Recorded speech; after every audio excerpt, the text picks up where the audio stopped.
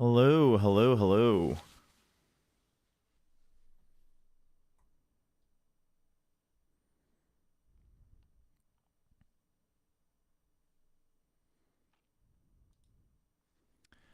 Welcome, everybody.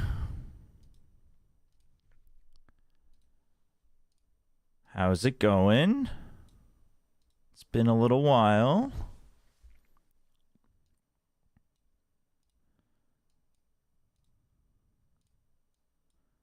Let's see. All right. You guys can't hear the stream. There we go.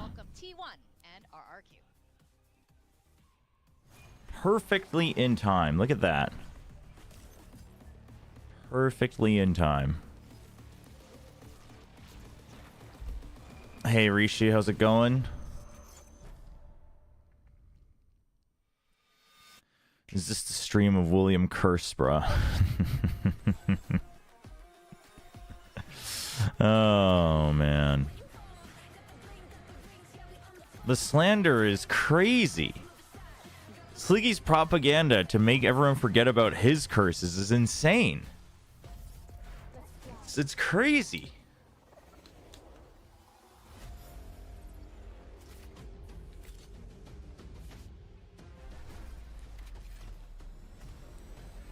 Did you hear about Mind Freak? He's in Indonesia right now. Benched is real. Oh, damn, really? Like full benched, huh?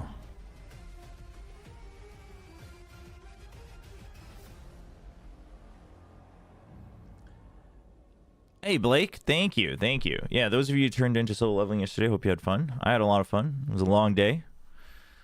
I knew it would be decently long, but it was longer than what I imagined. 2025 VCT Pacific, but, you know. But it was fun.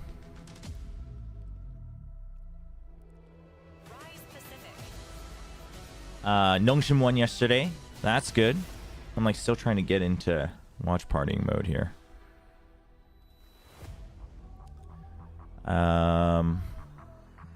You know, I like tuned in and I saw the 7-5 half or the 5-7 half and I was like I know it's Pearl, but I don't know. But then it turns out there's nothing to worry about. There's nothing to worry about. Team Secret still hasn't changed, you know? It's fine. It's all good. It's stage 1, week 4, and the last time T1 lost in Pacific, it was in the grand finals of kickoff to DRX. They have since run undefeated here on home soil, though, guys, it's always been a little bit close in a full series matches. Yeah, they have locked up their place. It's fun because you didn't stream, so Nongshim won. Everyone forgets that Nongshim won when I was streaming against RQ. And Sliggy will say that it's like 3 years of curses or whatever, but that's not how curses work, chat. You can't just change the rules in the middle. Look at Sliggy. You can't just change the rules in the middle. He still curses everything. That's not how it works. And here they are once again, where winning or losing will mean everything to getting into playoffs. I think it's now or never for RRQ. They've been an almost. It's nice to see that Essenbeck is still a good boss killer. Yeah, no. So it was kind of nice that we still had some variation yesterday for the solo leveling stuff. For today, T1 should be winning, I think. But I think it's...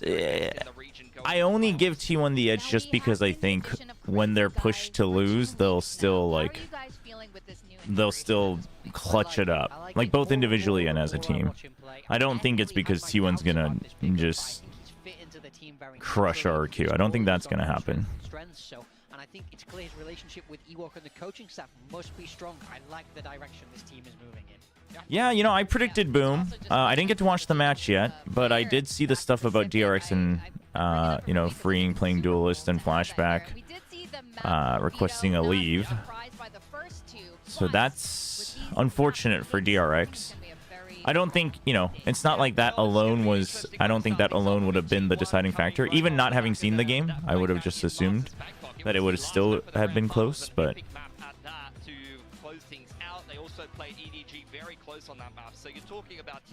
very, very, very happy for Boom. Very impressive. Why didn't you stream yesterday? I was casting a solo leveling Arise event all day, 7.5 hours or something. Did you get the SLA code from the goodie bag?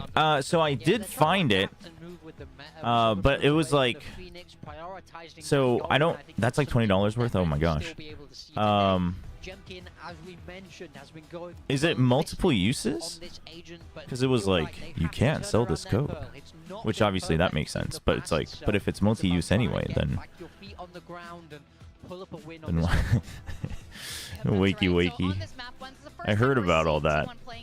Stage 1 anyway, like you mentioned, Pilsky, last time we saw it was in Bangkok, so I wonder if they Gamba. Oh, none of our mods are here today. Let me set that up for you guys real quick. What was map 1? Like a pretty inflexible team in terms of changing things up. The most we've seen them change up lately was their Lotus, like I mentioned, where they're going away from Ascenti, but they're still playing a core double duelist, and they've gone to Viper Fade. So change of kind of your Pearl Ascenti instead of your Cypher, you're going for Info Denial, and then you're changing up your choice of Enir. But the overall kind of structure and strategy remains the same, where they want to rely on the firepower of these individuals. Alright, thank you, chat. Random aside, what's going on in these huddles? I feel like they've been huddling for so long. What are they saying? This is both teams taking this game very seriously here, Morgan. You know, they're talking about, and I love that from T1. You know, they know that RRQ is a strong team right now. They're taking their time in the huddle as well. This is not just like a, oh well, you know, just another day at the office, should be an easy done. E1 pick. They've had their struggles lately, but RRQ, I really want to see them play with that same fire. That was a good chant. I heard it up here from the balcony above the arena, so I want to see them get really fired there you go. Yeah, you got to remind the players Get your points in. They're really here, what they're doing it for. So respect to the long huddle. Review Boom DRX after GG game. They're so clean. We'll see. We'll see. I might save that for midweek stuff. I'll probably also live reviewing a best of 3 on stream without like just 2 times speeding it is not the best use of my time. Like, you could argue, well, if you're gonna watch it anyway, but it's also like, but if I'm also gonna play POE anyway. But we'll see. We'll see how we feel about it. I like RRQ's comp. Seems like a modern, updated version of T1. Imagine going back in time a month and telling someone Boom would be first seed. Yeah, no one would believe you. For the party, let's welcome DJ Achilleos and Sir Paperthin on the panel. I missed the Asian pick. Sorry, chat. I'm like trying to make sure everything's set up on the second monitor. Well, week over week, I'm not sure. we'll get into the zone here in a second. This is a pleasant surprise for me today. Okay, well there you have it. Well, there was another question here.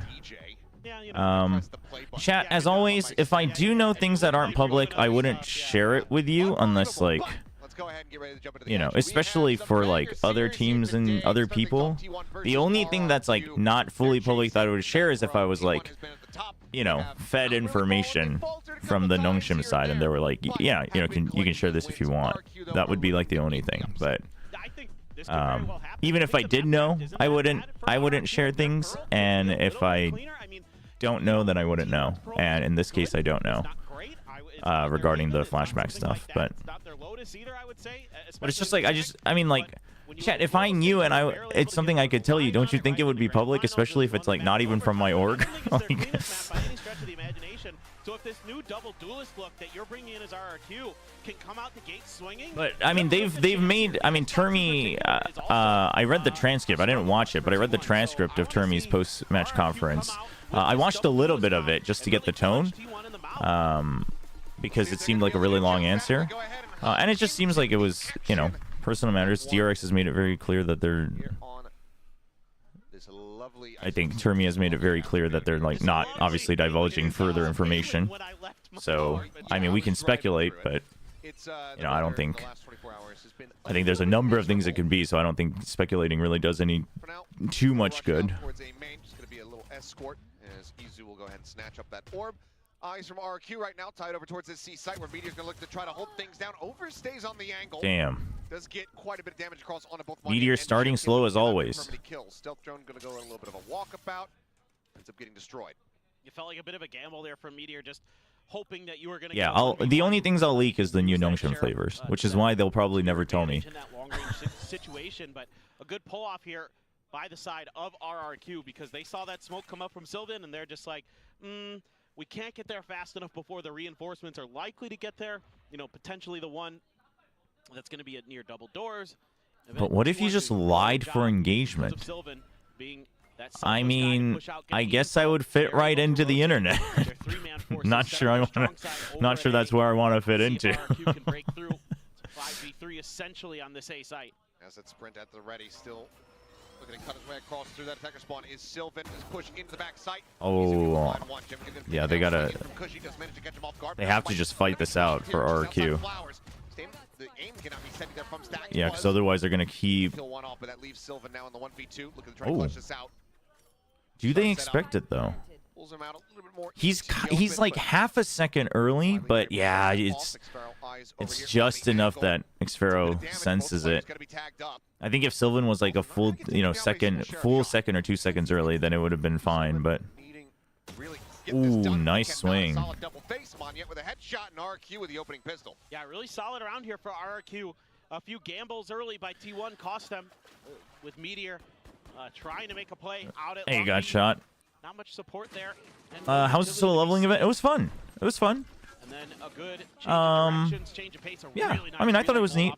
Seems Montez. like the reception of it was mostly good. And so far, so I saw that like people were really upset about the K-popification of their gacha game.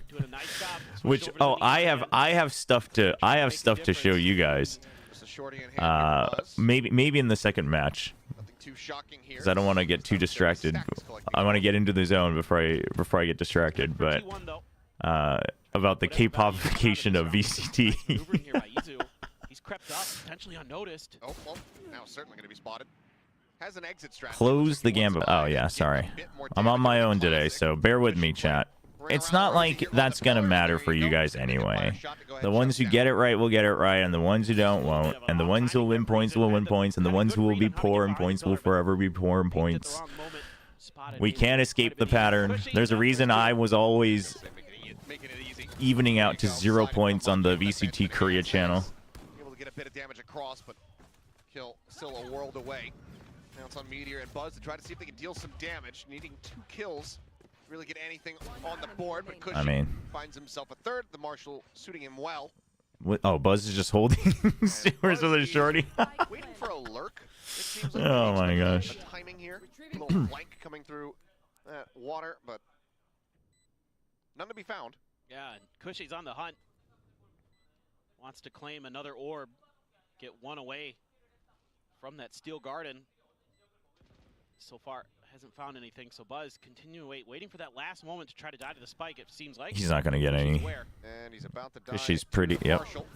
Did you get any of the players to pull free? Nah. What is K-popification? It's the term that people are using to basically talk about like the cutesy idolization of things, because that's like what the K-pop culture has turned into, is like all the idols, have to do cutesy stuff and they idolize you even more. I don't think it's very healthy. So really just nullifying any hopes. But a team that's very good at pulling off ecos against you is hey, No Void. What's up? What's up? So that's got to be. Can you turn up the stream volume? Sure. RRQ and a really solid bonus coming ahead. Quick little pop flash in towards mid space, just very aggressively being taken here by Let me know if that's enough. The corner, Meteor able to drag across, finding one. Free swings in, looks for a bit more, and finds it. Both duelists now going to be on the floor here. As Sylvan pushes back away. Not quite where the Thorns wanted to go. So RQ's 2-1. So if RQ wins this, they're tied. In fact, they would be first seed. Finds a very nice headshot as Meteor will be big match. Ground, however, comes away with a third. Technically speaking, on for an ace, but not really in a collision path here with these 2 remaining players on the side of RQ.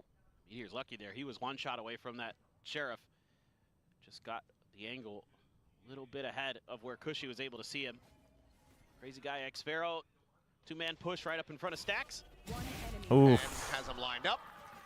Damn near collat here for him. As 4 people alive? Yeah, not bad at all. T1 to get themselves on the board. Losing extra armor, but that's okay. Death suffered there, but Buzz it's one of the players you don't really Cushy's mind playing the necessarily getting Vice. taken down because could just go for a lighter buy. Like Was that what Joe, happened last it will time? Be able to pass over the Phantom. Yeah, I've been kind of curious about Buzz. I've been keeping my eyes on his weapon selection. He's been using the Vandal a little bit more recently compared to what we've seen from him for a lot of his career, which has mostly been a Phantom-type player. So I'm not sure if that's just a situational thing where it's like, oh, he's going to be holding longer angles, so we want him to have the Vandal. It's a little bit Cushy more was playing, consistent at those yeah. ranges. Or if it's just he's feeling more comfortable with it. Something I've been kind of interested in, but good hold there from T1. The last time it was... Oh, I mean... Oh, they... No, this isn't where they played the double duelist. Never mind. That was Haven. Just kidding. Just go ahead and clear that back pillar So, position. not even the right comparison. Yep. So last time, it was Yeah, it was Xfero on Vice. You're right. Off the back of that smoke from Sylvan in the pistol round. Same thing this time, or well, who knows? They're kind If of he can start flexing around though, it will mean big things. Jemkin just gonna get picked off. Up over the top of screen. Izu coming away with that. But I think Vice works. I think Vice works for Cushy. Not the attacking power here from RRQ. Still do have Monyet to lean on. They're just getting ready to try some kind of setup, but there's no util at all to speak of or players present in Art or Link. So that's just going to kind of give it away to T1. They can just sort of hold their ground and try to figure out which part of it they're going to be trying to go it's through. too late for them to push out though, so they basically have to hold. So if RQ does need to go, it's kind of too late. 20 seconds you're going to go around on a pinch on a 2-2-2. Relay bolt gonna be sent out. Sylvan. Oh, this is bold. I mean, this choke point is not the one I would pick with friggin' 15 seconds left. Oh, that's rough. From that hall. I don't see a world. Yeah, no, I think you basically have to save. It's over. The round is gone. And shades of RRQ from that split attack. Yeah. Round number 4. The thing is at 30 seconds, I mean, we knew, but you either had to choose at 30 seconds to either save mid or just like go through one of the mains and hope that you have the numbers advantage. Like you had no information and you just had to bank on the fact that they didn't have information. That was crazy. And just some good moments from Izu. Good battle against Jemkin. Really nice maneuvering there by Sylvan, popping that smoke in a spot where he could anticipate. Hey Chobra, why weren't you streaming yesterday? I was working a different event. I was casting solo leveling Arise yesterday. So I was there all day. It actually ended. I thought I might, if it ended early enough, I thought I might come back home to go stream the second match. But it was like already past the second map by the time I was leaving, so. And it was like, there was like a downpour last night too, so. Took my time, got home, got some sleep. So once again, RRQ doing a good job of keeping T1 guessing. T1's not pushing out at all for him. It's very interesting. And I wonder if it's because they know that RQ is either just going to 5-man or they're going to spend so much time. And as long as they don't have mid, they feel confident with the retake. Seems like a very T1 thing to do. Shuts down the neon. Plant can now come through. Meteor has to tuck back there as the nebula gets ready to dissipate.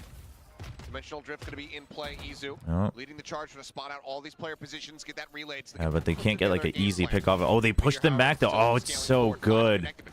It's so T1 plays such good Valorant because it's not there. It's not one-dimensional. It's not Yoru's gonna find them and I'm gonna win the duel. But RQ thinks that's what's gonna happen because that's usually what happens, right? So RQ's like trying to get ahead of it, like, oh, when is he gonna peek? And then they don't peek, but like Yoru's still tagging them. Izu's like constantly tagging them with his vision. So they're like, dude, he's like running around here. Like, what do we do? And they're like, okay, like if they're still not peeking, something's going on. So they slowly back out, but they're more concerned about that peak. And so the pinch actually works instead of everyone being able to just take their angles. So T1 basically plays like macro within this area on their own. It's so good. Stack shuts that down. That's a huge kill for him. And that's basically round over from there with just some good rifling from T1.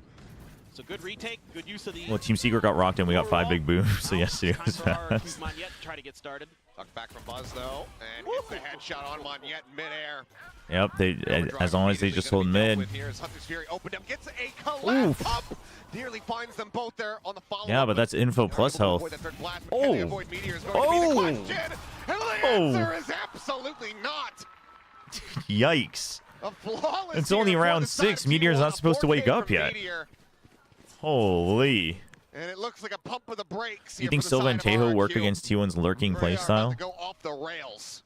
Yeah, I mean, it's hard. I don't. T1 team, when they're Quite sharp, frankly, the way especially like Meteor, what T1's really good at right now and isn't you so gotta much put like info a off that single Hunter's like comp would counter it. You know, the big win It's with how you would Buzz, use it. Neon v Neon there against the overdrive. Like double drone and zone control, would it Everything work really well? going T1's In way. theory, but would they They're not starting just, to get you know, better they could handles either work on how to eliminating deal the with drones RRQ. early, which they Again, I would think do, RRQ's or they doing would a just nice push job out working from the one map. side They're as soon as a always drone finding the gets weak side, activated. pretty So it's much. like, It's just whether was there if enough you're just time? spending Are they time able to deal with the trying to retake get potential that T1's gonna information, bring I you? don't If think they that took would to really heart do that last much. go-round, I haven't been that displeased with the macro ideas from RRQ. So I think during this timeout, it might be time to start talk about some of the micro ideas. Let's try, if we get that plant down, we're doing a good job with that. Hey. Let's make sure we spread out a little bit more. Let's sure we keep some For more anyone players dropping in by positions now, where if we you're can wondering punish why I T1 wasn't on their streaming retake yesterday, attempts, things like I was that. working a Not what different I've been event. seeing yet from RRQ. It's looked Unfortunately, pretty static that in had already regards been to their set post-plant before I defense. even joined See if they can Nongshim, pick that so. up a little bit. See what But hey, adjustments look like they here at the won. back of the timeout. It was a 4-2 simple the match, scoreline no here big for the deal. side of T1. You'd think they won because I wasn't streaming, but that's just not true. Overdrive committed in the last round. But it's Overall, not okay. gonna be too We can all be concerned about that delusional loss together of the about ultimate. different things. If you're RQ, Everybody has a She's little had this Steel delusion. Garden For a while. quite some time. We haven't gotten to see them get into a comfortable position. Actually, I try to think invest in something's this year. going on with the API that VLR is using, right? Because the maps weren't updated either. He's had it. They're going to try and get crazy guy When closer. did Meteor It become is the all- Demon King of Pacific? I remember watching him in 2020. He was They have a tons dead of level potential in 6 this player. round. This one's very, What? very A dead level Buys time to 6 take a player timeout. on a scale of 1 to Try to 10 get is these crazy. bolts to really pop. Huge exploration. I think win there that's for just T1. undermining him just because where he was playing at in 2022, because he was still playing in Challengers Japan. I don't think, I mean, we Fully thought, stacked. I mean, look at personally, this. I thought he was talented, but I didn't think of him as a 10 out of 10 for sure. Eyesight that they're going to get identification of these 4 players. But I would say that I honestly think his transition to Sentinel is what helped a lot. So you got to give HSK credit for that. Because one of his big problems was that he would overheat. He was also a duelist who would overheat a lot and like try to do things on his own without help. But on a Sentinel, he still does that, but he's now learned to do it like on good timings for the team, and he doesn't overdo it because he actually doesn't have any movement skills. So I think that transition has enabled them to actually channel his strengths and basically like set a new meta in Pacific that spawns from Meteor's just like personal style. They have to try to clear this out. Meteor now just tucked away. And Dude, look, they are back getting pedal. It's timed already over out, here. It's just man. closing out rounds. 9 seconds. They have to sprint this thing in on Monyet's back. And it's already over. It's GG. Dude, He just had to sit there and send it. Oh boy. didn't they look And the round better is done. in the last two Everyone from matches, T1 RRQ? get on Didn't the they look floor. quicker? They have money. They're coming back in. They're rich as all hell. And now they're up by 3. And that's Let gonna me- be the let me look operator this in up. Izu's hands. It's heartbreaking to see some of these old They looked tendencies that have slow felt like against over the last couple of Nongshim, weeks, RRQ and then they- managed to well, I break. guess We the weren't last one seeing was a lot of these Zeta. rounds that were coming down to the wire You know or what? just losing on No, time. it's because Now the we see last one was Chobra Zeta for the side of and RRQ, the and previous one was how much Talon gap presence trolling. that T1's able to take. That's a great timeout for them. So maybe Use they it haven't against RRQ actually so changed. nicely, knowing that they're lacking information, Which they have to is- throw bodies at problems to get identification. if If they're not using an ult like this, But it's like, man, if this is the pattern, I don't know if you change easily because it's like, Chasing in onto Monyet. Counter sprays back through. dude, That damn. backline gets quite a bit of Monyet damage just across got on the crazy guy. diffed. That's gonna be dealt with, though. Jemkin. Okay, Jemkin opens things up. Nice deep position from Jemkin. Is still nearby. I love that they make sure that nothing's coming out of the smoke. Have the headshot, so Jemkin can Meteor take still it gets a down. kill though. Now a 3v3. The Steel Garden going to be invested as well as the Armageddon, layering these together. Meteor, however, finding a little bit of a cubby. Stays tucked away here, backside, shorty in hand. Everybody looks fasting in Zeta. Swings the That's corner. not true. Not anymore. Zeta's not the same Push coming anymore. in. Meteor Oh, redrawing, but they have to go ahead and find that no. kill. Oh no! Spike not planted here for him. Oh no, on both sides. Cushy's still good individually, but The Nebula dropping. Oh. Fighting. Oh. Sylvan trying to get back in, and it's 5 HP. The difference Meteor is had to get RRQ that. A break the nice win try streak from at long Sylvan, last to but get themselves a third round. Yeah, so RRQ there, able to get the operator dropped, able to do some economic damage to I mean they T1 finally. clutch it up. It looked like this So was that's gonna be good. another good round. We'll see Great how this timing ends there up, from because Buzz, but if Jemkin able to hide in despite that the dugout after shakiness, using his even if ult RQ quite some time loses, like unidentified. if they adapt It's a big mid game, deal. like get a little speedy, you know, have a couple of these rounds where Change of pace as well you here buy from yourself a RRQ, couple so more Drake's doing a rounds, nice job. then it's like, okay, So maybe gotta they be can like, okay, maybe they guys, can we're learn, turning up but the pace a little bit. We've got 2 duelists. Let's see if we it's like can if you maybe can only look decisive T1 against teams off that are balance, not clearly lose any weaker more than you rounds on the at a day time. of, It's a bit more energy built up there for RRQ off it's the back of my- the clutch, but my conclusion on them will just not change, right? It's like, oh, the moment you get pushed, No. you Let's won't just say that. And their look money's as still good. awkward because You won't look everybody bad, but you won't look died, as and good. External almost did. Ult cycle for now. Hey, Danger, no, Dying all down good, for all both of good. these teams. As slide across here in that TP4. Stack's continuing to swing out, and Jemkin is able to take his head off. Oof. Things starting to click here, it seemed, from RRQ. Faster pace, maybe catching T1 a little bit off He thought guard, about giving shooting back. slow. All these previous rounds have been. Meteor was like, Still what? A bit of a force, still fighting back. Jeez. Sylvan on the corner swing, able to find the instant headshot, but it's just Meteor with 7 HP and Izu creeping forward over here at Flowers to try to see if they can pull off a 2v3. No, this one, unless Izu gets a kill like now, they're just gonna go for this, okay? Because of the money, they're like, okay, whatever. As, there you go, a third for Jemkin. Izu, instantaneous with a headshot. Dude, Ultimately, Izu's so good. Izu knows that even if he's not going to be playing for the round win, he could still do quite a bit of damage here to the economy of RRQ. Just trying to Yeah, he just wanted to take out the weapons at that point. Of the round. This time, 2 players surviving, and RRQ fighting back. Now bring the deficit just to 1. Yeah, I think. I mean, the thing is RRQ needs a lot more on this attack, because their defense is going to be fairly one-dimensional. Trying to take some dry 1v1s. And straight up lost them. I mean, early on in this game, yeah, you were winning a lot of those battles, but now that kind of the momentum is on RRQ's side. They're starting to pick Imagine up. I like this if, timeout from Autumn. dude, actually though, Heads on a little bit more straight. honestly, Kung Pao, imagine if Maybe Izu either used get the ahead of clone these to block moves by himself trying to put some in more the pressure suck. at A main, Isn't make it sure, technically possible that if this is the RRQ gravity well, can't get if accelerated you the way they position would the like, clone also here Arch but as well facing needs to be this kind of way, dealt with in that regard. and then you Maybe something like defuse that you can here? look at. And also, don't take those You like 1v1s activate that, it, or in defuse? some cases 2v1s. No, actually, no, that Yeah. no, because the Wait clone. for your team, Well, wait for the because you can make the reinforcements. clone walk It's this pretty way, easy flow chart. but you would have to Yeah, do it. argue You about can't the same, activate but it what we while do you're defusing, Yeah. right? Because it would. Goes over. Is your name Meteor? And Yeah. it goes If the through answer is no, you, don't take actually. the You're right. Maybe Nope, easy. nope, you're Take the right. 1v1. It goes Maybe through easy. you. Yeah. Never mind. It goes. Yeah, You've it seen doesn't a collide. few It doesn't body block you. Moments from like Buzz where he's dashed in ahead of the team. That's he gets taken unfortunate. out. That would be He sick did tech, have the though. one where he kind of dashed in the middle of RRQ and had Been a good little kill. bit since I played Euro. There's been I a used to few spam awkward Euro all the moments, time. in the initial stages of some of these executes that RRQ is setting up from the defense of T1. But they're so talented individually. They can Why are we cheering Francis? all of a Granted, Meteor sudden? with a Sheriff is deadly, but if you're going to be forcing up and one player has to have some weaker weaponry, Yeah. why is Meteor the one with the Sheriff? I don't know. I'd give the Guardian over to. What do you mean? Why is Meteor the one with the give Sylvan sheriff? the Sheriff, What? 'cause he's really good with the Sheriff too. Sure. I think it makes a little more sense because he can play it with those smokes around him. What? No, I would I give mean, maybe Meteor the Meteor just sheriff wants- 100%. You know, I haven't had a Sheriff 5K in a while. I would assume that he has some say in the matter, but I mean, I assume it's also where they're playing, because Meteor is not going to play solo on So, B, yeah, I like but this.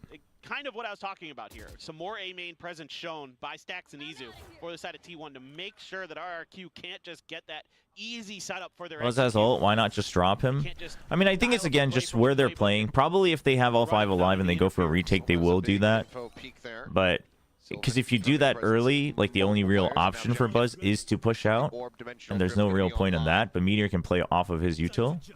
Overdrive as well as the And he can hold closer ranges. Where they feel comfortable going for the retake, but he is going to be still fairly committed here over towards that connector. Mask goes on. Jemkin Okay.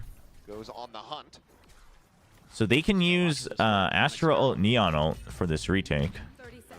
Okay, so you know that he was here. Behind him.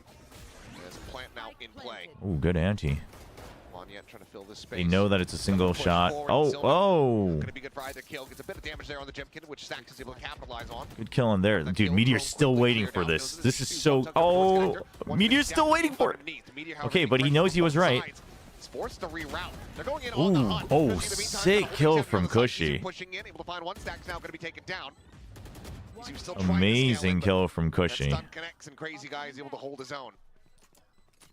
Meteor now once again arriving back over to see what kind of damage he can get, but I truly believe in double duelist comps. I don't know if it's just me, but I think it offers way more control of the tempo of the game. In the end, we are tied up. I mean, I think it's... Yeah, I think it gives you a lot more initiative. Does some things better in this round. RRQ now really starting. Obviously, it's a little tougher on... Not taking 1v1s there. You've got 2 players. It's a little tougher on defense, but you have to play it much better on defense, I think. You have to be much smarter about it. Really well handled. Nice turn there from Monyet. Very snappy. No, Crazy Guy's calls are always good. It's just on the attack. Sometimes it's a little slow, and it always has been. A 4-man stack for T1 over towards A, but Meteor watching mid again. But T1 check on Monyet with the drone. Starting to push out from other sides rather than just holding, you know, somewhere on B long. It's gonna be another pacey hit here from the side of RQ. So that way they can make sure that there's no far lurks. Don't hit the brakes, just run at them. But this time they're gonna go, this time they're gonna go for a fast retake. Excuse me, looked really good. Overdrive for Buzz as well. See if they can look at the position from RQ though. They know this one's coming. So too does the Steel Garden. They're ready for it. Steel Garden's good. Bought a lot of time. One widely holding onto their weapons is Izu looking for an opportunity to get himself out safety. Buzz finding one Gemkin. Very good from Gemkin. Yeah, and T1 now realizes their mistake of like, oh shoot, oh dude, if he had gotten the double, doable. But not so much anymore. Here's that reload, but can't quite find the punish. Okay, the second peek does.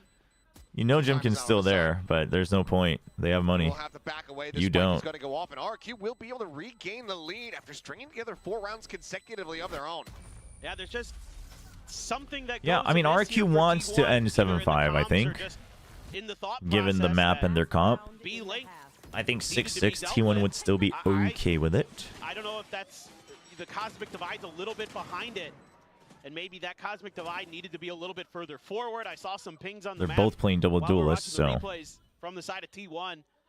So something to kind of figure out there. You just missed Tron. The serial kisser. It wasn't quite drawn up to a point where there wasn't openings. What's going on at the RQ watch party? Punish it. All it took was that one little thing. Oh, what a slide in. Sylvan is there to go ahead and trade it out. So a bold move on the last round of the half. Curious to see how much vision Cushy had, but either way, yeah, Cushy, I mean, it looked like he was full flash. It didn't look like it was fading yet. Slowly drifting across, is able to find Cushy. So sight held down for now. Meteor shifts over, gets himself in position as Turret will go ahead and confirm presence. The Nanoswarm to delay, and the lockdown now going to be invested. Meteor expecting that they're going to look to try to go ahead and push forward. They're not planting. Check for the... Yep, there you go. Looking for a little bit more there with that Hunter's Fury. As the spike now does get dropped. Meteor on the repeat. Oh, no need to fight it. Knows that he's going to be encroached upon. Ends up along the wayside. Kill. They do not want to give these 1v1s. Sylvan at 65. Sends out the Cosmic Divide. He's just going to walk it in. Yeah, that's smart. I think the ult was a mistake there. I mean, actually, though, no, I don't think it was a mistake, actually. Because otherwise... But I actually think there was still like 30 seconds, wasn't there? I actually think you ult, and then you wait. You wait to see if they try to peek. Because I think letting the... Yeah, damn. Sometimes. Poor Izu. Sometimes, you know. It'd be like that. Jesus, take the trigger. Shot connects. Halftime though, tied up at 6-6. This is more the, you know, we got 6-6. I mean, not terrible, not terrible for RQ, but I think T1's feeling fine with it. The bridesmaid, never the bride. You know, they've always been on the oh dang! Because this is the line for Cypher's ult in Korean. They wrote, "Give me a corpse." They've always come close. Finding a victory here versus T1, that would seal the deal here for them. For sure. I think this is a little, yeah. Towards the end of this is kind of more of what I was expecting in some ways with double duelists, but you know, RRQ just needed to find that confidence, needed to find that trust in their ability to just run at T1. And I get it, it's hard with the fraggers that T1 has, you know, to just kind of. Good job on the SLA. I never thought I'd see Chobra commentate cosplay. Especially when they were losing some of those. What? I've commentated cosplay before. And anti-eco. There were a few rounds there where T1 was just. Imagine Boom going 5 duelists just for the fun of it against CFM. That would lose them a lot of social credit. I don't think they would do that. Also, just because they know what it would be like to be ignored. It's the same thing in Korean. And so that's what you need to do here is RRQ on this defensive side as well. See if you can keep T1 off. I think it's closer to like, and they kind of play slow sometimes. where is the corpse? But T1. We'll see. Pistol round, who knows? Send out a very early dart. Where is that going? It hit the back wall ahead of the screen. So you're checking back pillar, basically. okay. I was wondering where that was They going. know that it's a frenzy. Sometimes with stacks on Silva, I don't know if it's actually going to land on the map. That's true. He's been hell of a lot better, though. Yes. Less than ridicule. As Buzz looking to try to take some space. The flash Oh, connecting, and dude, they are getting wrecked on the flashes, T1, but however, still going to be very solid as Izu comes away with 2 kills. still Something good cover. Crazy guy, the last one standing. See the ring there from the spike plant. Monyet unable to find the catch though. Slides in, comes away with 2 kills of his own. Monyet. Oh, wow. Repeats it, finds one Oh, relay, both wow. sets, and Monyet delivers. Dang. The 4K, he's saluting him across the stage. He's back on his feet as he holds down the defuse. And my God, what a disgusting pistol round from Monyet. Damn. Oh, this is so funny. We were just talking about the old GE team that was just disgusting on their pistol round. And Monyet was a big piece of that puzzle. No, Frenzy's really good, chat. You should all use the Frenzy more. Frenzy's actually so dope. You just have to get used to it's just like the Stinger. You just have to get used to it. Once you get used to it, it's such a good eco play. Uh-oh. He stood up. GG. Pack it up, chat. On to the next match. Real. I mean, that's very reminiscent of the ace pistol that Monyet had versus Paper Rex after he'd been removed from the team. NT. We're just off to the races though here as Buzz was trying to up the tempo, had a shorty in hand, quickly got cut down to size. 3 players down on the side of T1. He endorses the Frenzy while we see a sick for. Well, no, we already talked about that. Wasn't even because it was the ghost. It was just nice shots. Someone in YouTube chat was talking about the Frenzy. So much confidence on the Neon. Stacks gets the orb and everybody's waiting. Hello. Oh, okay. Got one. Does find one, but weapon obviously able to be picked up. Someone would be in a great spot to get a plant, but the spike is dropped outside of A main. Yeah, Sylvan's. And I mean, RRQ now, it's all about process of elimination. They say, well, he's probably behind us somewhere. Well, Sylvan's in the same conundrum. He has no idea where anybody is. You know, Sylvan would have a chance here if he had the Nongshim Classic. Of course, with the spike there, That's my expert analysis of this round.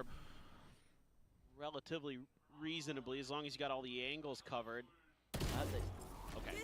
That they do. But he didn't have one. Damn near flawless. Unfortunate. Forward here from RRQ. T1 back in with the buy. The recoil on the Frenzy is pretty crazy, but you can get used to it. Yeah, that first pump of the shorty just a bit off. Thanks, Larksy. I should get a cock out. My voice is still pretty wrecked from yesterday. RRQ very swiftly beat them back. Yeah, it has looked a little bit shaky for Buzz on the Neon today. He's 4-13. So that's pretty shocking. Meteor 18-9. Chat, I'm 50-50 on watch party them and winning. How are you guys all slurping up Sliggy, the biggest cursor in the world's friggin' propaganda? This is insane. Do you not see what's going on? No wonder the geopolitical climate of the world is in its current state. Everybody just believes whatever they hear first. It's crazy. A little bit of follow-up damage, but Jemkin unable to escape. But 3 players are still nearby on this site. It feels like T1 are falling into the trap set here by RRQ. Right there. There's not much ambiguity about it. Ambiguity. But now they're changing directions. Through the clone deep. They're letting Meteor do a little bit of exploration. Pops the vice wall. Oh. They're going to try to catch some. And then they're going to Euro right away? Directions off the back of that. Use the ult, identify their locations, see if they can get it done. Okay, well, easy able to find the flash connection. I don't like the call. Spray, so Xferal fighting back for one. Meteor on that flank does get noted. So Monyet now sights turned over here towards the site. Swoops in, finds Stacks. Sylvan Not a now all big on his fan own. of So that Monyet, call. Congratulations on the 1,000th kill. You might have just gotten your team a bonus conversion. If Cushy is able to capitalize. 72 health remaining here on Sylvan. Come on, Sylvan, get me points. Still some thorns to play around with. Cushy just going to creep forward, swaps out the weapon. Holding it to have Sylvan. If he swings now, we'll find it. We'll be able to do so. Dude, So I no like it. I like it from Sylvan not using Close the gap not back using down the to star. 1 round separating, but 4 players lost.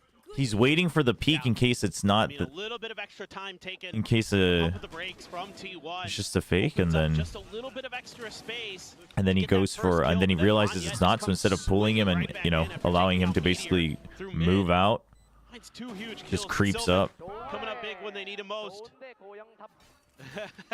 It's good, yep. And that's the 1,000th kill for Monyet. Very impressive player. I had trouble understanding how that vice ball and art is ever valuable. Teams. It just gets you information on if there's a pinch or not. It's true. This is also another interesting. If you put it on art, then you can basically just watch B-Link, Yes. and then you can either watch from here or you can watch from here, and then you know where to go. And then also, like if you've already erased B, you can basically trap them in and get kills from mid. Faker had his 1,000th game. Wow. He's kind of been playing for forever, so. Yeah, well, I mean, I think it was last week he had his 12th anniversary, so. Oh my god. Oh, Meteor. Ooh. Just a scrape of damage on the Crazy guy, yeah, Crazy Guy's playing very forward. That's good for RRQ.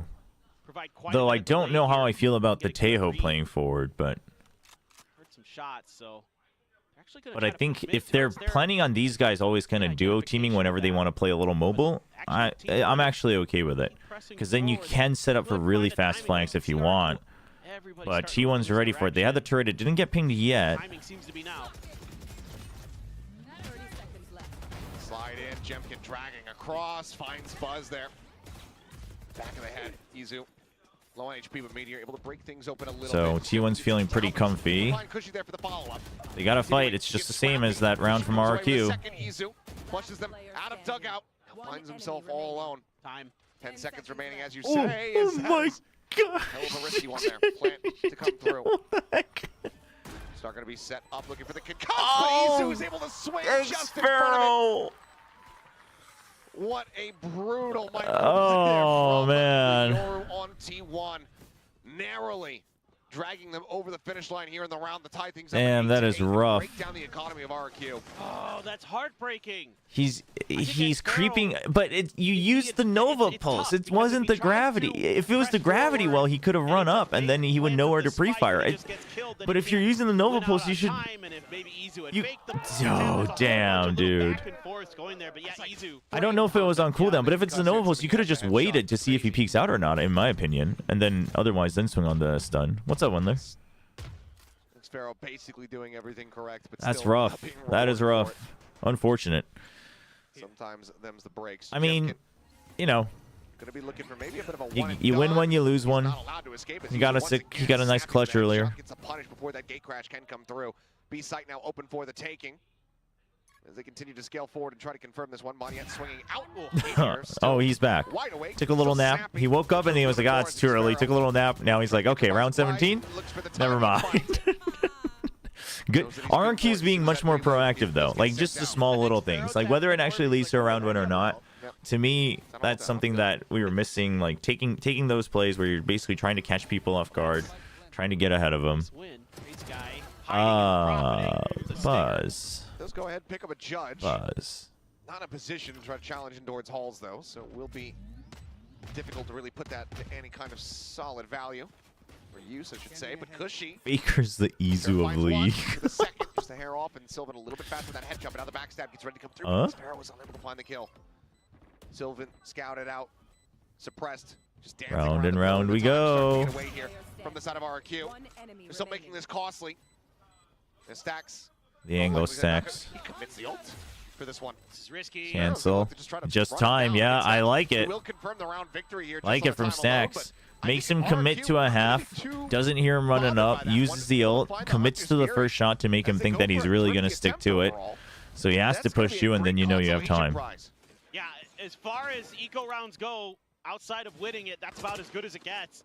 To force out that That was an big eco ultimate for of Stacks. RQ, true, Find that but pick. it was either that or Meteor. a good chance of Stacks Really nice not share winning the shots round, from right? Because he was so Xero, low everybody. that even if he tried to spam, the moment he hears it, he could get spammed back. So, Sheriff shots from Cushy.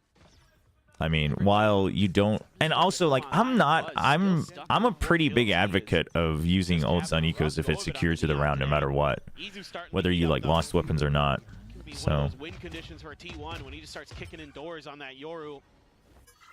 And there's not much the opponents can Vibing do. during my short week off. Nice, He nice. has off the U-tilt, pops a good flash on you, and it's curtains.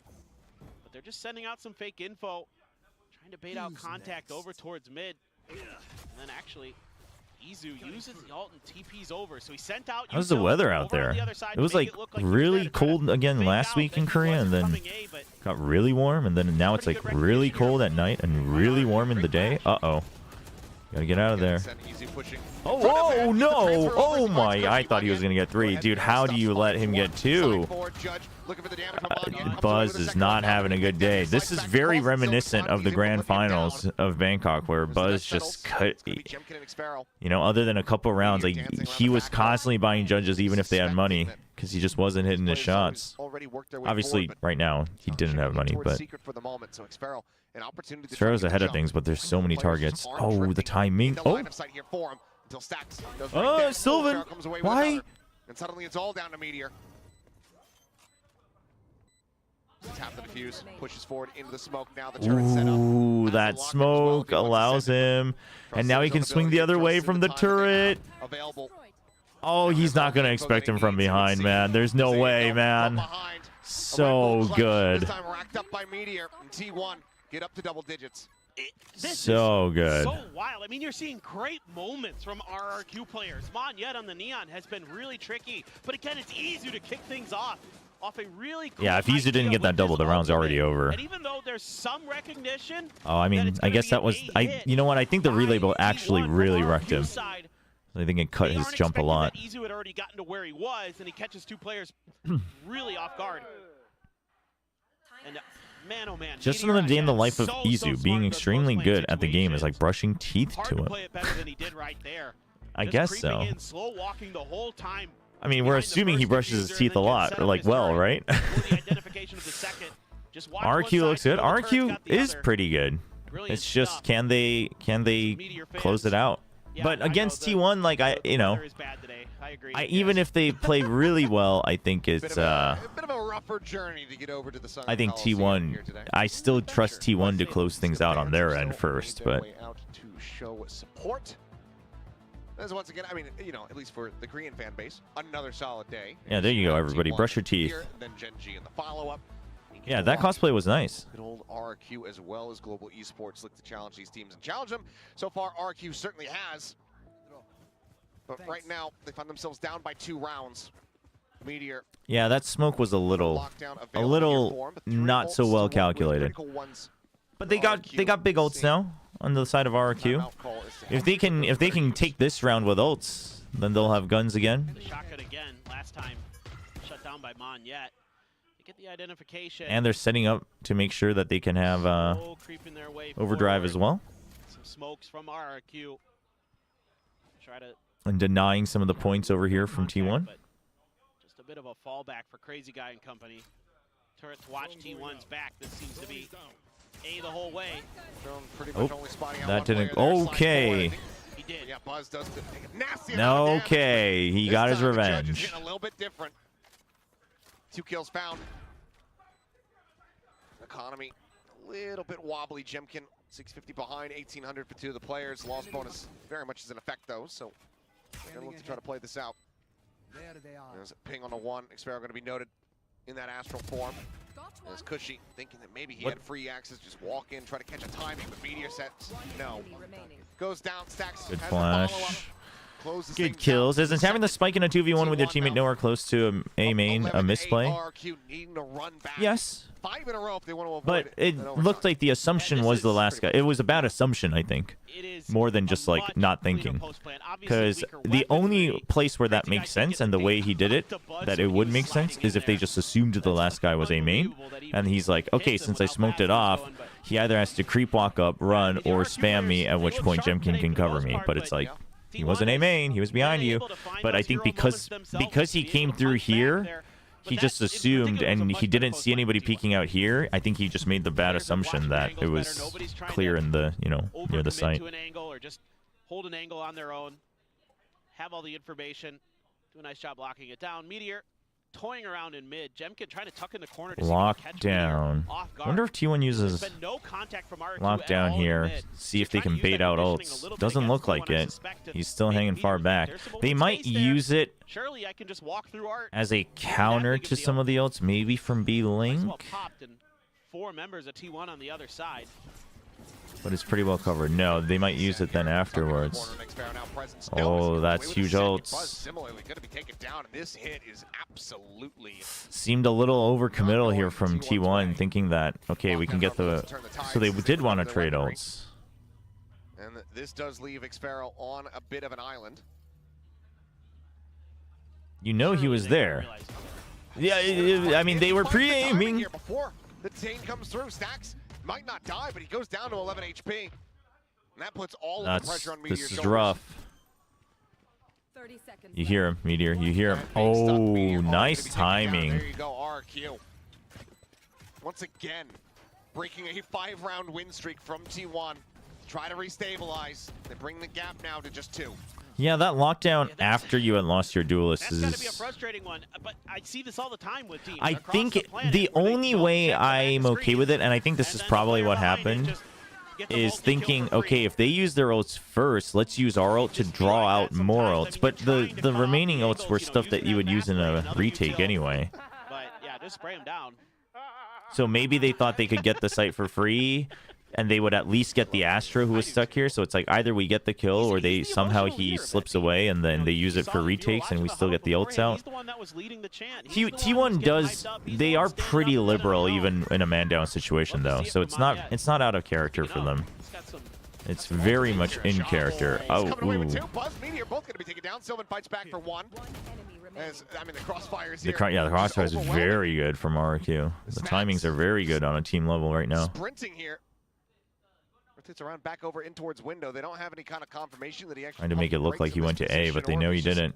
Vice wall is still there. They have the sheer wall, so until that goes up, they just say, well, he's probably there, and they are correct. yeah. Great crunch round from the side of RQ. Now we're just 1 away from tying it up. Yeah, good tempo And change what from a round RQ. to call this on. Not only because it catches T1 off guard, but because now T1's economy is in shambles. You've got that ult. You put some trust in him. Imagine we might see a timeout here. And Jemkin to get the job done. Great stuff from RRQ. Love the change of pace. Uh-oh, There you go. he got back Anya up. on his feet again, letting him know. Okay, Now you no get kicked timeout. Over towards a thrifty attempt here for T1. Stinger going to be bought by Izu. Revealing area. Goes down the 900. Otherwise, a couple sheriffs behind Buzz just with the classic and the overdrive, but pinned into the corner. Damn, dude, but they are shutting down Buzz so hard. But they are doing basically Neon Euro double team everywhere. Oh, what in the world? Sylvan with 2 stacks with 1. What happened? We'll have to see it in the replay either way. A Vandal's going to be scooped up. That goes into the hands of Meteor. The Cosmic Divide immediately going to be called down here on the site. What did happen? What the heck? Cushy is down on the floor. Stacks goes for the plant. And it looks like they're going to leave him implanted here on the site. But given that he has the Hunter's Fury, I'd honestly rather see him go into the more disconnected position. But T1. Oh boy, Sylvan. Got into this position here. Oh boy. The instant shot to the cheek there from Sylvan. That's gonna be map point. Jemkin will go down, and this is gonna be a gut punch to RRQ. Damn. Sylvan with a 4K gets T1 a thrifty win to get up to map point. Match point. Well, I talked about it earlier. I'm not allowed to talk? What do you mean I'm not allowed to talk? It's not my fault Monette got up and stood on his feet. Talent on this team. When will they learn? Unreal.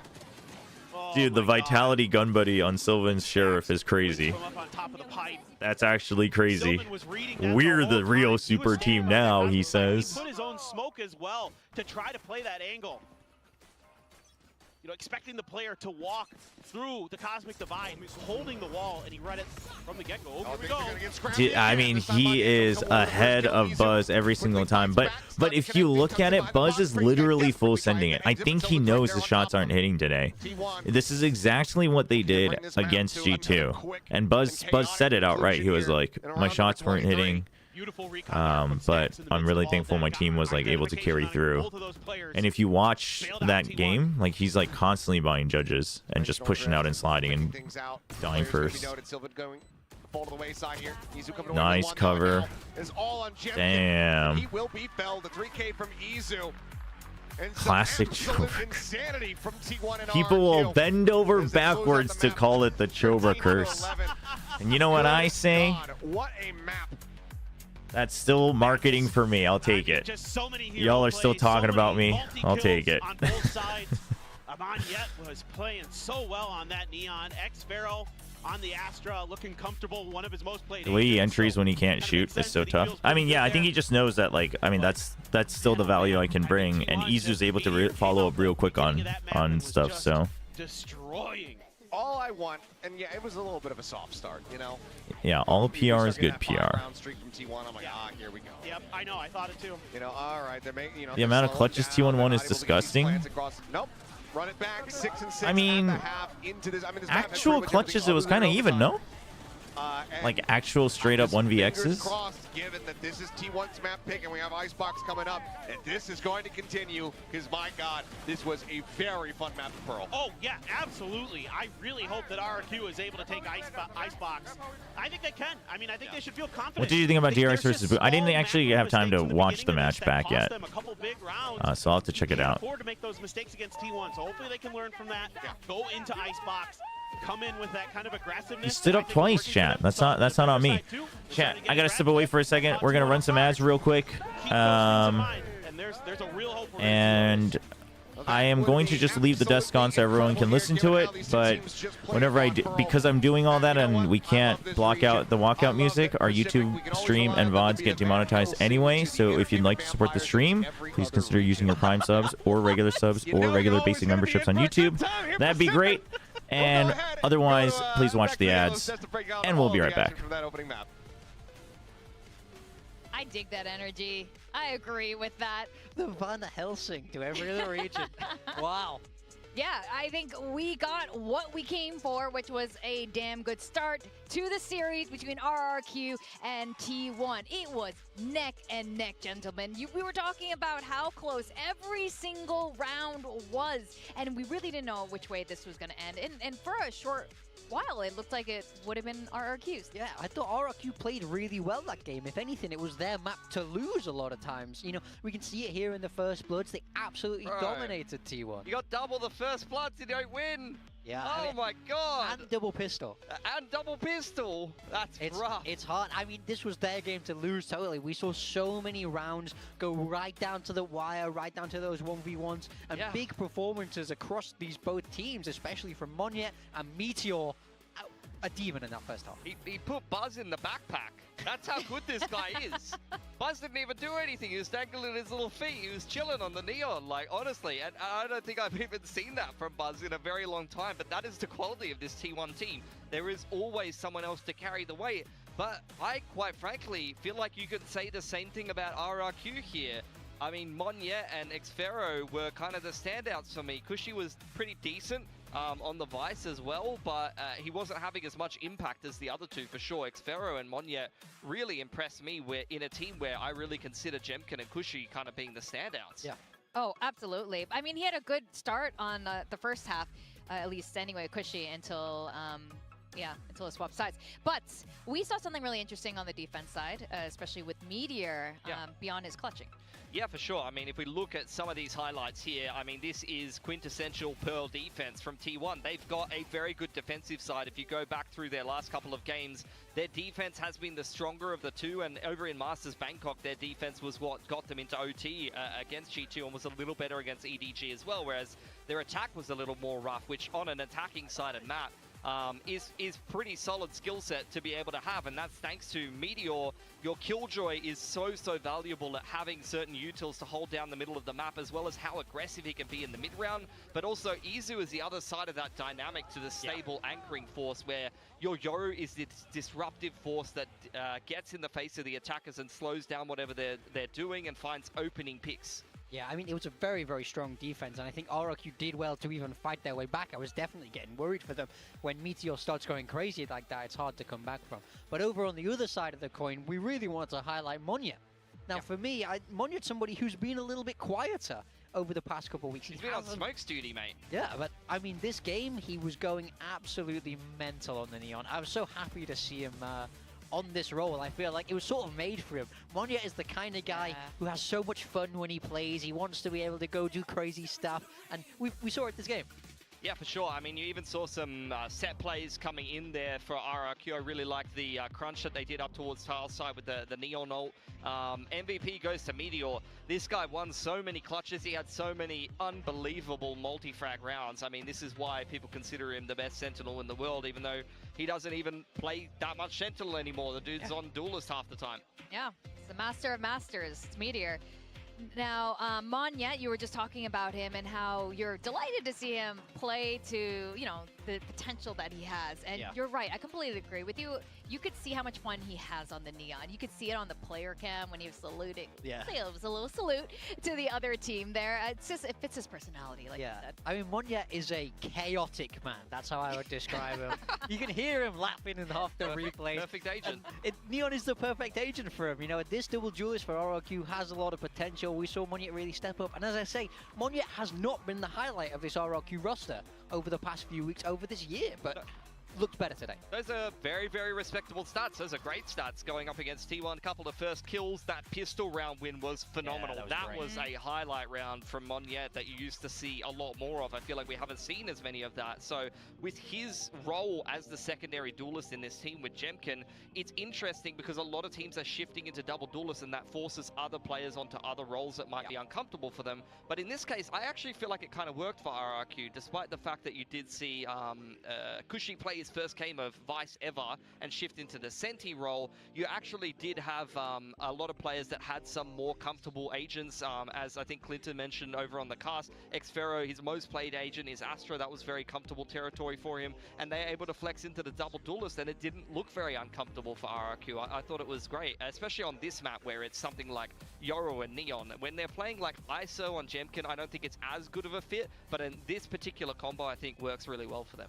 Yeah, so I think the ideas were right. I think they were definitely moving in the right directions and countered T1 pretty well until they did. I mean, they just lost every 1v1 and then they got sheriffed. This is the story of these two teams, where I feel like RRQ often play really well but somehow don't win, and T1 don't look like the best team then end up winning.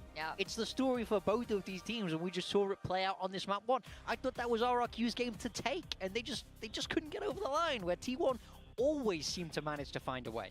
Yeah. What is it? It's the clutch factor? It's clutch. Yeah, I mean, just Meteor cleaning it up. Those 5 rounds in a row after Pistol and Anti-Eco were like a 1v1 every single time, and T1 won every clutch in a row. Time and time again, reset RRQ's money, and then when RRQ finally had a good answer, which I was talking about, that shop crunch that they did up through B long and straight through double doors, and they crunched mid, completely caught T1 off guard. They won that round. That should be the swing round that wins you the game, and then you get sheriffed because T1 has just got such phenomenal individual skill, and Sylvan even was having clutches and sheriff multi-frags in that game, and that's the player that you're probably least scared of on T1. Yeah, well, one thing's for sure, and none of us picked Meteor as our flex player or Sentinel player. I don't know if it was a mistake, though, because Meteor does play duelist, as you mentioned, Pilsky, on maps like Icebox and Lotus. So, Yeah, I think this is going to be interesting going into Icebox now. We haven't seen RRQ play for stage 1, but you had an interesting tidbit from history. Yeah, for sure. I mean, the last time these two teams played actually was RRQ's I am back. playing Icebox, which was in the off-season. T1 was still playing a chamber comp. Yo, Warlord, so everyone can just use this code? A pretty standard comp that you'd expect. So there is some familiarity from the last time that these two teams If I just put it in chat, but T1, this is a map they've shown. it's not like a first come first serve thing. It does say one time per account. The other day, and they looked like they were very, very convincing in terms of game planning for how T1 likes to play. So I want to see if T1 goes for the same approach here. I assume they say don't sell it so people aren't like too much. Yeah, I absolutely think they trying to make money off of it. That's exactly what the RRQ coaching staff are hoping for. I think they'll have some good reads. They've not picked this map for no reason. I think they can definitely watch back T1's previous games. Oh, they're doing this again? Those holes, see that weaknesses. Have they always been doing this? They didn't do this for a couple weeks, didn't they? Reina and Chamber as kind What's of the code? It's solo leveling Arise code. If anyone plays the game. They're probably going to play the same comp, but what new A prediction for Nongshim DRX? Nongshim. From RRQ side, what counters have you been able for to sure find? Show me why you're picking this map. Oh, absolutely. And I think at this point, I mean, you boys picked RRQ to win for today. Yeah. And while I picked T1, I do think we are going to get a full series today. I'm expecting RRQ. Oh, for sure, yes. It's a speedrun event, basically. Yeah, I think so. And looking at this, no changes from T1, huh? I mean, it isn't that different from what they were playing in Teo the Tejo. It kind of reminds me of what we've seen from Boom, actually, where you're mixing the Teo in instead of the Gecko, and you're playing a very still playing the Killjoy. They will get to start out on defense of their map pick because T1 have picked attack here. Yeah, I mean, T1 sticking with what they know. We see the Reina and we see the Chamber, this very unique style that they love to bring. On their attack, it's all about contacting. I mean, we'll see. Depends on how fast Meteor starts fragging out and how careful RRQ is about giving that angle. Yo, Warlord. So I can just put this in chat. It's not like a first come first serve thing, right? Everyone can use it. I don't want to put it in chat and have people get screwed over. Well, now we have the DJ music, and that's what I was talking about. We are going to go back to Achilleos and Paperthin. That's the secret, Victoria. I knew exactly what you were talking about, but the music wasn't there, and it makes you look foolish. I guess, so, therefore, get to have some fun with it. Anyway, I guess I can put it into my account, and then I'll see. Brawl to start things off there on Pearl. Now we once again jump into Icebox, which has been a bit of a except apparently I can't because you need to iOS games can't have coupon codes. Let's see how RRQ does fare. Yeah, I mean, the code, the solo leveling code. Just has to be in all the right. place at the right time. Look at this triple stack from RRQ. From now, let's focus. High low. Oof. Well, with that. It didn't start in round 1. Dealt with 2 players going to be noted there by the 0 point. Well, RQ was up 15-8 first kills. I mean, how many of those were Buzz dying though? Buzz on a deep lurk, but this is understood by RQ. They know what they have given up for the most part. What happened with you? I thought still at risk. What? No, I was working an event. All you fake fans not in my Discord. You would have known. Oh, crazy guy's in trouble. Yeah, Buzz able to find another one. Jemkin does go ahead. Loses a shot to the back of the head. Sylvan down to 50. Sheriff Shot will go ahead and take him out. Jemkin, Moniette. 2 powerhouses from the first map looking to deliver here to try to get a third. If they don't insta-kill Izu, it's... Oh, well... he's gonna insta-kill both of them. Cannot get the 4th and 5th. Would have been a very nice ace clutch, but T1 will go ahead and find their first pistol win here. Well, it seems like T1 heard Pilsky on the desk saying he wanted T1 to try to do some lurks, to try to explore the map. And it's really well thought out there as well. You know, Buzz pushing past some of those angles until there's contact over at A. As soon as the 0 point lands, get some identification. That's when Buzz full stack on A. Out of kitchen a little bit. He checks towards going for the 50-50. No, not a full stack. Then he's able to I mean, what's the point of sending the Killjoy now? You can't even. Up from the B side. There's no time to set up your turret even. Oh, okay. An awkward spot where he's trapped between the main still force gets of it. T1 and Buzz. Buzz is able to best him with the headhunter. Really nicely dialed up there by T1. Yeah, T1 just says, why would we fight in the close range area when we can just clear B long for free? Oh, good dart. All of T1 looked very scattered with his composition. Okay, Sylvan, let's calm down. There's no reason to give free weapons over. Up over the top, able to find Cushy. He's just like, damn it. Jemkin as well. He will come strafing forward. It's going to be Buzz to take that one away with the ghost in hand.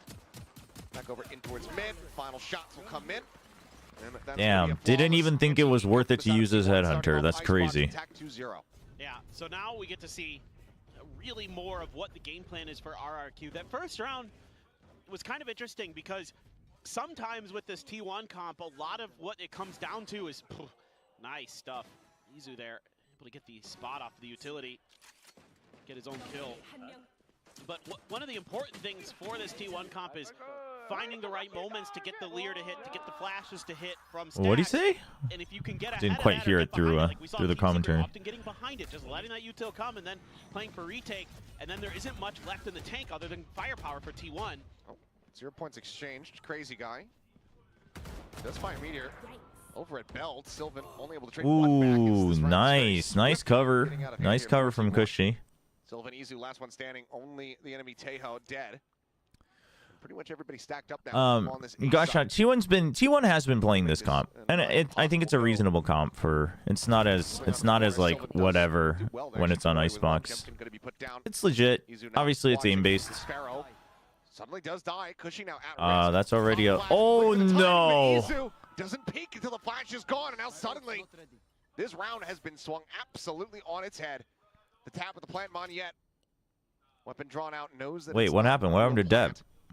What's the tweet here? Available to Izu. Here, this round's over, so let me open it. He might have read that there was going to be a rotate. He has no clue. I don't think he has any idea. He's just going to face in for it. Monyet. See, I told you it was over. So the anti-bonus somewhat rescued here. T1 not allowed to get the conversion. Where's the translate button? Again, I mean, similar scenes to what we witnessed over on Pearl. It's a devastating round. Wait. Again, why can't I translate this? So they signed 10-10? Is that what they're saying? I love how it just says show your wing beyond the division. And it's like, well, what does that mean? And that starts sliding into T1's favor, and you can't give those up to them because they'll punish the heck out of you with their firepower, with their rifling. X still isn't showing me the translate button. What the heck? It's just take dry contact against them.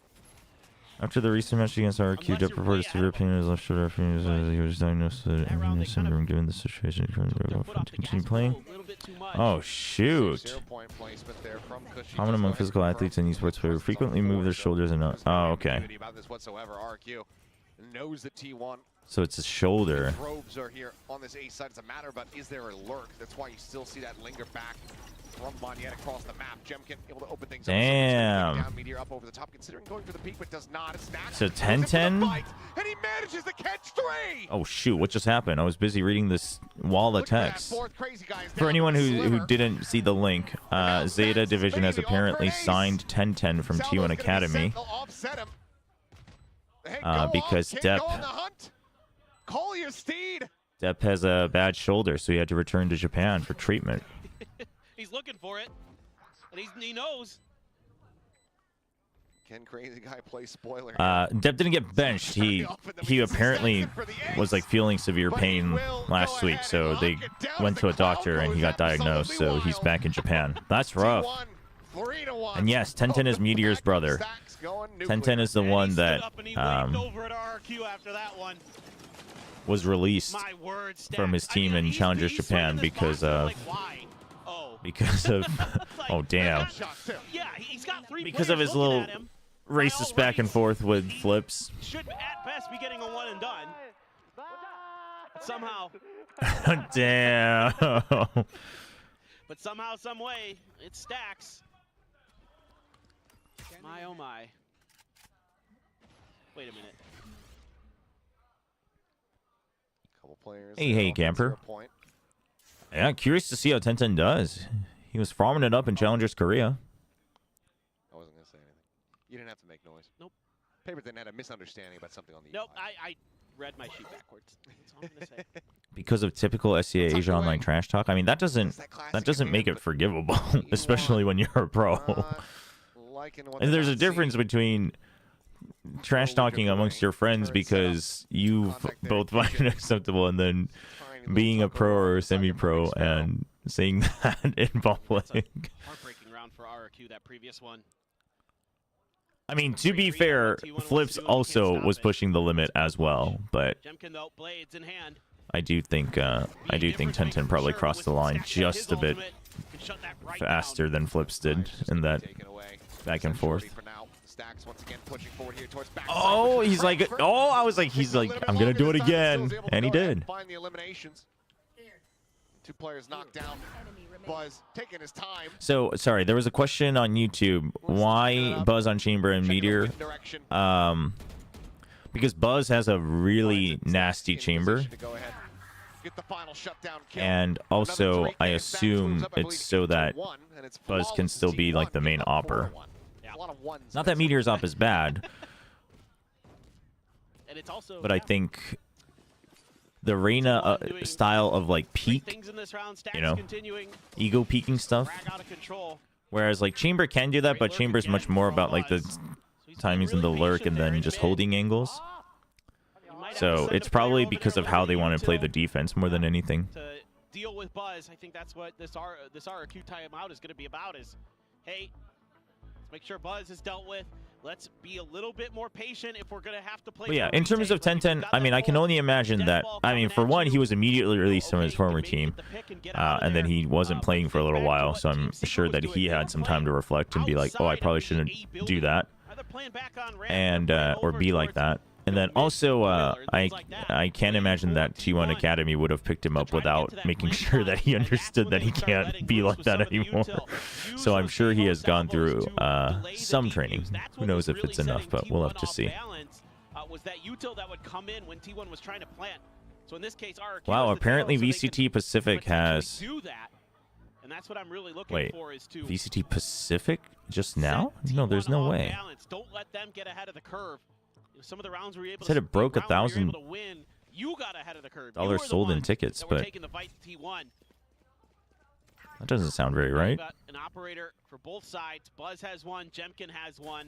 Unless that person meant that they had bought $1,000 worth of tickets over the years. Maybe going to go up towards the top of belt first.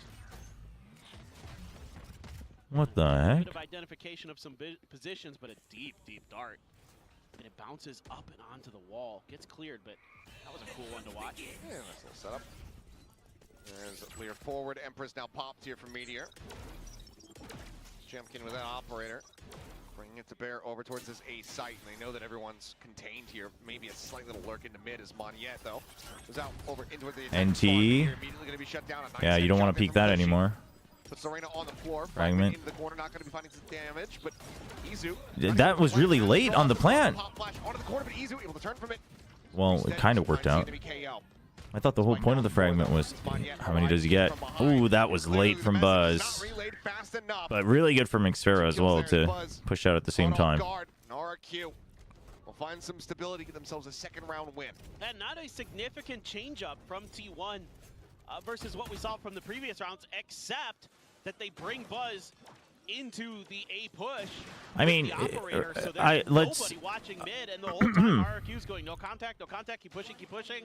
All right, we're gonna hold on site, wait for them to try to plant, and that's when we make our move to strike.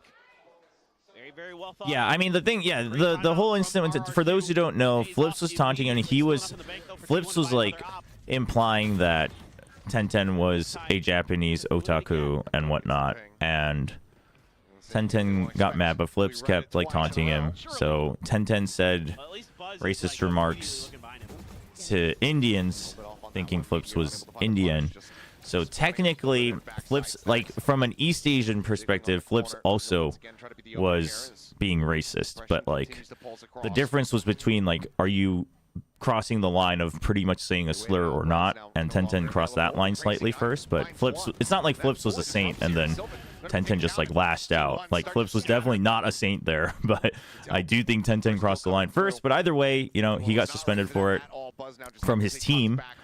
And then like Riot, you know, looked into it as well and talked to both orgs and the players and whatnot. And it's like what? It's 2 years ago now. So,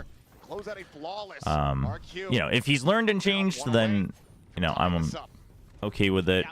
Because especially in Asia, a lot of that just comes a lot from ignorance. like thinking, you know, like thinking like, oh, it's just trash talking. It's like, oh, actually, it's not, guys. Like, you probably shouldn't say that.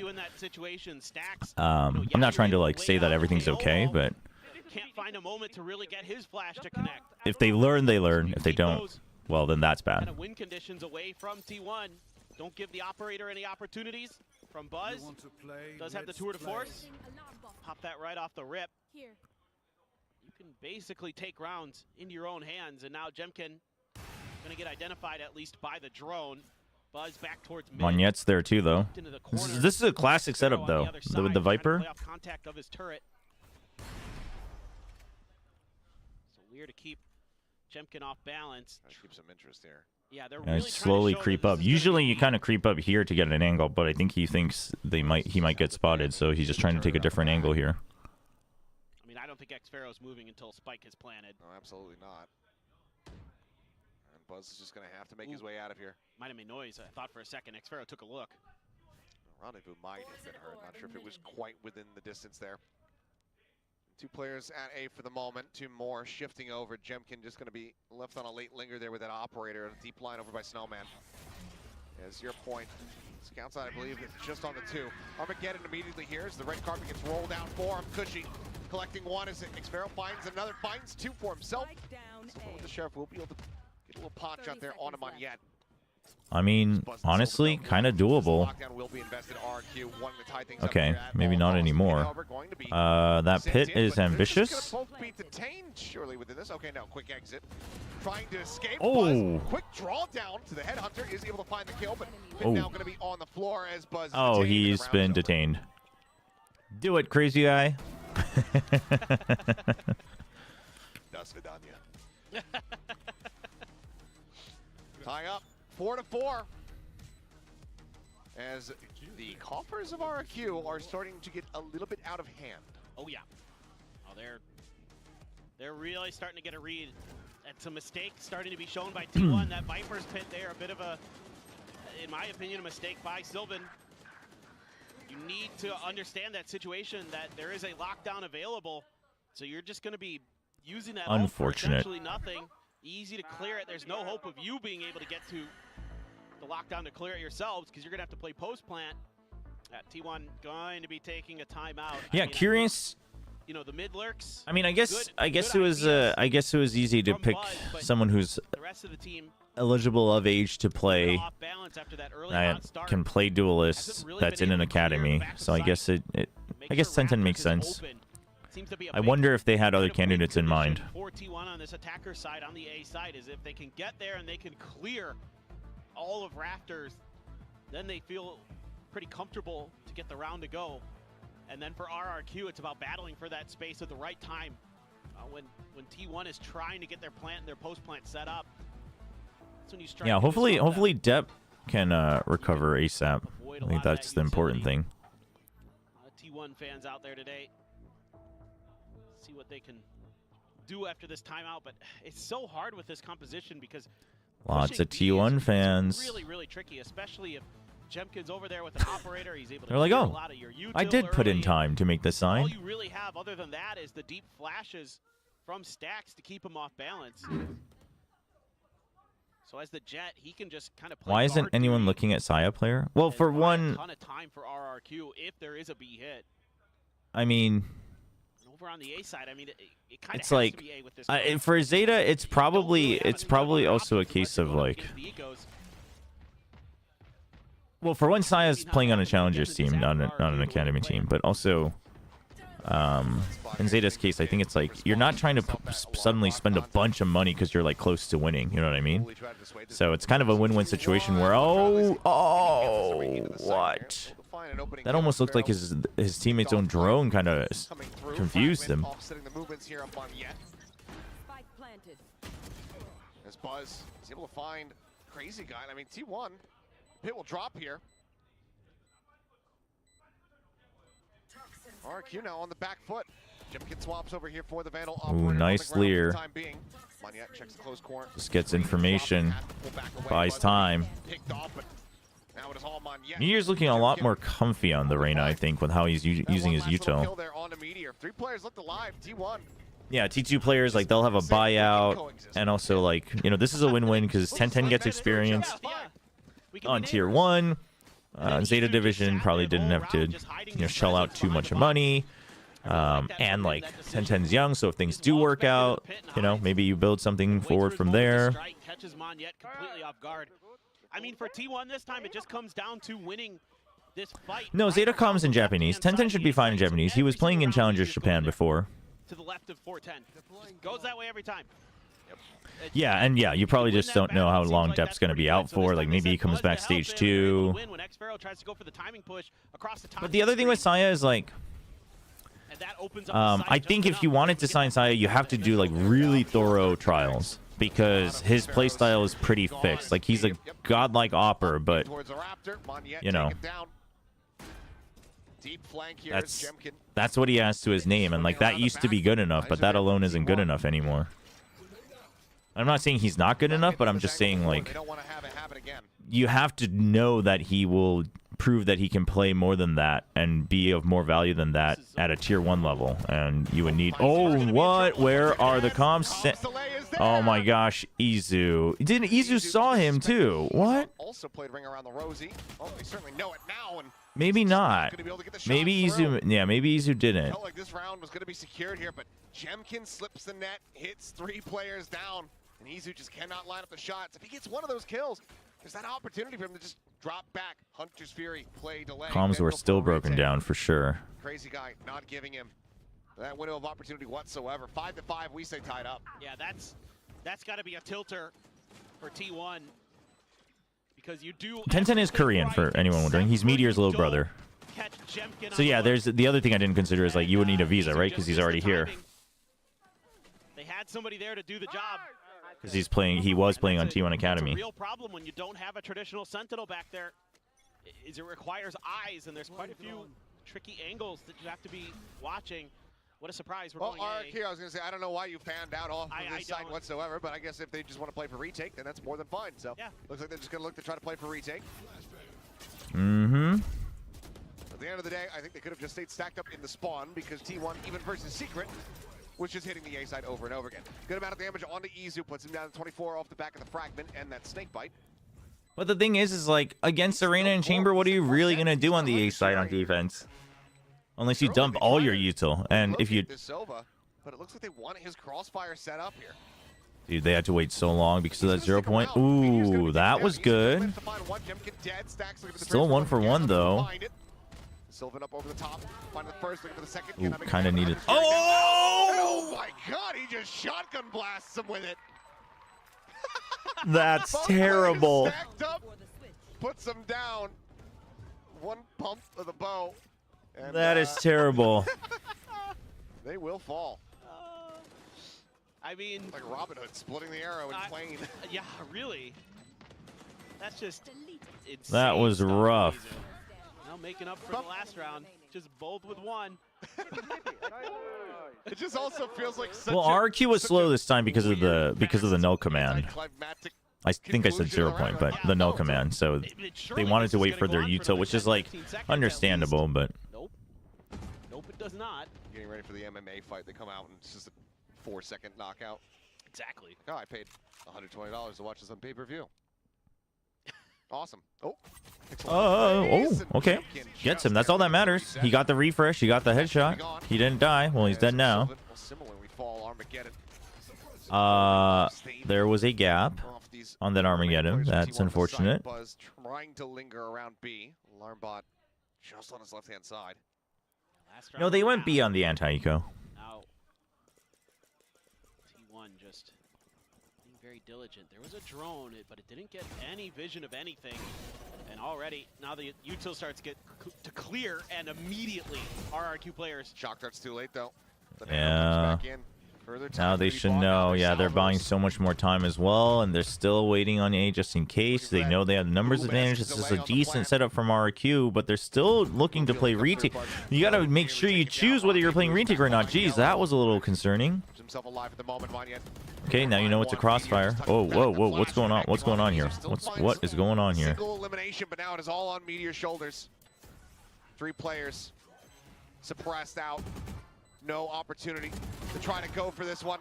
They line up, nearly finds himself a second kill. Yeah. But similar to Pearl, It was a good idea, but it was it was a little dicey. I mean, it is kind of just odd to watch this T1 Icebox composition because a lot of it just comes down Yeah, no, to the delay was very good. This was get a played flash well to by connect that RRQ. was This one was played very well by RRQ. And were they able to win their trades or win their shots, win their duels? Kind of find the right moments to make contact. Some of you were worried for RRQ there. I don't blame you. Very straightforward what they're doing, which I don't. Tech 100% pause. fault T1 for thinking this Tech way because you have so many cracked pause. shooters on this team that if you just play a Meteor's like, composition that's I don't know why there were still 2 cracked people and shooting, alive. but you Is also this have not a bug? brilliant minds on this team. I mean, They you should have some- all been One dead. of the best lurkers on the planet in Meteor. Sure. I don't know. There was a very ref good looking IPL. at I think you Meteor's can do screen and things working on this his map keyboard. besides this. Oh, you absolutely can. And I mean, cracked aim is only going to take you so far, especially here in the region, because RRQ. Let's have go shown T1. throughout this map, First place of previous Group map, Omega. that they're right there with them. They can put up those Omega. numbers, they can hit those transfers. I mean, the clock's ticking down, so I assume they're still able to talk to the players, because otherwise they would replace that with a different graphic. I mean, I don't think it feels like there's much difference in the firepower today between the two teams. It's everybody coming up with some big moments, some hero plays here and there across the board from both sides. So curious what this defender side looks like for T1. This is a real rough part of the map for them. You generally, I wouldn't feel like 6-6 is good enough for T1. I mean, I think this should be pretty clean for RRQ to move on. This should be RQ's map. Get the leftover We'll see. I don't necessarily think so. Number 1 seed confirmed. RRQ, just looking to confirm their I playoff mean, presence you know, at this on point. paper, things point to them having the advantage with it here, At least but hopefully get a Lotus. We'll see. Maybe T1's got some new stuff figured out on this defender side, trying to set up a really big B crunch. That seems to be the direction that RRQ is leaning. So you got Stacks and Meteor together up in kitchen, pushing down 2.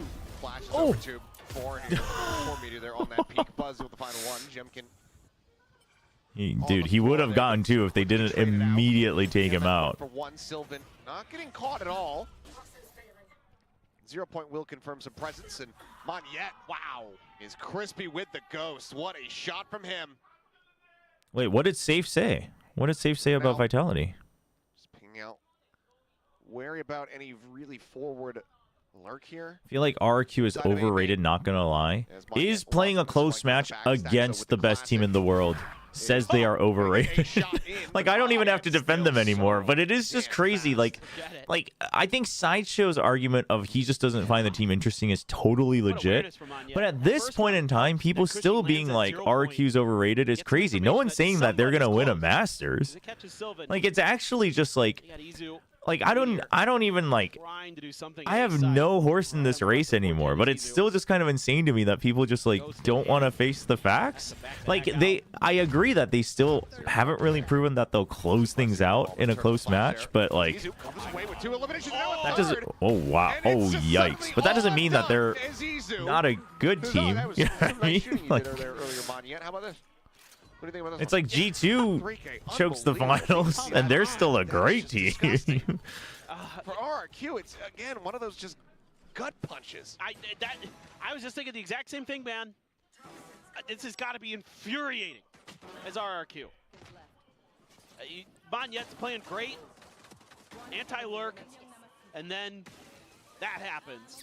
I mean, this is the thing, though. When you're playing against T1 or therefore any other world-class team, you always have to assume that they will hit their shots. So you have to have plans. Like, that's what I'm saying has changed for T1, is that they give a lot of respect for everyone in Pacific now, where they're playing in a way where they need to make advantages every fight, and that way they guarantee the rounds, right? So, like, and that's how, like, I see that every time that things get a little close for T1, and I'm like, okay, this is why they won Bangkok, and they clearly have actually transformed. Like, it wasn't just a good run at Bangkok.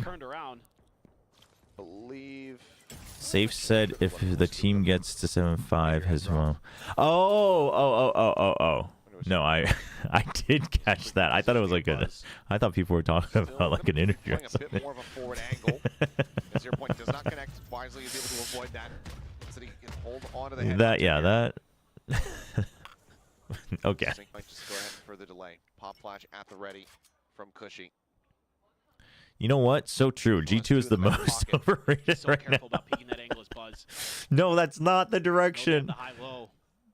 Oh boy. Oh wow, saved. Oh my god. Oh, he's gonna peek it.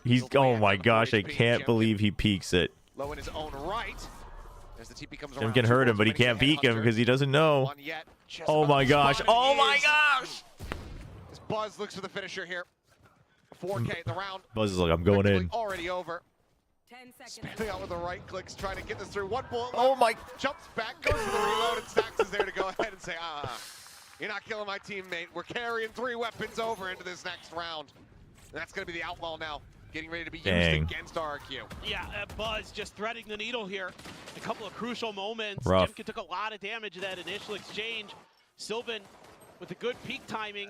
RQ got slower with the crazy guy change. I think their attack got slower, but I think their mid-round adjustments when they do make the call is quicker. But I think the overall style on attack is. I think there are rounds where it is egregiously slow, but I don't think it's necessarily that as a whole team they got slower. So not necessarily the scariest thing ever, but was just holding it be long. Jemkin smokes Meteor. And it does. Izu still, though, a force to be reckoned with, this crazy guy. Taking out Stacks, just quick little swap of the weaponry. Izu, catching a glimpse on the Jemkin. Dang. The shots to boot. Man. What do you mean categorized per side? Oh, you mean like attack and defense? Pacific's, whenever like a team picks up ops and stuff, Pacific's been putting up little things here that's like op usage X% of the rounds, and I guess my camera is blocking it from the right side team, but the left side team always wins, so I mean, what? And now it is all on Cushy. He was a member of the team, other than Crazy Guy, obviously. Looking to deliver, and he shall. A Red Bull clutch, a 3K. To go ahead and bail them out in this round, stop the bonus conversion from coming through. But again, it's 4 players dead. Playing out the anti-bonus. Yep. I mean, it's brutal to say the least. God, Sylvan, that is so good. This Cushy though, he is tremendous. A few nice taps of his own. Last one tap, damn clean. pretty rough. You have no command though. Cushy trying to go ahead and remind everybody, yes, I am indeed one of those players that needs to be considered for Rookie of the Year. He's got his ult, so he could really break open some space. Buzz trying to hold the angle. Oh, dude, I thought Buzz was gonna try to cross right as the jet dashed over. That was insane. Looked like he was ready to. He was about to take like a full wide swing. Gonna come through off the tap. Oh. And Crazy Guy does get hit. Oh no! Spike on That's the floor Spike. there. Buzz on the peek out. Identifying Jemkin up over the top of Yellow and Meteor out from Snowman. Finds Oh, one. nice Jemkin. shot. Once again, the Jemkin weight does always do well on shoulders, Icebox. flash connects. Back Probably to has game something to now, do with getting to RQ play are Jet, back. but Seems to be good identification here by Sylvan that somebody could be lurking. He's been watching Stacks as well. Snapping around for play around there for Buzz. Okay, like Sparrow on that backstab is able to find Sylvan. Stacks now getting a little bit frazzled, but Izu all the way into the back. Enemy remaining. Plays to the gap in the window there. Finding one, but Jemkin on for a third. The fourth, and will find it. 8-8, RQ fighting back, not getting too scattered, given how devastating that previous round was. This looked like it was going to be a pretty good timeout? round. No timeout. For the side of T1 off the rip, they play a little bit of contact. Meteor gets a kill. Izu finds a good Hunter's Fury. It's just I didn't watch the full press conference yet. I read the Show me that again. I read the Did you see that? I read the transcript, but That was Disgusting. of the Termi post conference. But in the beginning, he didn't. I watched the beginning a little bit. He didn't look like pissed. He just looked exhausted and slightly frustrated, but not like at anything in particular. But I think he was also just trying to be very cautious of like not letting emotion get in the way of the answer, but still wanting to give a as thorough an explanation as he could. That's the vibe I got from the beginning. I don't know. Maybe he got more exasperated as the answer went on, but absolute madness. Buzz does have his ult on this eco. Meteor has the hero rifle. Sheriff's otherwise. 4 T1 players. But like, you know, even if it's something like, let's say, legit and completely out of your control, like as a coach, it would still be very frustrating. So try to retake this space.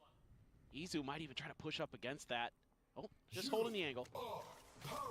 Teleport's ready. Your point said. Oof. Tried to get into the corner before, but I think it would have reached him eventually anyway. Not much more for Buzz to do. NT. Dealt with Xferal. Trying to hide in there. As the rest of T1 basically just gonna have to wait, get clustered up. Ooh, the jump peek. All right, allows Buzz to get into position. Buzz is in position. He knows. Ah! I was about to say go for the drop. Uh-oh. Suddenly 2v3. Oh, important shot right there. Yeah.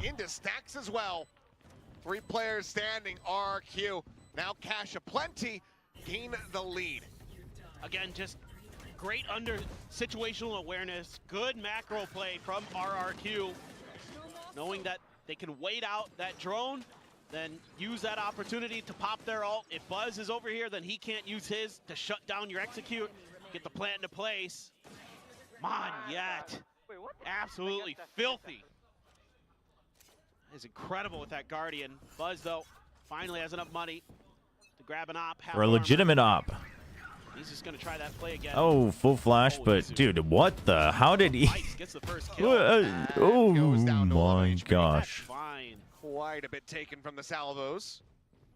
But they know that they've pushed them back, so they're trying to speed things up. Little do they know that the full rotation is already here. Sliding forward here towards screens. Maybe a timing. Yeah, didn't quite expect that one. Oh, and he has ult. The crossover up on top of the box. All right, you know one's close. Stacks is distracting him. Okay. I was. Ooh, the bait and switch with the dismiss. Somehow, it's just the one casualty on the side of T1. It's the answer around back and keep us neck and neck, 9-9 between these two. Yeah, we could see Buzz trying to set up for the A-Nest push. And Izu goes with him. Flash out early. Jemkin caught by Izu trying to push through belt. And then they're able to just... They always know very little. Little do they know. Just around the bottom of the site. Nicely done. T1. Okay. Keeping it even. Let's see what RRQ's response is going to be. Izu again there. Up on the pipes. TP out from Buzz. Trying to look for that early They're pick. constantly trying to pressure that. But it's always with the op. And then that allows Reyna to peek out safe with the Leer and then go for the full fast rotate again. On the hunt now. Lockdown going to be invested. Ooh, because of the lockdown, do you go all the way around? No Hunter's Fury available. Nope. He's just going to wait. So basically, he's watching out for a lurk, which isn't happening. Tucks into the corner, stays safe. They try to pre-fire the angle. Dodges at the bullets. Gets flushed. Oh, we see the flash drive now, too. I just realized. Do they realize there was enough of a gap in that lockdown? Go ahead. They have to. Okay, well, it clears out screens. Nice peek. Right as they have to be exiting. Good follow-up from RRQ. Very good follow-up from RRQ. Basically, right as the wave goes past the angle, they start peeking out. Very good. RRQ just take the round. T1 unable to go ahead and hold their ground in this one.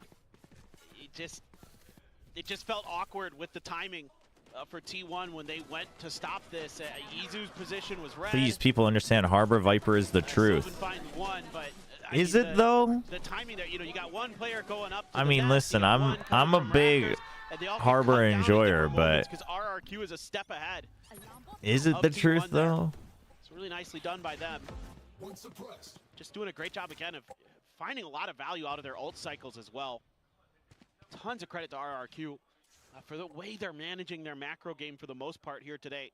Other than a couple of those rounds on Pearl where they just took too long, everything else has looked pretty solid. Monyet. RQ calling delays before they flood is very new. Yeah, no, their calls are overall good. It's just a couple of rounds where they have no information that they kind of just think like, and then they don't really make up their mind even at 30 seconds. Like, those are the times when it's kind of bad. And to be frank, like, that shouldn't ever really happen except maybe like once in a full, like, you know, in a full best of 3, like one round. You know what I mean? Like, that we can forgive, but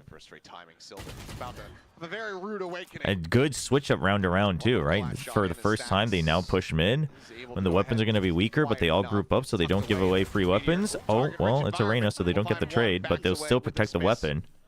So, like, stuff like this is good. Wow, I haven't seen that pit in a long time.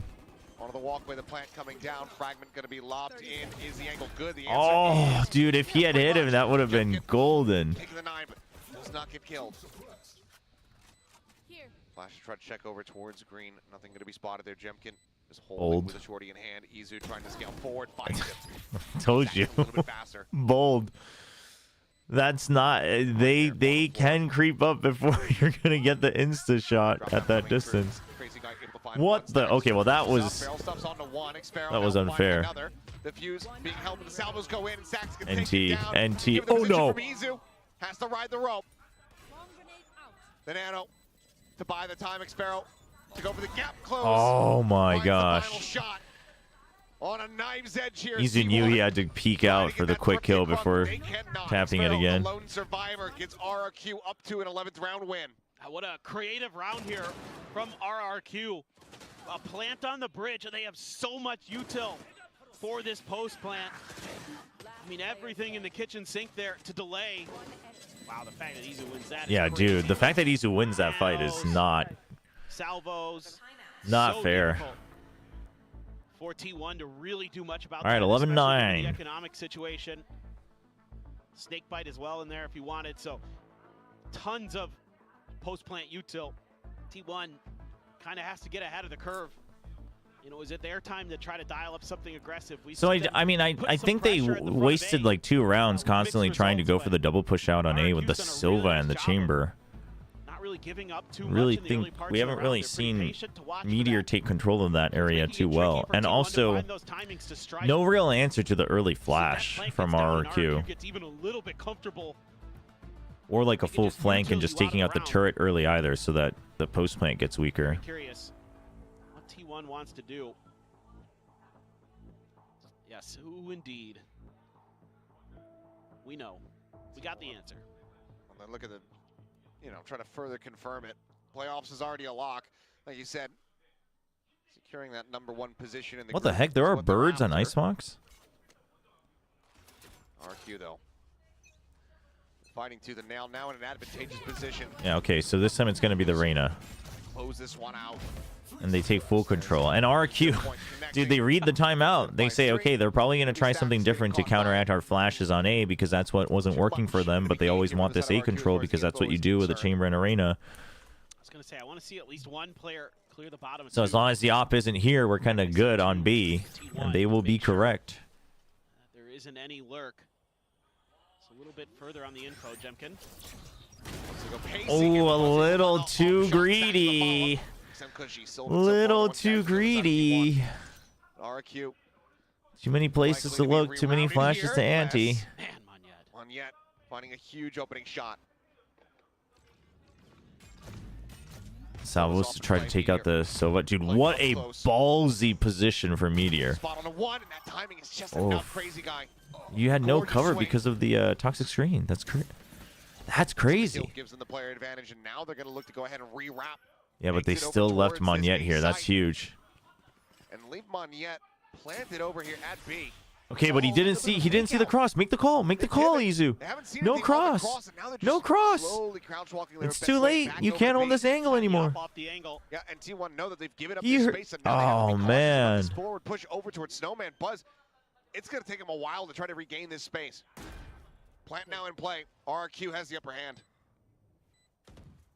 I think you got to save if you're T1. I know you wouldn't want to give match point, but... Salvos in response. Swap of the Vandal, RRQ. I mean, I guess next round you're pitting A and then. Now up to map point. Trying to extend this, Buzz. Uh-oh. Why is it always? The tap Oh my! Izu plays it. He was ready for the jump. He was ready for the jump because it had to happen because the half wasn't done yet. Confirm whether or not that defuse is being held. Oh my gosh. Closes the gap back down to 1 up, carried over. Cash though, wobbly to say the least for T1. Damn. It has been an outstanding map for Izu. Last 2 maps have been very, very Izu's good. Izu's sick. Things get a little bit awkward here. T1 has a good read off the rip, and then they start pressing to get information, and then Meteor just stranded out there trying to set up some kind of bait. I mean, I don't. This is just T1 out shooting them on that. They still double peaked. The trades should have been there. They missed their shots, and T1 hits it. I don't think it's really that RQ like played anything strategically terribly. It wasn't good shots, but I don't think it's like they made like silly decisions. 0 point out, Meteor no longer can dismiss his way out to safety. They don't know about Izu. Oh, it doesn't matter because he swung with a free fire on. You know, Flashes out those stacks. Oh no, dude! The fact that he knew his flash would have gotten him is crazy. Pick it back up. Oh! Rich there. Stacks ends up getting taken down. Snake fight out for himself and able to find one, but now it's all on Buzz.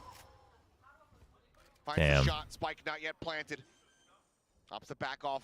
Plays it a little bit more patiently. Xfero just with the taps, just trying to bait him forward here. He's just gonna wait.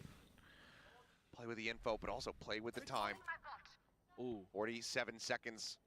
He's gonna slowly get his way out, back across through mid. And He's just gonna go for the safe play all the way to B. Oh, dude, is Buzz gonna follow him all the way through? Is he gonna follow him all the way through? No, but he thinks it might be a wraparound because I was thinking Xfero, his best shot might be to go through mid. So maybe it wouldn't have been because Buzz would have gotten the read. Sprinting back forward. Okay, nice alarm bot. This is huge. Good positioning. Well, okay, wait. Whoa, whoa, whoa. Where? What? Okay, yeah. Just wait for these timers. 1 more second and can set out that turret wide to maybe just go for contact, but just playing that safe zone right under. He's not very safe. He's playing very very high risk because he's not covered from above. But what can you do? The alarm bot doesn't trigger him. Yeah, he doesn't have time. Oh my gosh. Oh, Buzz. You know. He tried to guess. He was like, you know, I have no, to go for it now, or he was trying to get in there thinking that he must have been far because it was just popped in a timing. So he was trying to get in there right before he would die and just like stick the half or stick the defuse. Getting caught in awkward positions. First 2 T1 but he just miscalculates by quite a bit. Delay or stall utility built into this composition. It's all contact for T1. If you can't win that, the other team's going to take you down. Somebody's like, well, I don't have any, but there's one right here on the floor, so I guess I'll just jump into that. Yeah, maybe. I mean, because otherwise he wouldn't have had time. But I think he would have had time if he waited like half a second, but he would have had to still stick it. Yeah. I mean, it's kind of fun, but speaking of Toxin, Sylvan using his pit. Just the stinger in it. Yeah. I mean, it's not the best. I mean, in terms what of a rough way to give up match point. It's a tour de force in play. Stacks and, of course, Sylvan already in his ult, but Stacks still waiting for the null command opportunity. Buzz just trying to push forward, but Stealth Drone gonna push him. Oh, he does not see him. Oh, wait. Buzz, he chases it. Okay. But that baits it out for Meteor. Oh, he greeds it, as Meteor does and should. Oh, Buzz! Dude, Buzz is out of it today, man. His decision-making is rough. And then as soon as he affirms that he's in a good spot, it's just far too late. He's off the angle. You could tell he was like thinking, like, should I rendezvous out? No, I should take the shot. Should I not? Oh, they're not pushing. Let me back up, and then he just gets shot. That was rough. Trying to stay alive and Stack swinging. Oh no. One.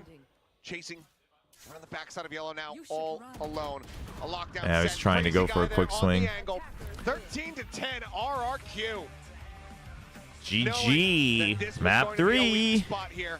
A gap in the armor for T1. They poke and prod at it. They peel the plates back. They're setting us to a third and final map. Yeah, another team displaying really good understanding of how to deal with this T1 composition. No, yeah, I think Buzz is having a rough day. But hey, he was having a rough day at the finals of Masters Bangkok, and they won, so we'll see. Just nasty shots. Cushy was coming online there on the KO.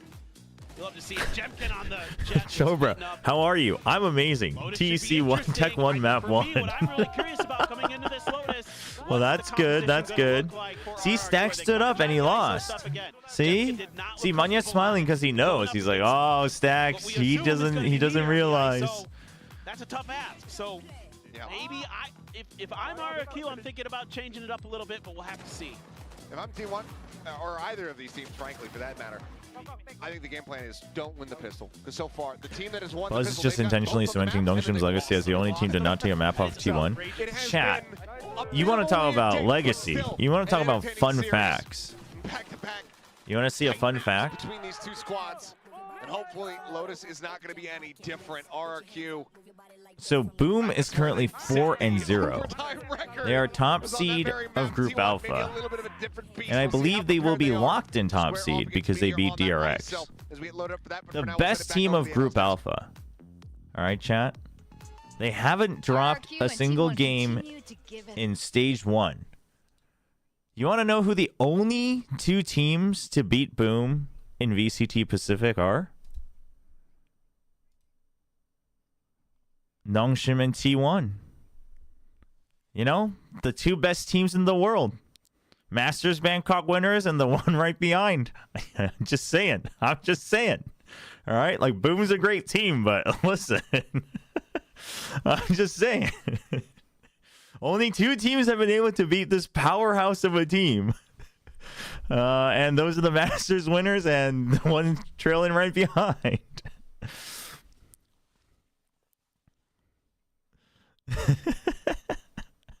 Masters winner and Ascension winners. You know, I'm just saying.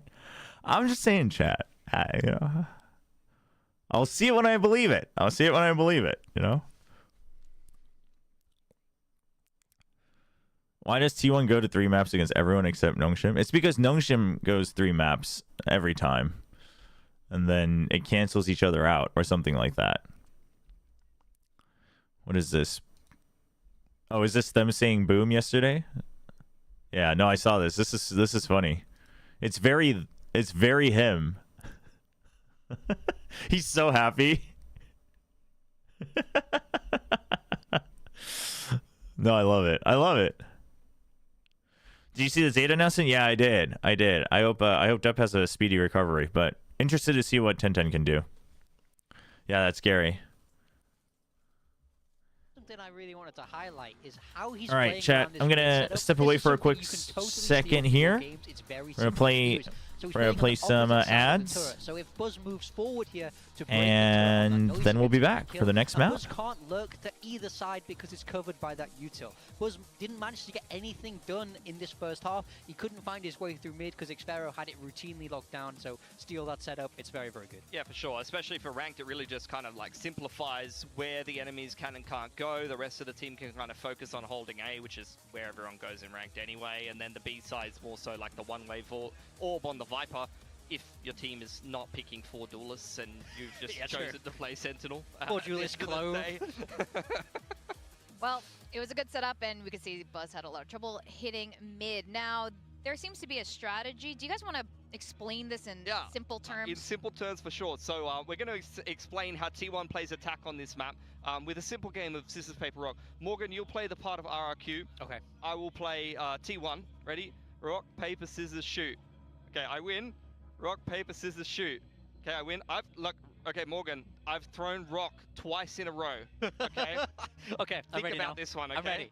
What am I going to throw? Ready? Rock, paper, scissors, shoot. That's right. They love going A. They go A every time. We got some replays. I think we've made a little time lapse for you. How does T1 play attacking side Icebox? We go A every round except, we'll throw a little conditioning round in there. Anti-eco, let's go to B. Let's throw something a little bit different there. And this is something that Secret recognized in the game last week. they look at how T1 plays their attacking side, and it's just contact A every round, time and time again. They mixed in the chamber ISO and really played disruptively around Maze. They played anti-contact. They got in the face of T1 and gave them a lot of problems. And RRQ, I felt like they didn't have that same approach, to be honest. And it felt like they were still having a lot of problems with the contact A, and they got most of this game done on the defense, because although T1 just went A every round, they still got a 6-round half, which is ludicrous. Yeah, it was 6-6, but, you know, I think RRQ probably didn't quite use the answers that they had prepared. I think they knew this was coming going into this game. But, yeah, T1 did well to get 6, and that shows the kind of individual strength, but RRQ did manage to close out the map in the end, so I don't think they'll be too upset about not being able to follow through on their plan. Yeah. That's true. I mean, we could see why Team Secret would also understand that strategy. They deploy similar tactics on bigger maps. And Jemkin's going to be our MVP back on the Jet. Again, Jemkin just doing Jemkin things. Yeah. Morgan, why don't you go ahead and glaze your boy? Jemkin is fantastic on this Asian, man. Yeah. We love Jemkin. I mean, he goes crazy consistently. How could I not choose him in my team? You guys both went for Why Buzz. don't you do the other heart for me? Just complete Oh, the... There you go. Oh. Look We at love wait, what, his Jemkin. face? There we go. Look at that. We gotta love Jemkin here. Jemkin is I wonderful. like his Great player photo from kickoff better. That one was hella cute. But I'm glad to see him on the Jet. They banned Haven, which was the map he was going absolutely ballistic on the Jet on in kickoff. But they're not even playing that comp anymore. They put my boy on the ISO. Please stop. In fact, let's talk about ISO. We'll probably see an ISO agent happening on map 3, which is going to be Lotus. Definitely for the side of T1, at least from what we've seen so far. Yeah. How are you guys feeling about Lotus? Oh, I'm not sure. Here's the thing, okay, so RRQ, they did not have a lot of success on this map during kickoff. They lost to Secret, Genji, and then that mammoth overtime against Nongshim. But that's when they were playing kind of the old meta comp. They have since switched to this comp, which looked a lot better against Talon with the Breach Teo. They're Sentineless, and they're playing with Jemkin on the Yoru, which he's been fantastic on. But T1 have also swapped up their comp. They haven't gone away from the double duelist, but they went away from Sova Cypher and subbed it for Fade Viper instead in their last game against Secret. And the first half was very close. Yeah. Buds had to drop 30 to win them this last game of Lotus, and it did not look convincing. Yeah, I mean, I don't love that. I mean, I think they have good ideas on this Lotus. I wasn't convinced by the ISO. Then I watched T1 play it, and I thought, wow, okay, they actually have nice ideas, and this is well fleshed out. But part of me feels like it might have run its course. I think that is sort of the idea behind ISO. Is it's built to be simplistic. I'm back. It's built to be able to take those duels. But as you say, Yeah, they need curious to Buzz see. drop Do we still see the ISO come out? Massively on the ISO, but Buzz is having a slow day today. Can he replicate that performance? I think they do. I think RRQ will be feeling good heading into this map 3. I want to see them stick with what was working. I think Breach Teo is a very nice fit for them. But are you expecting to see the ISO still? I think so. I think T1 will go ahead and play that same comp that they just played against I mean, Secret, and I think it goes one of two ways. Either they keep it because they don't really care if they're first seed or not going into playoffs. Attacking side where it's literally cage cam, right? As long as we get to playoffs, like we'd rather make sure we're taking time to really fine tune everything for playoffs, etc., etc. Or they want to start, you know, pushing the limits a little bit and changing things up. Like I said, just a cage or a cam or something like that. And you missed the time lapse of T1. Did they just show them going to A every time? Because the Sova drone, it's just a drone, and then you got the rechargeable, you know, signature util that a lot of people use of the Sova dart. Now it's more so Salvo's fault line in this current meta. Number one playoff means only one win equals qualifying. Solo init has been the strongest choice on Lotus for such a long time. Right, because it's top 3 teams. So good at re-clearing space and, you know, challenging. Yeah, I mean that's true, but yeah, like I think personally, if T1 want to stay with this, they should run. But the I Viper, think I T1's so confident that they're like, because with your Cypher, your stuff can get destroyed a lot more easily. So I think that's partly why they're kind of shifting to try and counter what is meta. So I would expect to see them stay. Now let's break down. but I expect them to change. I expect them to change, but I wouldn't be surprised if they don't. Again, like the record-breaking overtime map was here on Lotus, and then we saw some changes happening and coming through since. Yeah. What do you make of RRQ on this map? I think it's good. I think this is a very winnable map 3 for them, and I think that they'll be happy All right. that it's gone here. As I said, I think T1, T1 have looked solid on What? this map. How did you get that? Depp looks to be gone forever from that. He's back in Japan to get treatment. RRQ is going to be trying to counter. And We don't even RRQ know what the are result of sticking that with treatment what is they going to know. be, Breach Teo, let Jet alone how back long. onto that Yoru. A very classic look for RRQ here. Yeah, and I want to point out as well, this is somewhat of a similar approach to what G2 used to great success against So yeah, no T1 in changes, Masters Bangkok. but you are They onto playing a solo different style Yoru since that game, so at least for they're gonna Jemkin and have, like we RRQ. said, the Viper as well as the Fade to kind of play things a little bit differently this time, and of course worth mentioning that RRQ. If anyone fully enunciates the TO at the end of Toronto, it is a war crime. They're going to do their best to copy it today. I do Toronto. miss seeing Monyet on the Neon on this map, to be completely honest, but on the Omen, he can be a bit of a menace as well. For sure. All right, we're going to go to the last map of the series. 2 which weeks we are in absolutely a not hospital, surprised to be apparently. here at this destination. I mean, And listen, we're like gonna I send don't back expect it to be a Helium quick and recover. I don't expect it to be a quick return just because like he's in Japan, he's gonna get treatment, and then you probably want to make sure that it's nothing that like leads to another thing. So you probably take some physical therapy, etc., etc. But like saying forever, I think is a very pessimistic. Saying we don't know when he's going to come back is probably the better way to phrase it if you want to be not optimistic, which is totally fair. Plenty of tape to kind of look back and watch as the 시리즈2 잘하면 메테오랑 텐텐 형제들을 볼 수도 있겠군요. 그쵸. but in the end, 그것도 재밌을 것 같긴 해요. and that is, can you Yeah, deal so with the ISO? Yeah. There's a decent chance we'll see even with Team Secret making Ten some Ten really and good Meteor reads, finding some good openings, potentially Jets playing in against each other particular, finding great in timing to stage get 2. behind the defenses of T1. Meteor backing off, but I mean it's going to be a little tricky. No sentinels on either side. Oh, pressure coming through. That's going to be a paranoia connecting on the 2. Looking for the exit. Monyet down to 1 HP. Uh-oh, the pinch doesn't quite Just able to work escape. out. Very ambitious pinch. Full tap popped. Prowler further confirming this presence still here on this B site. Xfero going to be looking for a big lurk timing here. Yuzu made noise leaving, I think, on purpose. Really draw the attention away. And he doesn't see anything, so he's still going to move on. Does he suspect it anymore? No? No? In his direction, But is anyone going to be left alive? I don't think so. Gets out a little bit wider, is able to find him, looks for a little bit more, and will be able to go ahead and take down Womp, Monyet. Crazy guy womp, falls. And that's going to be a flawless pistol going the way of T1. The trend continues. Congratulations, RQ. You win the series. well, T1 has to win both pistols. That's true. Yeah. That's very true. So now as T1, you just throw the. You just sandbox yeah, the second half start. Yeah. Yeah, totally. So I'm already kind of. I mean, that's the thing I'm with really watching the T1. Give map him enough intently time and to everybody see wakes up. exactly You never how know. RRQ is going to try to find those lurks, try to find those timings. I mean, Monyet was And in this super round, weak.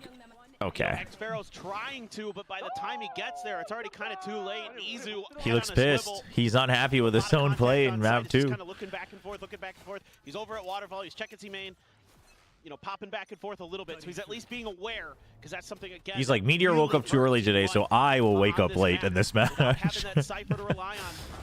And a big opener for Izu. Well, on top of the box. Yeah. that's the round. Hack it up. There, Sylvan.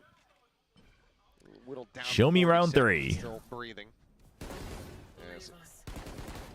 Izu pushing forward, playing on that corner, finding Cushy tucked away.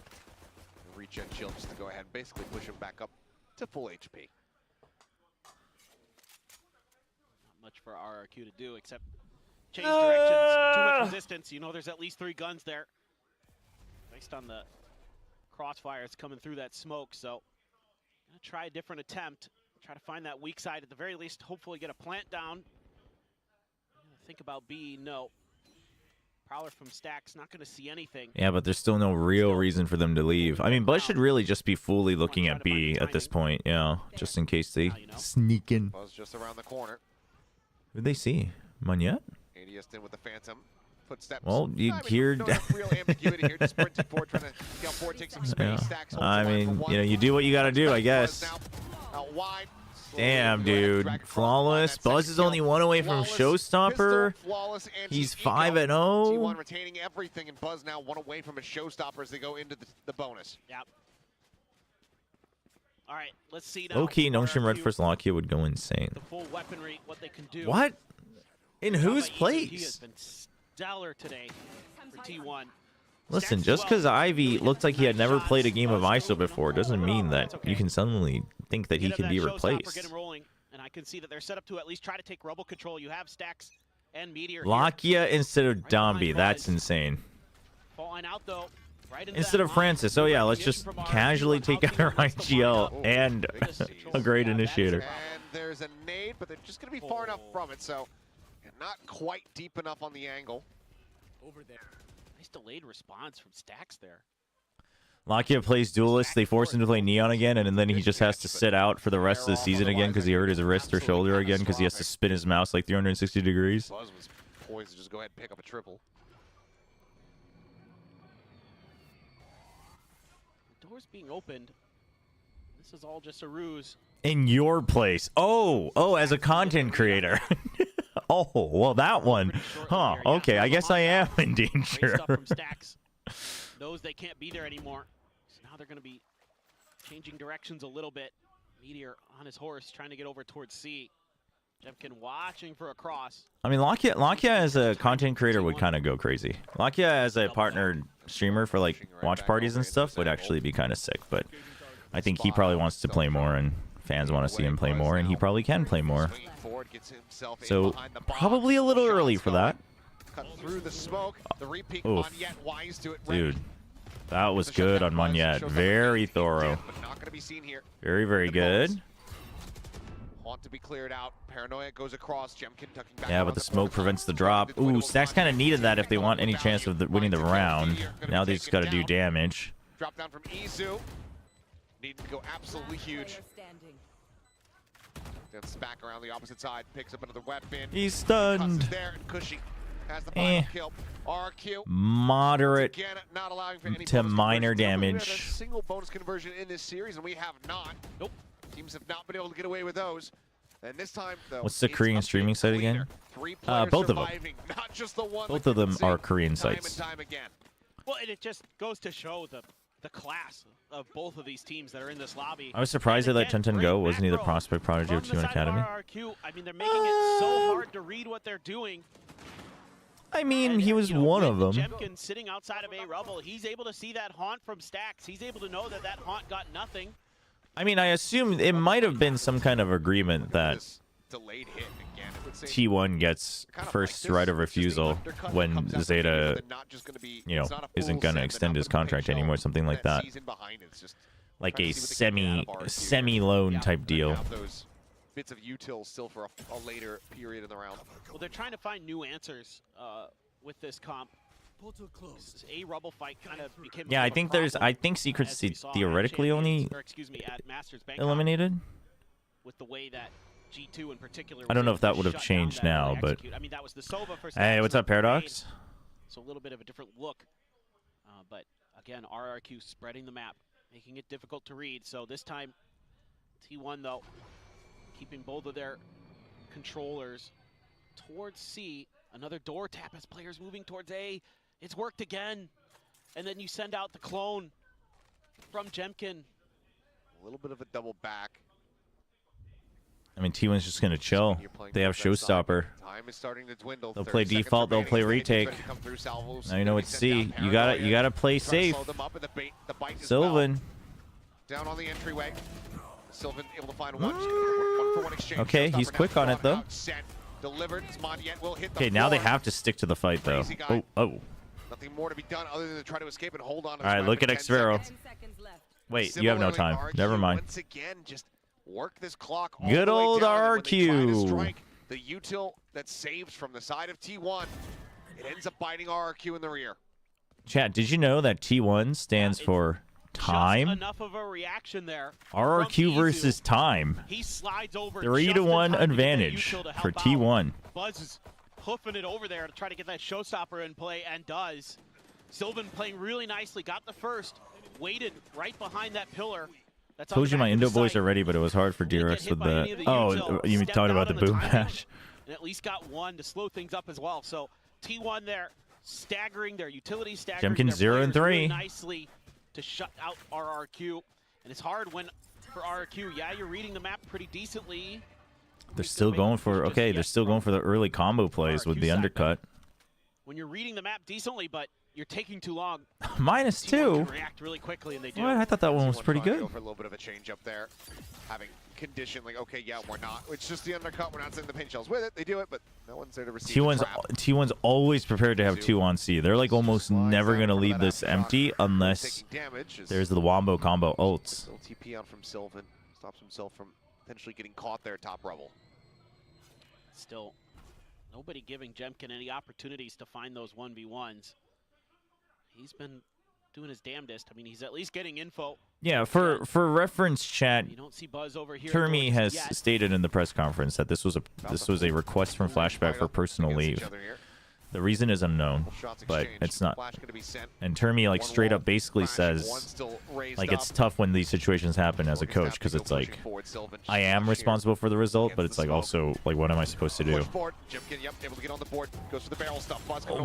Okay. He actually looked like he might have been able to get more. Cushy's down to 23. Scratching their heads here a little bit. Money is not in a comfortable position at Someone in all. Sleeves Chat said that you're crashing out. Am I crashing out? When did I crash out? Okay, Jemkin now starting to. The only reason I'm going to crash out is because Sleegy keeps slandering me. The 1000th kill picked up here for the side of Jemkin. What's going on in Sleegy streams these days? Just fake news everywhere. Fake news from Sleegy, fake news from Sleegy viewers. RQ not allowing for T1 to start running away with this one. Yeah, it looked really nice. Potentially Slandered back. They were getting their pieces into place. They had a crossfire set up right outside a tree and outside of A stairs. T1 boom and Nongshim to Toronto. That'd be sick. This time, you know, Sylvan's been trying to work on the edges of those smokes like that we've seen at a bunch, especially on Pearl. And this time, he just gets walked right into, and the body block gives it away pretty quickly. So, you know, you gamble a little bit in those positions, and Sylvan doesn't get it. Yeah. Sleegy really has finally become a true content creator, I see. Try to set up a crossfire. Spreading fake news everywhere. Get a couple there. You're going to buy plenty of time for Meteor to get over with the ISO to help out, but 1,000 kills. Dissected very quickly. A very nice round for Jemkin. He's had a very solid series today. See if RRQ can keep the ball rolling against this Eco. 3 sheriffs. Nah, Paradox. We don't need to say that. The rifle over to Buzz that he kept from the previous round. They set up a TP in the back, so they're looking for. What if Termi sees Foxy's evolution and poaches him from just poaches him back? He's like, thanks, Solo. Thanks for the good work. Oof. That, I mean, Eco and all, but that looked a little haphazard from T1. 1,000 kills on the wall. 1,000 kills. We're not starting that. We're not on a. We're not on a drive across the country. Oh, all right. No road trip? No. No. Stealth drone. Let's go ahead and poke and prod around. Just a single rifle here in the hands Chat, stop of spreading Meteor. fake news. Absolutely not. The exaggeration is real. Shuts it down. It went from 0-3-0 to now 5-3-0. Big swing across these last 2 rounds. As RQ will tie things up at 3-3 here. Barring an ace clutch with a sheriff for the hands of Sylvan. Well, if he wants to make sure Carpe never steals his spot again, he better get an ace clutch with a sheriff. That's the only way. Otherwise, Carpe's always going to be looming over his shoulders. The timing there to catch a glimpse. GG, Carpe will forever be following Sylvan. Fantastically done here from the side of RQ, finding some stability. And I was going to say, let's give some, I think, extra. Why don't you like Wow, what a question. Yeah. Is that a normal question in the year 2025? That's insane. I think probably for all time is Caron, who was able to do it in a Chobra, you need to beat Sliggy by calling your wife. Yeah. A bit anomalous. But Jemkin, to get there in about a season and a half is very, very impressive. Well, he's a tremendous player. You know, when you look at all the stats and statistics, he's top in the charts. And you can tell in game as well what he's capable of. He's going to put the mask on, go for a journey. All right, what's T1's read from this? They read that it's C, and they all go outside of the site. They use the Rolling Thunder anyway. Seems too much there. Everybody from T1 off the site. Yeah, seems a little overambitious when you've already used the. Oh, I like the Armageddon timing though. The Armageddon timing's so good. That was good. from RRQ. Dude, and the setup with Xfero as well to get the free kills. Phenomenal. That was very good. That. The lead now theirs. Now this is brilliant. RRQ has been doing a lot of just kind of 5-man executes. We haven't seen any big lurks, and this time Xfero. Oh, well, that's the unfortunate. Perfect timing, and the ult being set up for him as well by Cushy. Pushes the players right into him, and it's lights out for T1. Brilliant, brilliant stuff there. Hard to draw it up, but that's like that. That's one of those rounds that as a coach you're just like timeout from T1.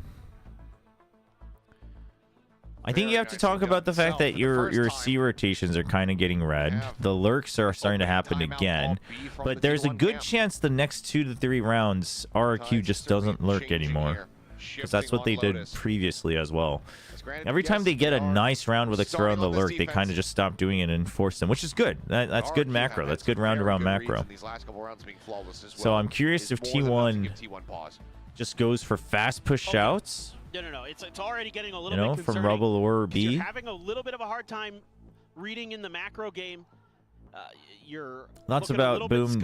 Well, I mean, kind of your decimating seems a little like an over-exaggeration when it was a 2-1, right? But and map awareness, I guess compared to expectations, sure. I mean, I predicted Boom. But it sounds like there were things on DRX's end as well. It sounds like Boom also played well. I didn't get to watch the match yet, so. You have to rely on stacks so much, otherwise it's again contact heavy. With that ISO in there, sometimes can just be a difference maker in and of itself, but so far Meteor hasn't really gotten involved too much. Now you're back on Sheriffs. Drone out in front, and then Sylvan has to respond with the paranoia. Early utility response. Quick hit. That just gives RRQ a little bit more time. So RRQ gets the good read. They're like, all right, so they have minimum 2 on C, which means A has to be weaker, especially now that we saw the Prowler from B. So Rubble has to be weaker. That's really wise by Stacks. And that is a okay. Well, Quick little swing in from Jemkin, puts him down before that ult can come out. Stacks, though, now scaling. Eyes are tied in this direction, and Stacks is going to be dead to rights. NT, RQ kind of read that. Just baits them into peaks. They were trying to bait on C, too. They sent the clone, and they made noise, seeing if anyone follow-ups on a peak. Feel like we might be overthinking things a little bit, RQ. Now pressure is on Sylvan to see what he can do.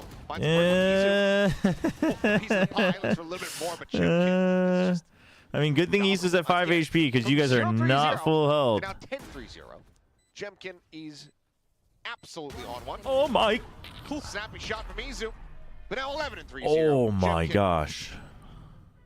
He's just insane. He's incredible. No, he's tremendous right now. He's reacting so well to what's going on around him. And he's doing a great job. In the early part of the game, he was part of the reason he's 0-3 is because he's essentially on information gathering duty, not really on frontline fragging duty. Put him on frontline fragging duty, the man's good for a bunch of multi-kills. Just disgusting. So a bit of a game change. Game plan. All right, you got big ults, Pit, and Showstopper. Use the Cascade to try to set up this A Rubble control hit. This time saves the undercut. Cascade's a harbor ability. Oh, sorry. Yeah, I was like, what? Cascade. No, you're right. You're right. Okay, draws out the Pit. Not the greatest Pit, to be honest. Gives him a little bit to work with here, I guess, but that just makes things close range, so. Some doesn't.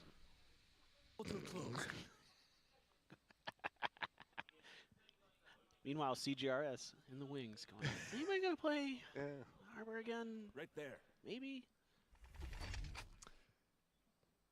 No, Paradox, I haven't. Locking off that position. Spike is still set up outside of it. It's just a peek out here from Buzz. Show some faces. Not gonna get too I mean, much C else site done. is kind of the weak site here with ISO raise, right? Gonna be spotted. Sitting right in front of him. Gets pushed out. Yeah, that's Dimensional Drift was online, but Meteor, okay. But you have Showstopper. So Jemkin's trying to creep forward to stop the Showstopper. Oh, the timing. Oh, and he peeks out. So good. This is unreal. Another I think you have to save the showstopper. You can't use it. Drop down. T1 would, but Noise is I don't made. think they Bucky, can. He could just blind fire into this one. Doesn't manage to go ahead and soften the ball. Chemkin runs out of bullets. It's the only thing stopping him from finding the ace. yeah, but As the pit's Buzz, still up. Really good not sure where positioning from Xfero is going Xfero. to be. Gets taken down, and RRQ continue on their merry way. 5 in a row now as they get up to 6 on the attack. He's 15-4. Just absolutely destroying T1. A great paranoia to set him up there as well. Some good breach util. Meteor Indo team finally weekend getting would be involved. huge. The timing there. The haunt goes out, and that's when he steps out of the pit. Man, remember when everyone was crying about VCT Korea? Just trying to clear the pit there. Pepperidge and Farm Jemkin's ahead of the remembers. curve. Things starting to get pretty desperate. T1's already used the timeout, and they haven't been able to recover. 15-4 and 0. Ready a flash sent just to clear on that stealth drone. Later is GE versus GE New Game Plus. GE versus GEN. Down a couple of their flashes, but Crazy Guy still has 2. And Jemkin, after the the 4K, picks up an orb. He's 1 away from another dimensional drift. Yeah, why not? I mean, when you're getting 4 kills around, it's pretty easy to keep those cycling. Yeah, that's brutal. 1 away from dimensional drift. Hard to express Dude, how good he's T1's been. response to this is so one-dimensional though. It's just stack C, hold A on ecos. They're gonna read this. RQ reads this. They need to do a fast rotate A, but obviously they're scared they'll get red. But it's like you don't have a choice on eco if you can't push out. So even going for a showstopper at this point is You got to set up better very trap high plays, which you don't have too much of. risk. Not getting the rocket out is very, very high. Yeah, you can't imagine that he'd be going for it. And there's a clone that's sent over towards C. Meanwhile, Nah, Loud's everybody's just over at unlucky. A. Just Buzz on his own. Loud's gonna bring it back big time in 2025. Instantly finds it. He's now 4.0. It's a monstrous KD at the moment here for Jemkin. Stacks on the peak, able to find 1. Hey. She's going to be put down, but Jemkin comes away with a 2nd kill in the round. Now T1 is looking like they are quite out of options. Which, like, to be fair, as long as you get 4, it's not too bad. But a round winner. Easy will put up.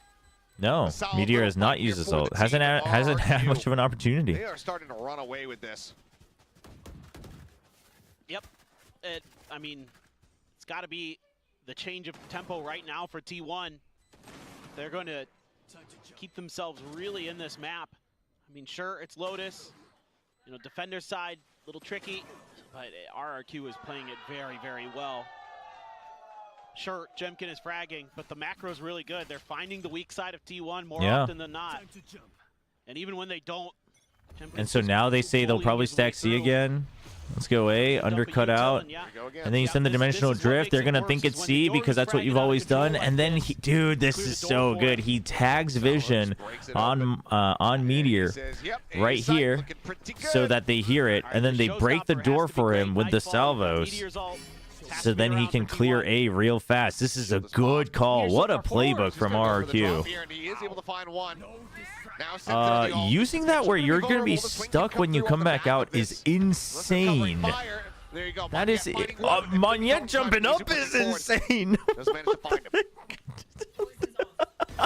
Sylvan was looking for What the heck? Oh, Sylvan, you got to get this kill. Oh, Sylvan, there's a ramp there. Sylvan. Is going to be pinched into a bit of a bad situation. Tucks in the backside. The snake bite going to be lobbed in. Tries to send his spray, cannot. Cushy able to strike him down. But They are rushing. T1 is scrambling. Over at this A orb. Now it is once again all on easy. There's a shorty around the corner. Dude, what is going on, man? The last one is RRQ. Now up 8-3. Yeah, he took his clone too, it looked like. That's like the second or third time he's taken somebody's clone. Looking for a 9-3 half. I mean, they're just out of control right now. Showstopper not able to find any value. You committed so much here as T1, and RRQ just dodging it, playing this so beautifully around the door, using the ult early to find the open space, and then realizing that they were going to be facing some big ultimates. Take a bit of a pause and switch sides. And again, the lurk timing. Why is the box around the timer slightly darker?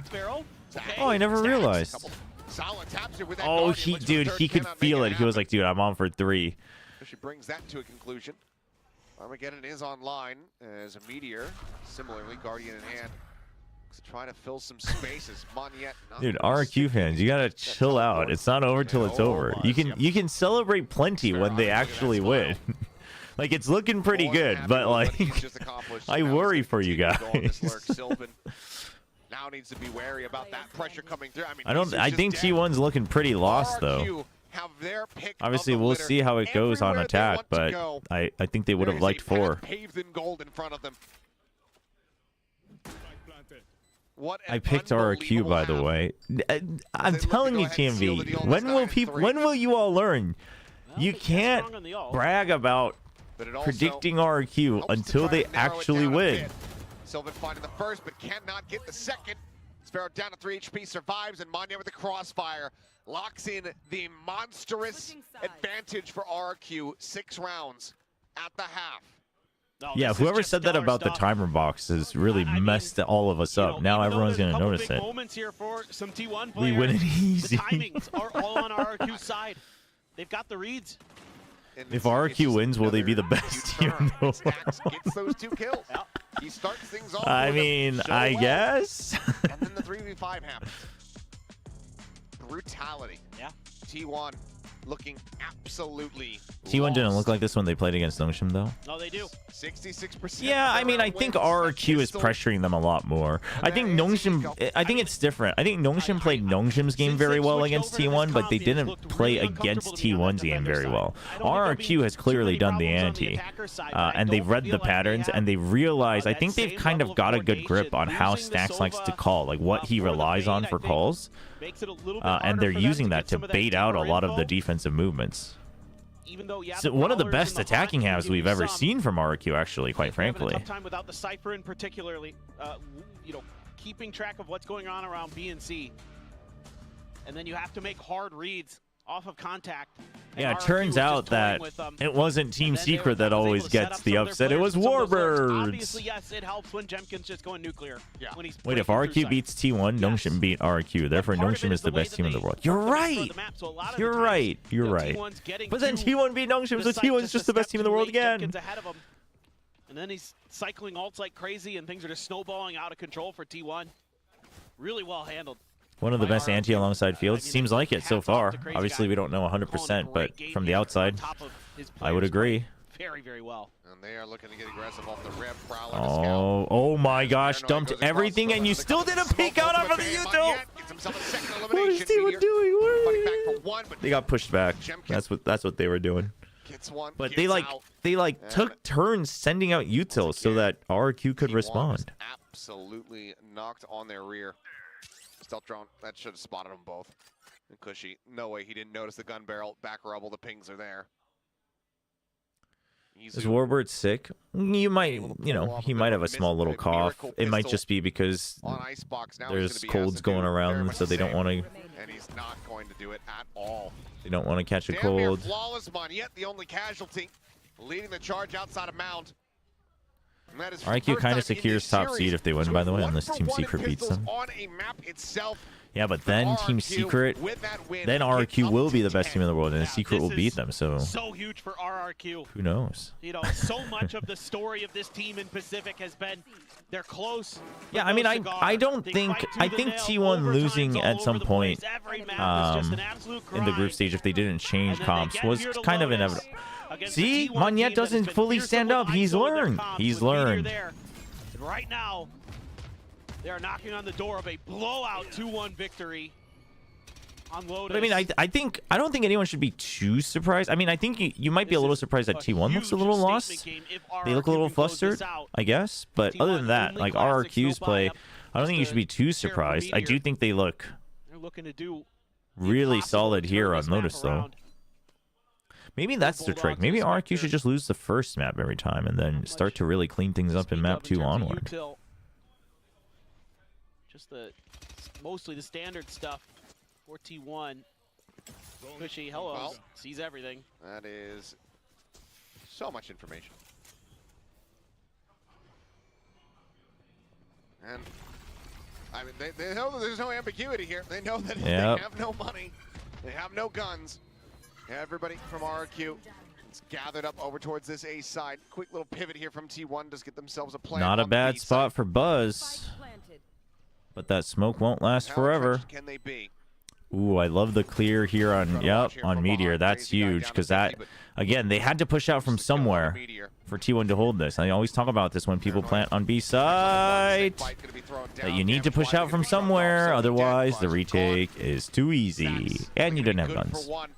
Once again, another damn near flawless round here. RQ 2 away from taking this series away from T1 in dominant fashion on the closeout. Just brilliant. Warbirds when a team hasn't changed their comp in 2 game weeks. They look so well coordinated, so in control right now. That's actually so good. Everybody doing all the right things at the right time. Jemkin happy to push past that snake bite. Help out his teammates, Monyet. The everything looking good. The surge of VCT Korea was greatly exaggerated, chat. Close out this series. Not that I expect the general public to ever learn the lesson to not greatly exaggerate things too early, but just thought I'd point that out. Okay, T1 throws the fake smoke out here, but RQ's ahead of it. It's a bonus. You're so far ahead. They confidently push in. Now they know for sure. And T1 basically has to spend time to re-clear this if they want some control of macro. You'll run out of time if you do.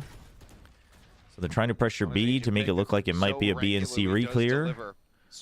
But reads are starting to come through from RQ. They want to start to shift over. They're like, okay, if that's the case, let's focus on B, and then we can rotate fast to A. This is really good. Handheld drone, there's nothing there. You see nothing through the one-way. You're feeling pretty good. The rotate over. Good calls from Crazy Guy. Oh my... What is going on with the T1 team? They're body blocking. Shock to try to hold them back. Meteor frantically looking for something, trying to go for the reset. Buzz going to be taken down. Jemkin playing off the fake out. Survives with 19. Once again, the pivot getting ready to come through onto the B site. I mean, there's definitely a bit of a breakdown on the T1 side, but I think it's because RQ, like, basically wrecked him in terms of calls in the first half. Still going to be really difficult for T1. Monyet has a paranoia. Could find a couple quick ones. Crazy Guy is peeking in. Jemkin survives. Even with 19 HP, just dodges those bullets. Now it's just 3 players left here from T1. Smoke it up or dissipating. Jemkin fallen. Stacks able to find 2. Finds himself a 3rd. Stacks has an inkling. It seems like there still is yet a little bit more fight left in him. Oh my gosh. RQ never fakes it. As Izu will be able to go ahead, bail them out. Deny the bonus conversion, deny the match point. T1 get I just want to put this out here. Teo needs a nerf. Gecko pick rate in Americas was 0% and in EMEA was 2%. Teo's killed basically any issue they can't sync with him. Yeah, it just looks skill issue from Gecko, to be honest. You know? And the timings are really good. Should get better at throwing that dizzy. Each other nice. I mean, Stacks comes up with another hero play. Probably too little, too late, it feels like. See if they can continue to rebound, but that damage done. And they I mean, I don't see T1 making the comeback. They might get a couple more rounds, but... Got 3 targets, though. Yep. The line share still looking very good and very vulnerable here as they look to try to take advantage. Couple shots there, Monyet. Now you know. Knockdown 70, and yeah. Let's go ahead. Okay, but here's a very grounded take. I do feel like there is still a 50% chance T1 comes back and wins this just because it's RQ.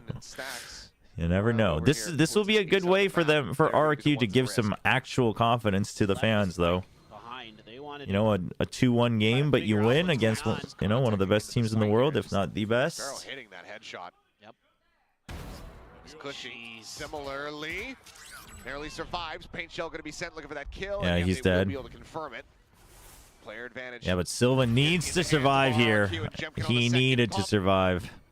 You needed that extra space. Now RQ knows Xfero's ahead of it. Oh, whoa! Wall, however, does fall, and he's not quite ready for them to be I this think far he, forward, because so the screen went down, I think he thought there might be someone in the pocket. That's crazy.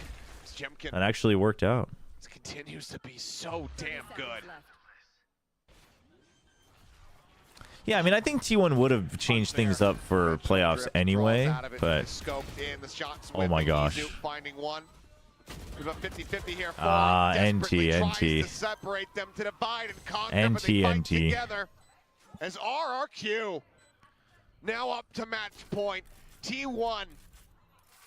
Yeah, no, I mean, RQ should. If they can't close it out now, then it's a real problem.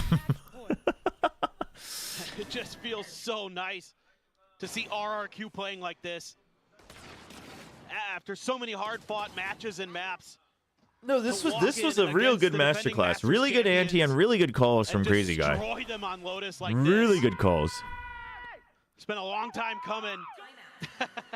Come on yet. Why are you fangirling RQ right now? I'm not fangirling that. I've just always known that they were a good team. Phenomenal. They are just so you know, not just individually.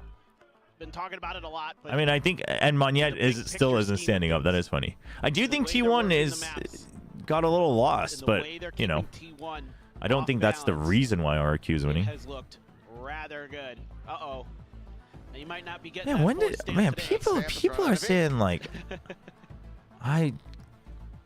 people will make up whatever narrative you want. You know what? I'm done trying. You guys will make up whatever narrative you want. Just take Chobra's. He doesn't need it anymore. Wow. True. Just a reminder to everybody, this is what happens when Chobra, signs with another team. Sure. Very funny, guys. Literally are. You poor guy. Oh my gosh. I think he's still quite happy. Well, at the moment. I mean, yeah. Dude, the slander is insane. RQ is already looking better at kickoff. Like, I don't understand where people are coming from. Just because all of you guys were non-believers until I left and joined another team does not mean that that's why they got better. This is crazy. Bit of a rush play here as RQ want to bring this to a swift closeout. Not quite going to be able to do so, it would seem. Cushy Xfero still could make this potentially expensive. Yo, Yura Silva, thank you for the super chat. 2 Indo teams in upper bracket if RQ win this. Not 100%, but most likely, right, chat? Because RQ still needs to beat Team Secret to make sure. It's feeling it. Wait, no, but they would be tied with T1 though. Considering the well, okay, I guess we're assuming that Talon doesn't catch up either. Yeah, so I guess there's a weird world where it's a three-way tie, but most likely. I suppose for Meteor. There's a little bit more surprise factor in his position, but is also not necessarily ready for Cushy to just walk his way into B. It's okay. 7 more chances for the side of RQ to close this out, but T1 fighting 7 chances. Well, okay, but seemingly feeling like too little, too late. You lost a round after Chobra. You know, it's nice to see Buzz just kind of find this moment. It's like you all just don't want me to work and make money. Like, what am I supposed to do? Just be the silent watch partier? But well done using the contingency. There you go. Yeah. They both started with C. It wouldn't be a 3-way tie? It happens. What are you talking about? But Armageddon, Rolling Thunder, 1 charge away. Here's RQ. It would. There is a possibility of a 3-way tie. I mean, this could likely be another round for T1, but beyond that, I don't know, because I think last year last year the rules were that, or maybe the year before, one of the years the rule was like, the moment it's a 3-way tie, they just throw head-to-head out the window, and it's just like map diff or something. But one of the years it was like, okay, but if one of the teams is beating both of the other teams, then they still move on. So I don't know what the rule set is this year. Because one of the years for sure, like we assumed that, and then they were like, actually no, it would just, the moment it's 3-way, it would just be map diff, and I was like, what? That's crazy. Well, 3 players outpacing. Cushy puts that recovered Phantom to good use. So I mean, I guess they could be locked in. I don't know. Stay alive. Cushy pushes up into the site. Meteor now taken down. It's a 2v2. This year it's if they beat both in a three-way, they are top. Okay. Well, that is how it should be. Nice. GG. Big win. Big win for RRQ. 13-5. Damn. Okay, so that is two Indo teams in the upper. Well, not just in the upper bracket, but most likely in the bye. That's actually crazy. That has been promised for so long. So much hype behind this RRQ squad. Yo, Exco, thank you for the gifted sub to TMV. Appreciate it. And who knows how many more to TMV come. got it right. These What did RRQ? So good, top to bottom.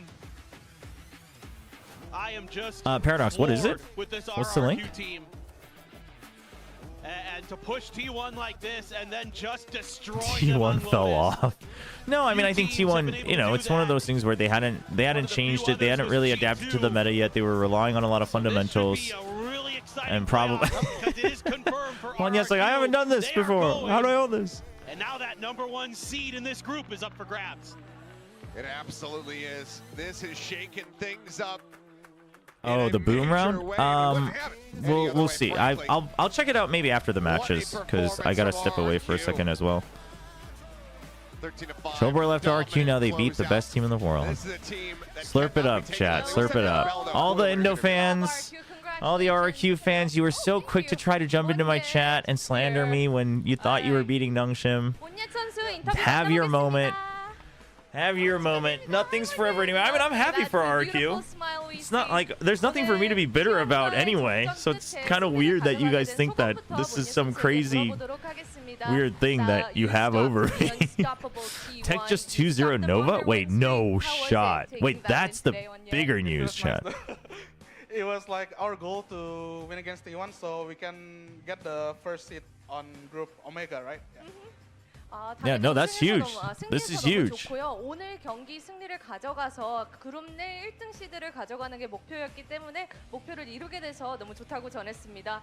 안 그래도 오늘 승리로 플레이오프 진출을 확정을 지었는데 인도네시아가 오늘 일원이군요. 선수의 네온이 정말 그 필수적인 역할을 제가 항상 말했잖아요. 인도네시아 잘한다니까요. 한번 들어보고 싶습니다. Yeah, I was going to mention congrats to making it to the playoffs, and I think that was mainly possible because of your neon. You were popping left and right, north, south, everywhere. How does it feel to be back on that duel? Thank you for all the support as an Indonesian fan. I really appreciate it. Sure.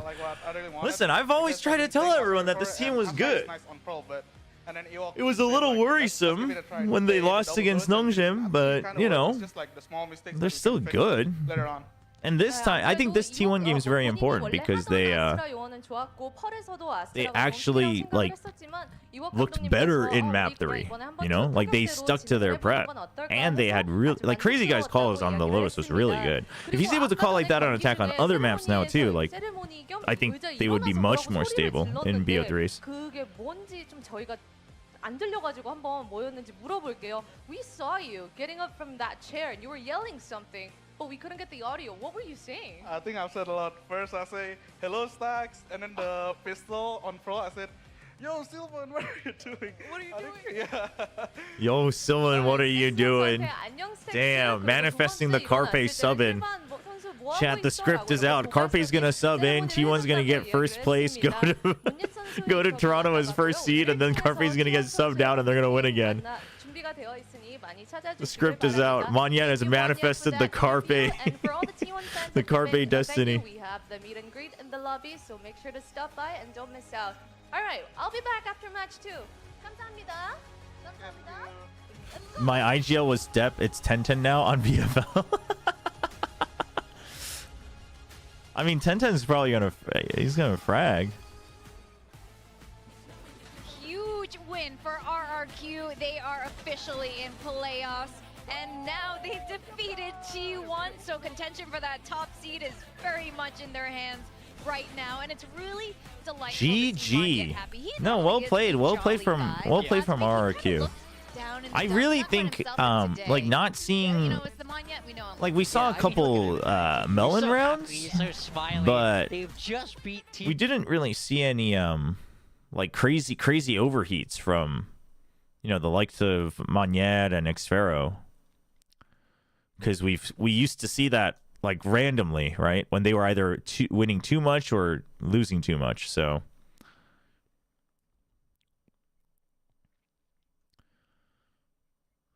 very well done. Yeah, T1 definitely looked a little off though. Like Buzz wasn't hitting his shots in the first 2 maps, and then they I guess he hit some on Icebox, but he would have liked more, I'm sure. But then they looked like they were disjointed on Lotus. But again, I think a big part of that is just because like they were getting super red by RRQ on defense. 아, 그러니까요. RP 선수가 2대 0으로 이겼다는 소식이 있네요.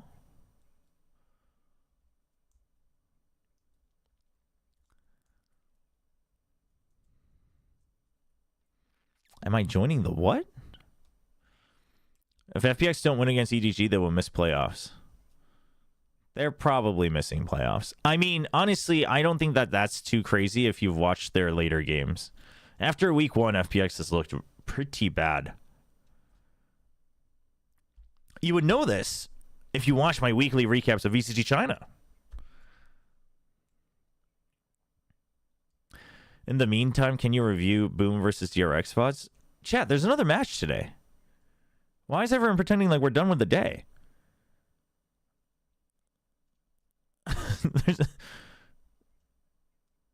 Chat, there's another match. Like, RQ fans, I'm happy that your team won, but there's another match today.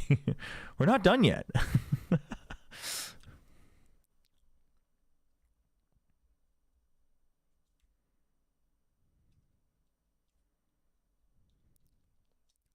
Wait, no, Yissel, don't change the titles during the matches. I like to have the match, or you can like put it afterwards, but try to always keep the actual match at the front for Twitch, please.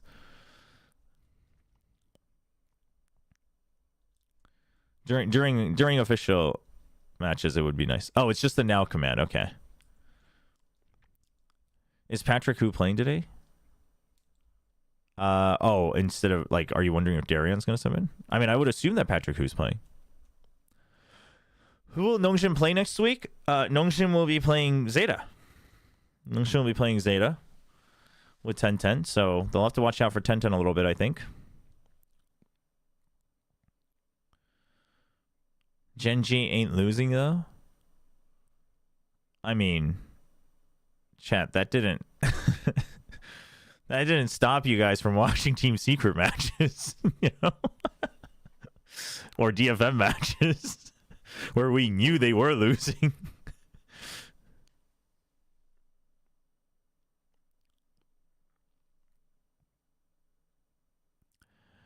Thoughts if FPX wins miraculously against EDG, there will be a 4-way tie. I also don't think that would be surprising because EDG hasn't exactly looked that convincing, but I think EDG will look more stable than FPX. Zeta made a roster move because Depp has an injury. They said they're aiming that for him to be back in 2 weeks, but we shall see. All right, chat. I'm gonna run some ads. They're running through everything else now, so I am gonna run some ads, and then there will be a bit of a longer break. I might be back in the middle, but maybe not. If I am back early, we can do GeoGuessr, etc., etc., etc. But if not, we'll be back for the next match, which is going to be Genji versus GE. Yeah, I mean, I think everyone predicts Genji on this one, but you know, we'll have to see if GE can look a bit more cleaned up. More importantly, see if GE can like start off on the right foot, quite frankly. So we'll be back with that one.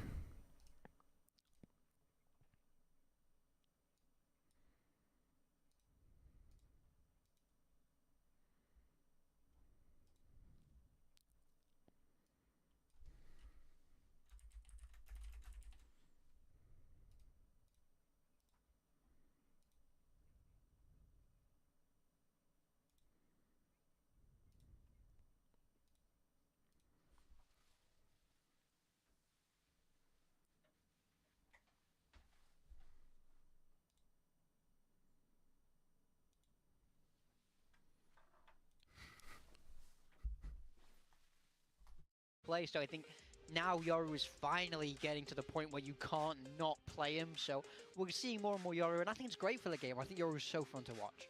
Oh, absolutely. Always fun, always chaotic, and you know who's really good at that? Pacific teams. So I'm not surprised SEA is doing really well, and Jemkin especially. With that, we're going to go on a very short break, and when we come back, we're going to see the Gs. We're going to see Gen G versus Global Esports. So guys, don't go too far away.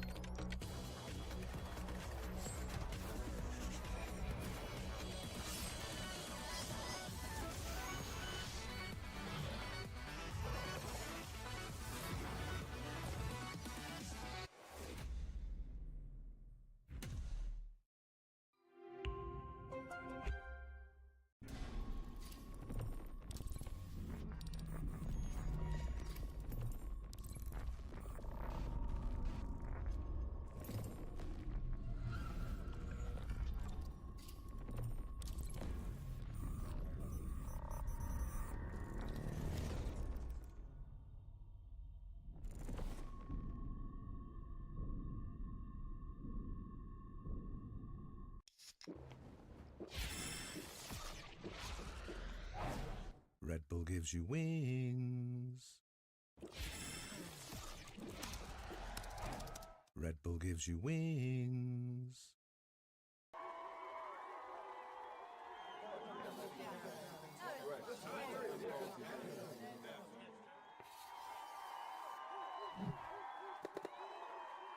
Red Bull gives you wings.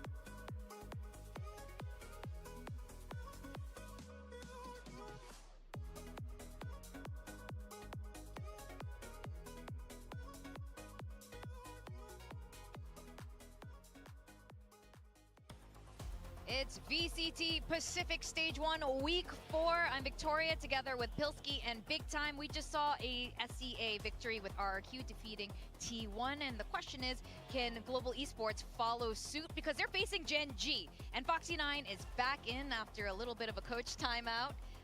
And he's looking pretty fire. Yeah, in that initial game, given that that was against DFM though, so I think Look, another not as difficult game for him if GE shows up in the same form that they have the last couple of weeks, but I'm interested to see how Gen G do go.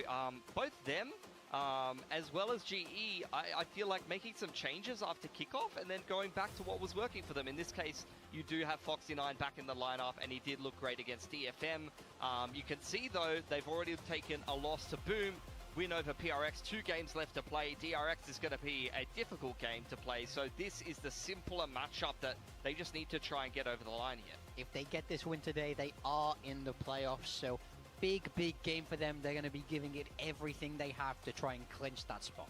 Absolutely. It's similar to position to RRQ, right? If they win, they're in. If they don't, it gets a little bit complicated, and they're kind of leaving their fate in the hands of the rest of their group there. They are facing against Global Esport, though, and I know a lot of us have picked Gen G for obvious reasons, and partially because Global Esports has a bit of an upheaval. They had Darion in, they had him out, and now he's back in. So yes, he is officially back in today. Now, we didn't see a great performance in Patrick Hu, and there could be many reasons for that. But how do you guys feel about Darion stepping back in? Yeah, I think it's a good thing. I think it's what I wanted to see. At the end of the day, Patrick Hu, similar to Suggest in Gen G in a very different way, has been put in a difficult position. He did not have a lot of experience. I like the addition of people like Kelly S or people like Puppy, where these guys have proven experience in some of Philippines' top teams, whereas Kelly S did not have that same pedigree playing in the Challengers scene, playing on some of the top Filipino teams. So I think it was always going to be difficult for him to transition into a stage environment.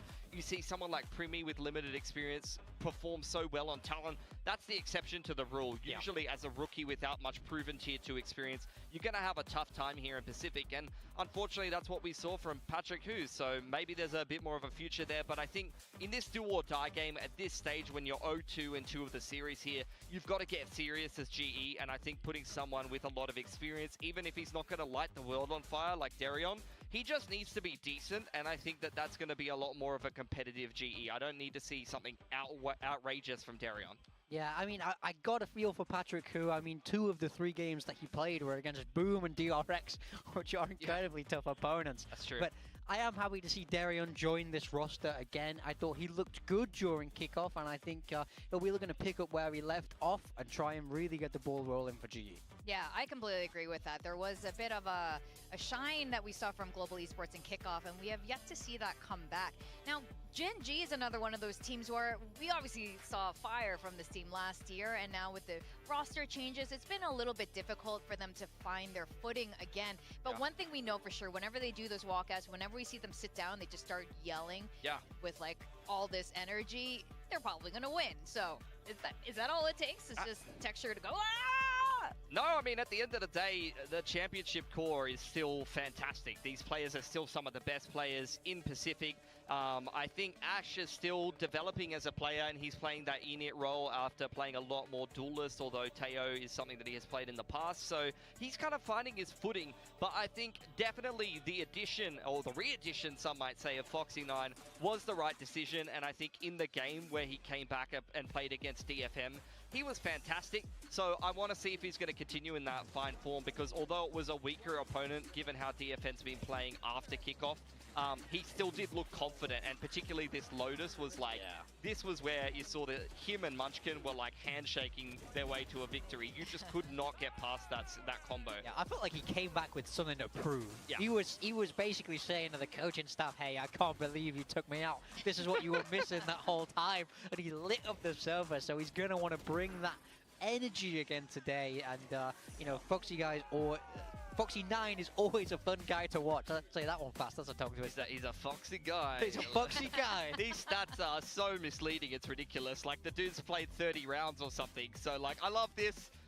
But this is farming DFM in a singular series. Let's not get carried away. Let's see some more samples, guys. Let's see some playoffs. Although, I will say in kickoff, he was decent. And the agent to the left of him is interesting to highlight, Cypher, because that was by far his worst agent in kickoff. But a lot of that was predicated off Abyss games, which is not in the map pool anymore. So I think overall, if he's playing Killjoy, he looks phenomenal on the Vice as well on Lotus. He shouldn't have as many issues, to be honest. I think Cypher's been more so his weak agent.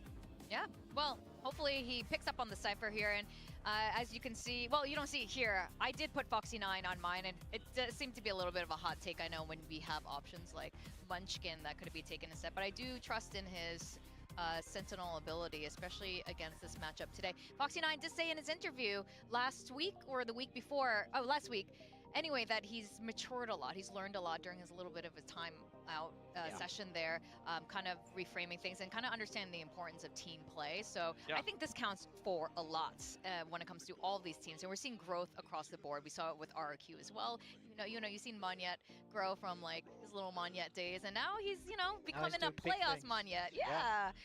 So we do have our map draft. I'm a little bit curious how this is gonna go. And I'm, of course, hoping to see Global step up a little bit. We don't want a 2-0 kind of day, right? Yeah, so Gen.G...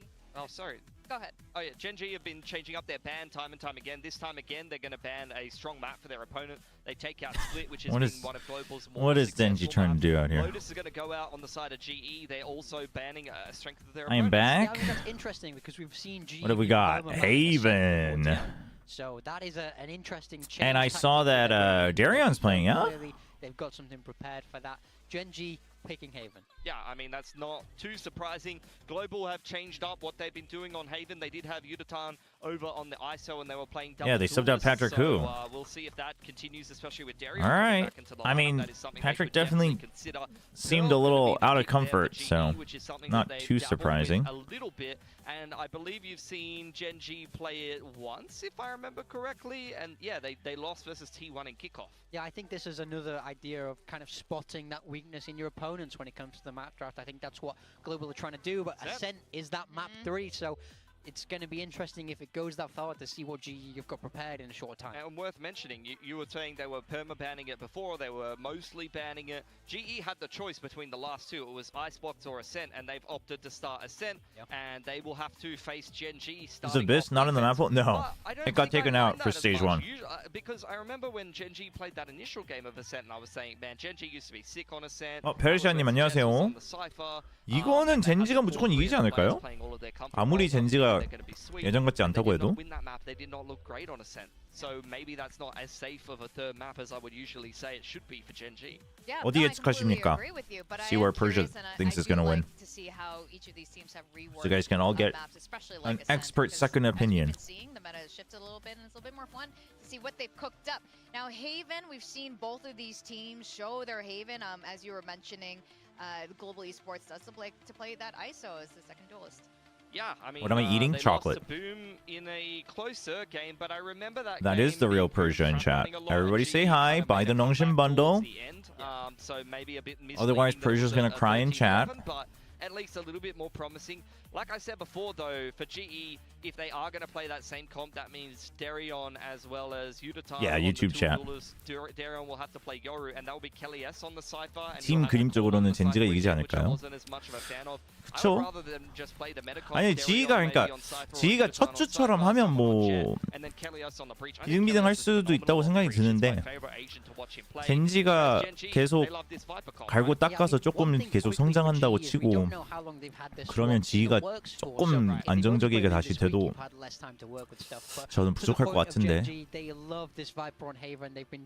특히나 지희가 뭔가 난전이 일어났을 때 개인 기량으로도 밀 수 있는 힘이 있었다면 사실 젠지가 그런 부분에서 꼭 밀리는 게 아니니까. But this was like 2 weeks ago when Darion wasn't playing, and he looked pretty confident that he would be playing again. So I think they've been talking about this for a while. That's my Persia said Jen Lightning just copy pasted. Persia said looking at the team overall, it should be Gen.G. In terms of percentage, yeah, it's a GE, the rest of us have picked Gen.G. Yeah. What kind of percentage, chance of winning I would give it 80-20 for Gen.G. 80-20. Teach me how to aim. Yeah, I think the change kind of... Gunshot, that would take too long. I would say if Darion was in for longer, I would even give it like a 65-35. Yo, Tron! Just got done with my exams, traveling back home, but I had to open the stream after I saw the results. Top comment on Valcomp thread is Chobra was the problem. Because they've had to, work on these roles in particular for quite a while. Yeah, I give him 25. I give him 25. I think Gen.G is still a little bit on the shaky side. It's too late. Contract's already signed. GG, Nongshin. As a third map, though, does scare me a little bit because Genji did look pretty shocking on that. Persia played at Challenger South Asia, right? Yes. They've been banning this map. They've been consistently banning this map. So whatever they're preparing, they've had to rush. So I think if this goes the distance, Genji will take that ascent. I'm still pretty confident in Genji. All right, I'm inclined to agree with you guys 유도탄이 here. 나머지 4명 목줄 채워서 끌고 For Genji, but we'll just have to wait and see. We're going to send it down to the stage and welcome our two. 그거는 인정. Oh no, we're not. They're not ready. Oh no. They're like getting ready because it's a They got big stuck day. in the elevator. They're stuck in the Apparently, elevator. Well, I'm not there, but I'm apparently, if not there. Yudotan hard carries, then GE can win. I mean, I think for GE, like the thing that I really want to see is like what we saw from kickoff. The individuals need to wake up. Yeah. Like Patrick, who Estee, you got Margaret on your fantasy team? Subbed him out. We put somebody else who is Nice. Margaret's been fragging. Margaret's been fragging at this stage. Really happy to see that. Puppy winning clutches and getting in some better form because he's been a little bit shocking since the latest stages of kickoff and into stage 1. And I say that lovingly because I love Puppy with all of my heart. He's my favorite player. He plays the Poppy song until he started getting disappointed.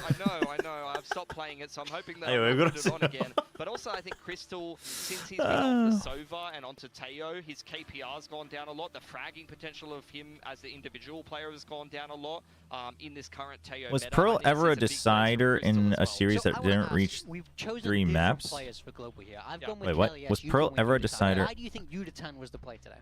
I think his last series was promising, even though they didn't have a good time. He's still fragged out, and I think he's, trying to play with confidence, play on something like that. Patrick is out, so yes. I think Yudotan is a good pick. I hope he plays a lot of Duelist, even though Darion is in. So Darion will probably... But I almost did pick Kelly as Oh, well. wait, so is Yudotan back to Duelist then? I knew that Haven was definitely... 그러면 유도탄이 다시 타격대를 하는 걸까요? Fine to play Haven, and I think Kelly S is going to be on the Cypher again, and I'm just not a big fan of that. I don't mind his deadlock, but I just don't want to see him on Are you saying yeah because they confirmed, or yeah because we just assume? You could open yourself up as an individual. Because if it's Yudo Duelist, if you're calling, you're able to find those low positions, call the team back. Oh, who knows? 유도탄이 다시 타격이면 I have to say, I had the same exact thought process as Pilsky. Both of them really 아니겠죠? solid picks, and going with Yudotan 일주일 안에 그걸 바꾸진 않겠죠? But I do want to see the rest of global esports. All right, we're assuming Darion will just sub in for Duelist. But now he's had time.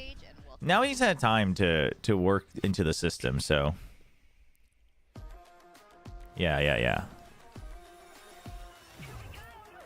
Honestly, though, I think that is better. I think Darion shines better when he's on Duelist. Like, as good as Yudotan is, like, Yudotan can still get good value as Sentinel, whereas Darion, like, Darion can play anything, but I think he shines a lot more when he's on a Duelist, and Yudotan will shine a certain amount no matter what, so...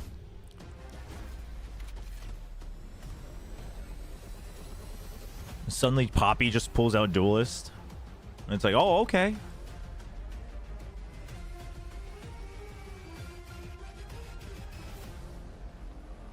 I'm here for the Poppy Jet, man. I'm here for the Poppy Jet.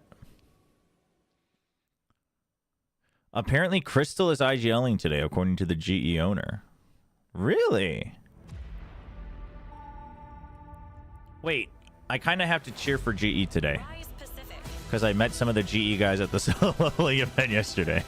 And we wished each other good luck at our VCT matches.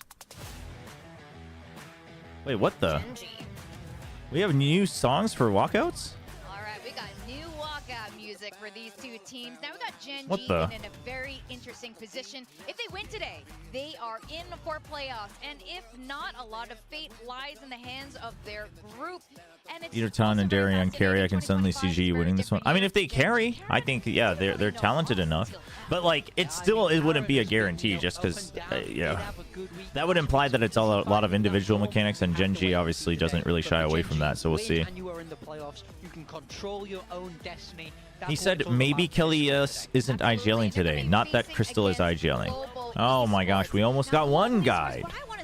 We almost got one guide. That we saw at the beginning of kickoff when Poppy was bragging out of his mind against Team Secret. Every single one of these players has that potential. They've shown This is not how it works. 페이퍼렉스와 경기를 하고 싶나요?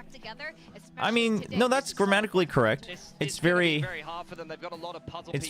formal and rigid, but they've had someone different step up into the head coach role. They took a gamble on a rookie that didn't work out, and they've subbed a different player in At the end of the day, though, the But they're not even in the same group. 근데 뭐 같은 조가 아니어서 일단은. And they both look shaky and susceptible. So if you can, you know, ignite that spark and actually make some. Did Gen G play musical chairs when deciding who plays between Ash, Foxy, and Suggest? Absolutely. No, because then Suggest would win every time.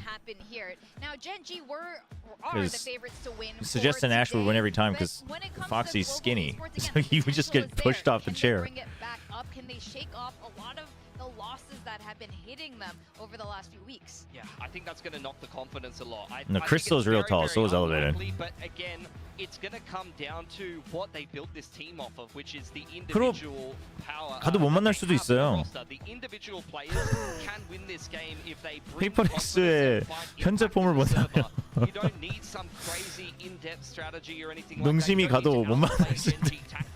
You need to outplay them on an individual basis and let these fantastic players actually shine in the server. Yeah, you can't let those previous. Yeah, Paradox. He said, well, we'd have to meet them in playoffs, so. They win this game, they are able to control their own destiny very, very confidently and have some of the other results fall in their favor even. So it is still all to play for. Who's Juvenile's replacement? Is it Elevated? Well, Elevated was the assistant coach already, so yes, Elevated is leading the team. Will reinvigorate this team, relight that passion that we saw from them in kickoff. No, Warriors just has really good anti.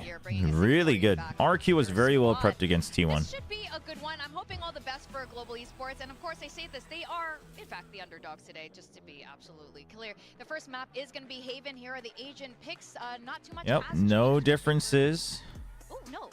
Things have changed. Yeah, no, GE, I mean, GE sticking with what Well, they were doing it's the before. same Crystal's thing. on his comfort roll. Yeah.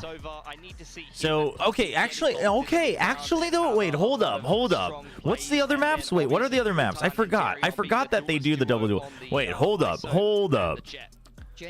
I forgot that they do the double duelist on Haven. This composition, they love doing it. Hurl and Ascent. Time and time again from them. They love the Viper here. They are 3-1, only losing this map to Okay, Boom maybe in not. overtime, so it's no wonder they're going to be heading into this map 1 feeling very confident. Absolutely. Foxy 9 looking good, looking happy, being back in the If G want double duelist, and why is Patrick out? You know, No, they played double duelist even with Patrick. It's not because they wanted double duelist. I think they just subbed Patrick out. And all of the chores were done, and they were very happy with him. So he's back on the squad. Love to see it. Yeah, absolutely. All right, we're gonna send it back to our. It is Jet ISO though, so this is gonna be about can they just frag out or not. That's what it's gonna be. And you know, we've seen what happens when it's the Jet ISO. Going up against Global Esports, but a different look, obviously. Darian back on the starting roster. This double duelist still going to be sticking through here on the Haven, but we get to see Yunatan back into that duelist seat where he was excelling for the team. Yeah, he seems to be one of the few other players in Pacific who's been able to pick up the ISO alongside me. They were playing the Euro ISO before, but really pushing Boom Esports on this map the last time they played it. So really curious to see if they're I mean, I think it's just a matter of they didn't want to change the entire comp, but they were subbing Patrick out. The desk can say why the sub happened, right? We didn't get a report on that. To bring it here today against a very tough opponent in Gen G, who looked rejuvenated with Foxy 9 back in the roster last week. Trying to take Vitality's dish from Masters Bangkok. MVP, Munchkin, very powerful. More palatable, perhaps. Let's see if they're going to be able to do it as we get ready to jump into Haven. And yes, I just enjoy smack talking the other regions. Yeah, it's a fun little pastime. I've noticed that. I mean, meanwhile, I'm sitting here trying to play. No flashes for the entire game, actually. I think life's just easier and better when you realize that you can't do that, and it's better to just piss people off instead. Is it easier, though? Is it? But obviously, a big part of why the Yoru ISO works is because how the Yoru can help create space and then do the rotates, and the ISO can hold angles, etc., etc. And basically play both sides of the map. So you won't really have the macro of it, but you can still have the Jet be the space creator and the ISO be the fragger. Glimpse on multiple players. We'll just go ahead and send yeah, no flashes in the entire game is a little crazy. But it's not the craziest. It's happened before in different metas. Shut down here. That flank pressure not going to be much more of a concern here for them. Texture got himself positioned up on top of the box here. But the problem here is that without a pop flash available, it's going to be really tough to fight against the double controller. Oof, shield wasted, and only 40 seconds. So unless you sprint now, it's not going to be a guarantee rotate. So they are going to make noise leaving. They're making a lot of noise leaving. Leaving just the jet isn't the fake you think it is necessarily. Munchkin's ready for it. See if he gets a peek out, and we'll just go ahead and abandon this one Munchkin.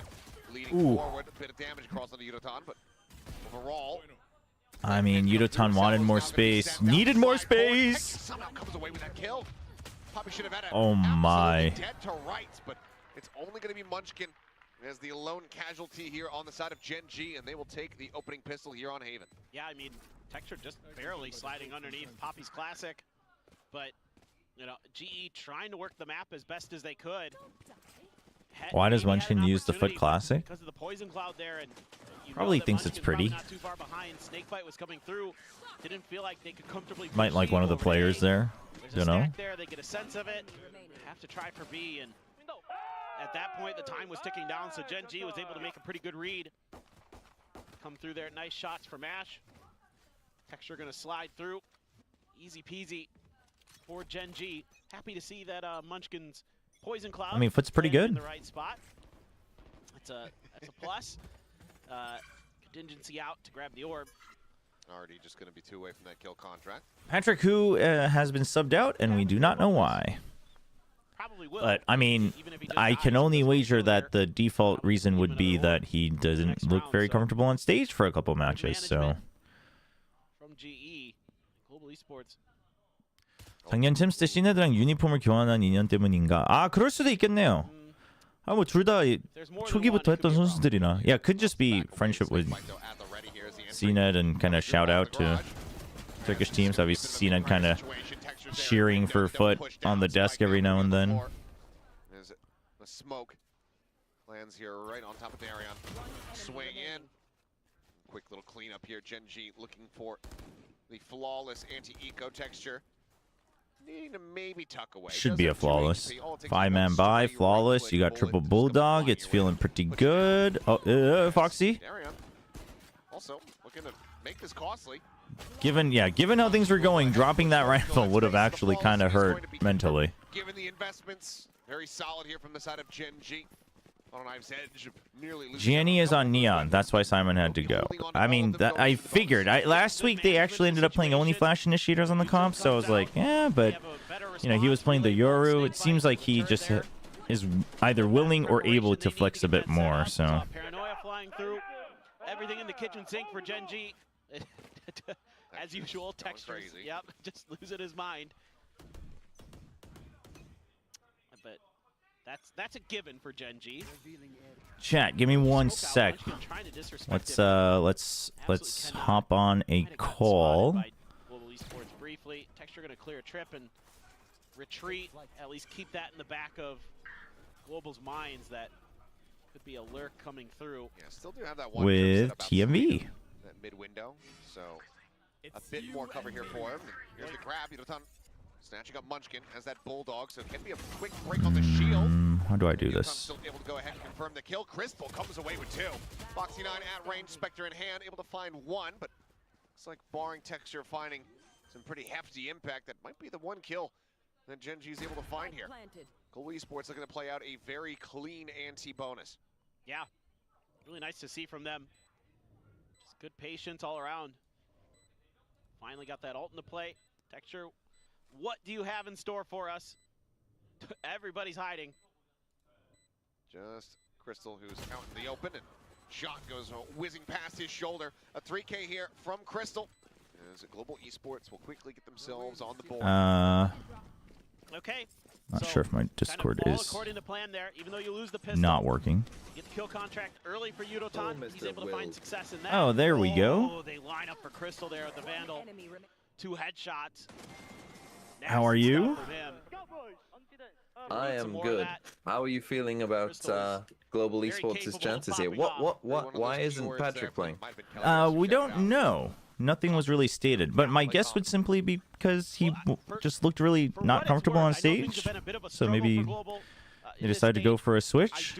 See if they can. Elevated becomes coach and instantly benches someone. He's done a really good job as the leader of this Ah, team. the conspiracy theories begin. Rough sledding at times. He has always been a positive impact. How do you feel about Global's chances in this game?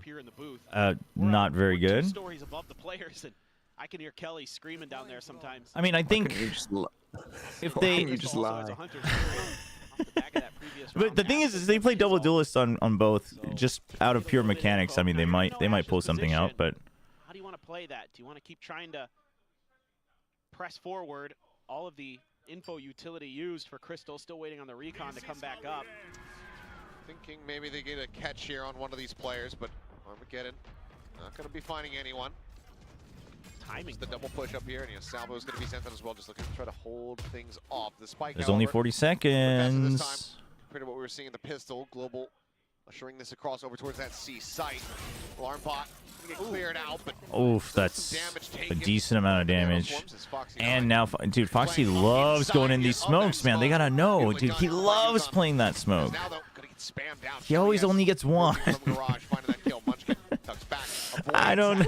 I mean, this time though, he had backup. They're playing for time. 10 seconds remaining. Actually, going to be taken down. Kauron here versus Crystal. The swing coming through goes with a slight little adjustment on the wide swing. Kauron playing it beautifully. How is Kauron so patient? What the? I don't know. I think that's his greatest skill in Valorant, to be honest. Is his movement when he fights before he shoots. Yeah. The early utilization of I don't feel great for Global. I don't feel great playing no pop flash against double smokes Viper. Yeah, no, I was talking about that. Neither of them have flashes, but obviously Gen G is double controller, so. He had his turret pretty far forward there to kind of give him the early warning. But would the flashes have really made a difference? I hope we get more fights between Crystal Sometimes and you have to. I think not playing Yoru in this comp is just trolling. And I'm guessing that's because Darion doesn't feel confident playing Yoru. Yeah, I gotta imagine. Although that does imply that maybe this wasn't, like, this was a somewhat last-minute change. Yes. It was all just to give Crystal a false sense of security. Yeah. It's like, he's whiffed. I've got time. I swear. What time are you on, by the way? Oh, I am on 7, 6, 5, 4, 3, 2, 1. Yep. That was a nice one. That, like, you're on 57 now, right? You're not like... Yeah. No. Okay. Drone cleared. So you know there's one back site. The real question is can you break through? Ooh, Foxy considering swinging in. Might be getting timing now. Nope. Faces back forward. The tail went up. Chases in. Finds the headshot. What? Why would you have your left standing? As Paranoia sent whiffs. I mean, either of these players. I don't love it. Go ahead. Take the opening fight. No, chat, I'm not saying that Gen G doesn't have mechanics. I'm just saying that might just be GE's greatest strength in terms of Darion and Yudotan together. So. Yeah, some really solid side anchoring from Foxy9. He's doing a great job of playing delay. Really? We're just gonna have a little cinematic having a little fun here. pan of that? I don't know what has gotten into those two today. I heard Texture yelling. Yeah. I think he was screaming at him to give him the defuse. I mean, those two are quite the combo.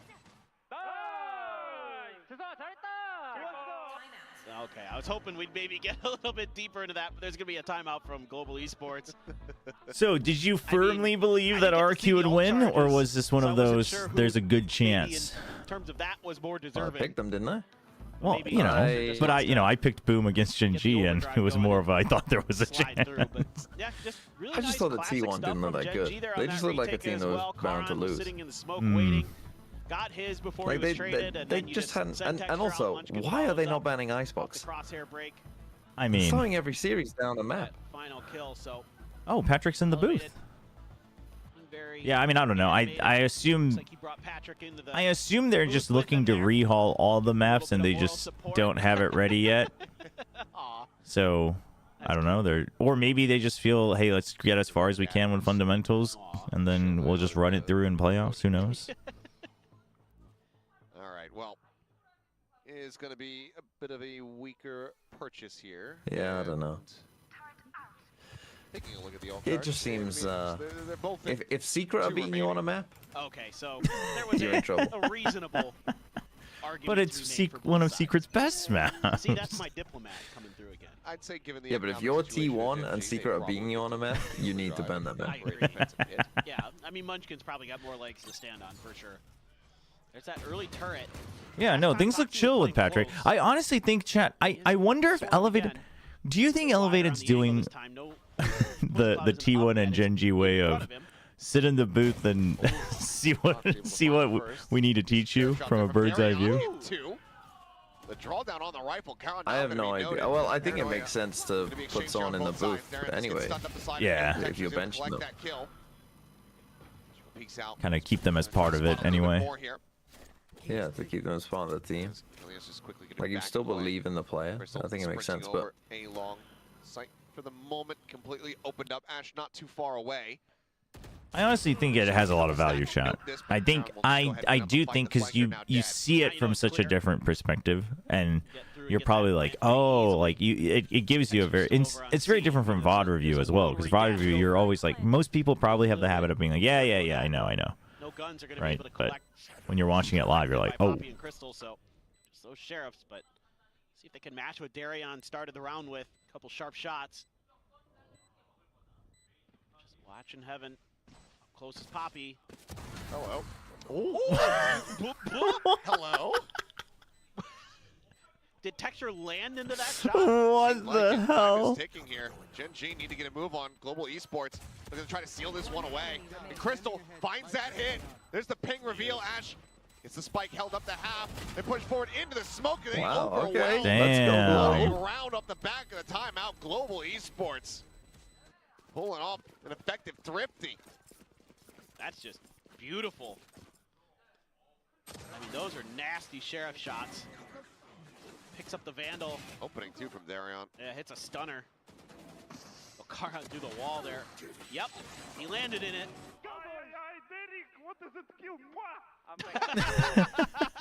There you go. Chef's kiss indeed. Getting a little bit energized. I love that the other Precise gunplay at work. That's right.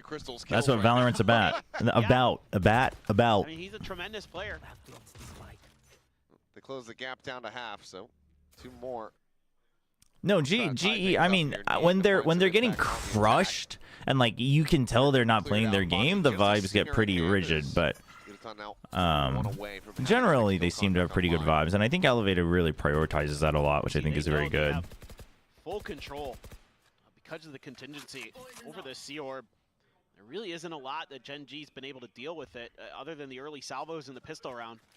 And Ash has been on permanent A duty ever since, so they've done a great job of finding the advantages where they can, really putting them to good use. Obviously, with the way Yudotan performed the last time out on Haven for GE, you want to get him fired up and rolling. And if Crystal's popping behind him, things could definitely go well for Global Esports. Yeah. Oop. Texture trying to get away with a forward position, but it's noted. Good diligence.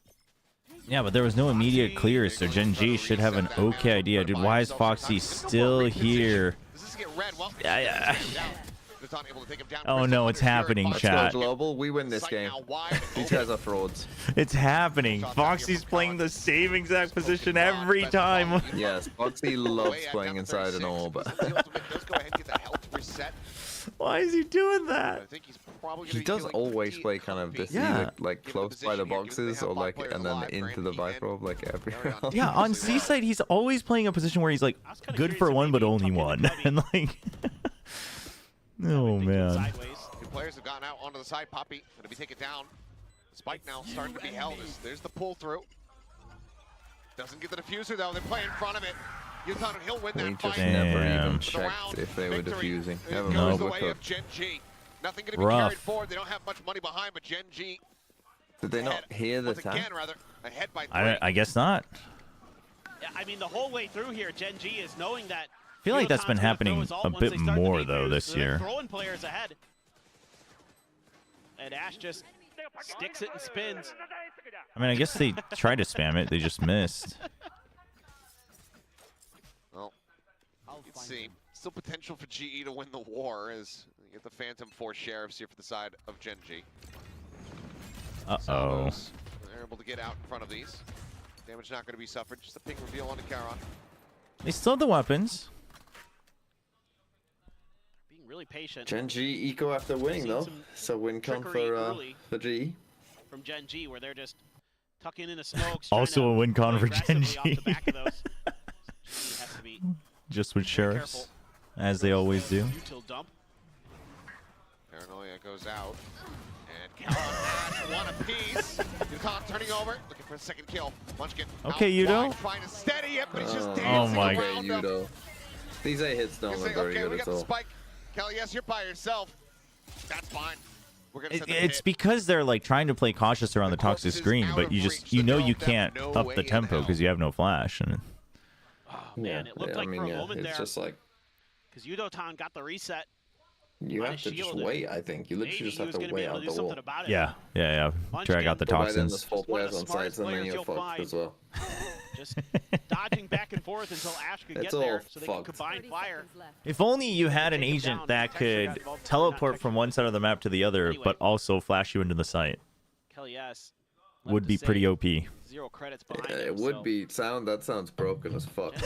Actually, when you do put it like that, if it wasn't in the game, people would say that. Yes. Yeah, they would. Yep. Free orb too. Get closer to another Armageddon. Why did we pit Phenomenal round on here. Gen G side? I mean, probably just to secure weapons and make sure that they can actually win the round. Have you seen because Nova lost the tech? Yeah. The FPX EDG game, FPX can be out of playoffs or finish first. Yep. Lockdown available. It's kind of crazy. From an Armageddon as well. Dude, that group is... How the fuck did Nova lose to tech? What is going on? 2-0 It's the biggest throw of all time. Why does everything always line up perfectly for EDG? Still seemingly in Gen G. Isn't that crazy though? They do. Like, how does that happen? Well, I mean, you've still got Texture, Munchkin, Charon. Like Nova, all you have to do is beat tech. Ash gets involved. I'm sure Okay, but tech, like, when they have a good game, they have a really good game. It's just not very often. Ash, not really much you can do But to somehow contest 3 that and at this 2. point. I know it's crazy. Yeah. See what the timing is and which direction They're just inconsistent, man. Smoke, Charon, expecting the execute. It's 4-4 first map. Damn. Again, GE so scared that there's going to be players inside of those smokes because of what they saw early. Has to respect that. Minute left on the clock. Foxy. So here they go, chat. They're trying to drag things out. They're trying to mask information so the wall doesn't come back up. But this means the toxins have been resting. So as soon as the jump heat comes out, it's going to go back up. And then you're going to go down to 30 seconds. And then you don't have time to rotate. Okay, there's... Yep. Nope. Can't go in. Now they have to wait. There's a smoke. Munchkin's going to play in the smoke. In global esports Just go where Foxy9 is. Sacrifice one guy and get into the site. It's the way to do. Oh my. Okay, at least they trade. And it's the Viper. That's actually kind of big. That's kind of big. Oh, the instant trade on Munchkin's huge. What happened here? Yeah. As soon as you kill Munchkin, they have a chance. Yeah. That is crazy that Global's able to break through that. That is pretty well set up by Gen G. Just good firepower there. Everybody. No, chat. I think they should just run it down C every round. At round. the same time, watching the proper angles, and they all hit their shots. The dominoes just fall. I mean, that looked like it had Gen G written all over it. But sometimes you can just fight your way out of those bad spots. Good shooting can get you those big round wins that you desperately need with the economy being the way it is for global esports. That is huge. Yudotan's going to have his ult going into the next round. There's a lot to be scared of for Gen G. Yeah, they have a lot of ults too. I mean, that kill contract can be a difference maker. Gen G's already got their 6. No matter what you've got to throw at it. 7 would be nice. Wouldn't be the end of the world if it's 6. It'd be just fine. So run this all the way to a 6 and 6 half and try to recover it. Just walking in with no drone or no flash. Oh wait, we don't have those. Munchkin just did the Foxy9 too. But there's a difference between doing it every now and then and doing it More super good. like every Hard to round. disagree with that, considering just the pace that has been set so far. It's been 2-1, 2-1, 2-1. And considering there's only 3 more rounds in the half. Well, yeah. But he's absolutely correct. They could get it to 6-6. I mean, they probably feel pretty comfortable. You kind of don't want to watch this game. Okay. I mean, you don't have to. Oh, no. Uh-oh. The push out. Good round read, right? So because they've been shut down on A, back and forth, you just say, okay, let's just crunch on A, shut it down, and then we can play retake on C. Big pace change. So now Gen G's kind of chill with it. They're good with the first half. And those were deep kills. That was. I figured I'd be excited for a G game, but no. Oh, why is that? I mean, the game's pretty. It's pretty not deep on either side. He's way out in Narnia. Well, for Global Esports, it's one of those rounds you want to just try to shrug off. You got Armageddon and Lockdown on the side of Gen G. Say, okay, let's get 2 more. And it's really good. Yeah, just keep saying that. The issue is the economy still. Gen G's already prepped for Seaside. Look at this. Gen G's sitting on a fair amount. Oh. Karan. A lot of passive info towards the middle. Nice step up, and he's still got the double tap. Yep. Oh, that's kind of big though. Oh. Arriving and again just swinging out. What? Like what? Wow. Yutan finds Munchkin. 5v2. Foxy and Ash, I mean, do you? I don't understand what's going on, chat. Kelly S is still on a lurk. Well, get Kelly S here. Oh, now no. Well, you will make it a little bit more costly by finding the 2 eliminations, but that is going to be Global Esports. I don't know why Texture. I think he just wanted to dwindle the numbers before the ult ended, but that's still crazy. Still not quite as hard hitting on this attack as you would like it to be, given the double duelist composition. But I'll be honest, chat. I'm not that excited to watch this either. Much better feeling here for you. They're starting to have fun. This is kind of dangerous for Gen G. Scare him maybe a little bit. Welcome back. Just phenomenal stuff from Yudotan. I mean, his ISO is very, very strong. The individual shooting is through the roof. No, GE's like overall teamwork looks better, closer to week 1. Not as good, but closer to week 1. Duelists in combination, shutting Gen G out of that round. Just aggressive positioning, hitting their shots. So who do you think is actually the strongest team in Pacific right now? Texture play though. Keep up. Yep, Holy fuck, what a question. And, dare I say it? To boot, so dare you say it? Gen G has an and be responsible for their downfall? Just can they stop GE's fearsome pushes? Wise there from Darion. Want to aggress any further forward off the back of well, what would you say? I'm a little torn. Being set up off the back of it. The thing is like, it's been obviously the name of the game. Ah, man. Most killjoys, of course. You want to say it? Yep. No, I mean, no, I think that's the easy answer. Boom, boom, boom. I want you in my room. Backs away. That's what you want to say. How much did they get to see though? If they were able to identify this, Texture is still playing up close, but oh no, more than enough. I don't know if you. I don't know if you can count out the. I think like DRX. I mean, I think it's close. It's better to say that it's. Ults are dog shit. 40 seconds now remaining in the round. Why would you leave a little gap there? And not use your salvos at the same time. That was pretty bad. Holy fuck. Primed. Bounce forward, Paranoid coming across. How have you still won that fight though? All bait. All part of the plan. Munchkin finding 1, finding 2. And that is going to be the cleanup coming through as Gen G get Didn't they only?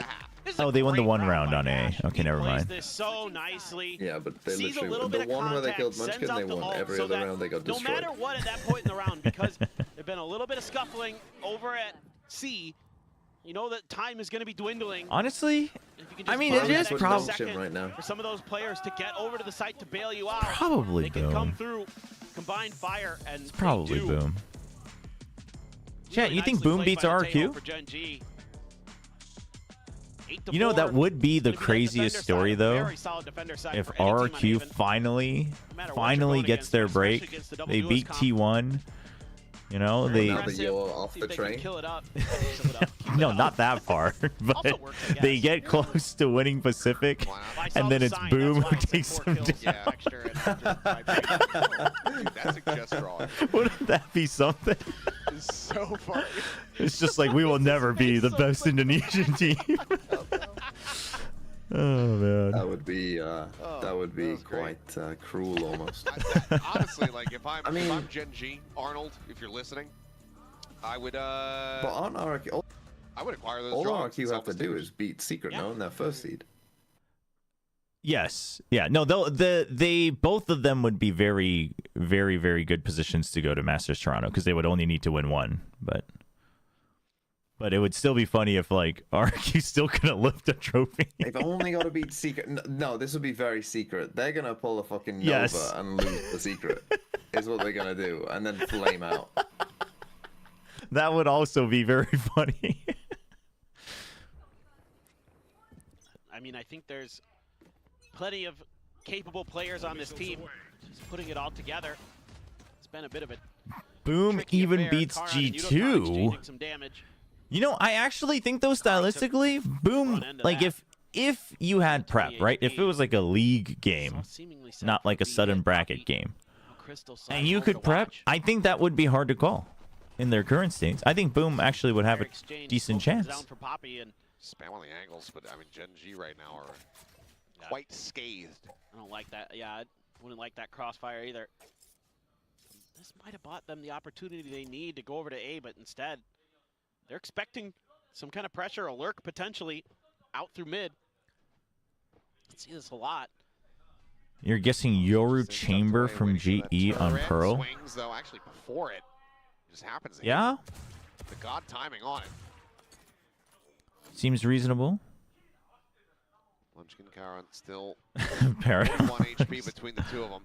Could be at risk. Tarrant seeing a shoulder, opts the back away. You get the sewer, nothing spotted now. You're going to be sent, relay into the corner. Texture looking to try to get the shutdown. Finds Crystal, but Darion. Barrel stuffs with the Sheriff. Finds him. Man, Foxy with the space creation, though, with the zone control. Foxy? Oh, he's grown so much, chat. Oh, he's grown so much. He's pushing the smoke. They're planting safe. It's on the other side. It's a double. Oh, yikes. Oh. 30 health between the two, and damn, dude, Karon's so good. Crisp. Goodness. Both pistols here for the side of Gen G, 9-4.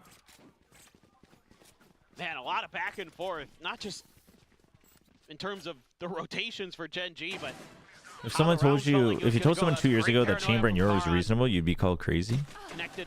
Wait, 2 years ago? Isn't that? And the early recognition here from Gen G with that crossfire. Oh, that was when Chamber was out. Yeah.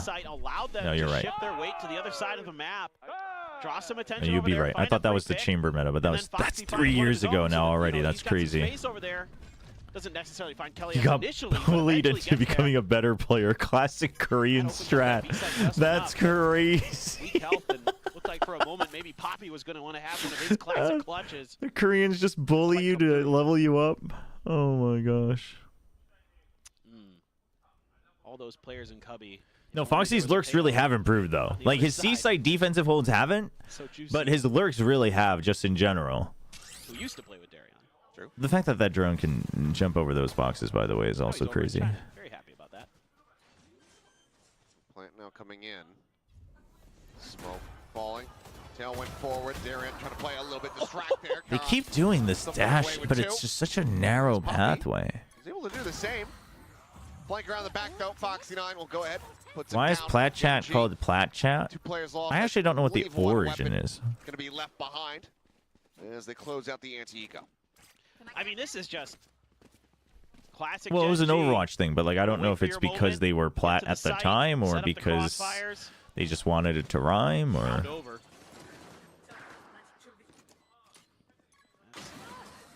Chris shooting. How would you rank the Korean Sentinels?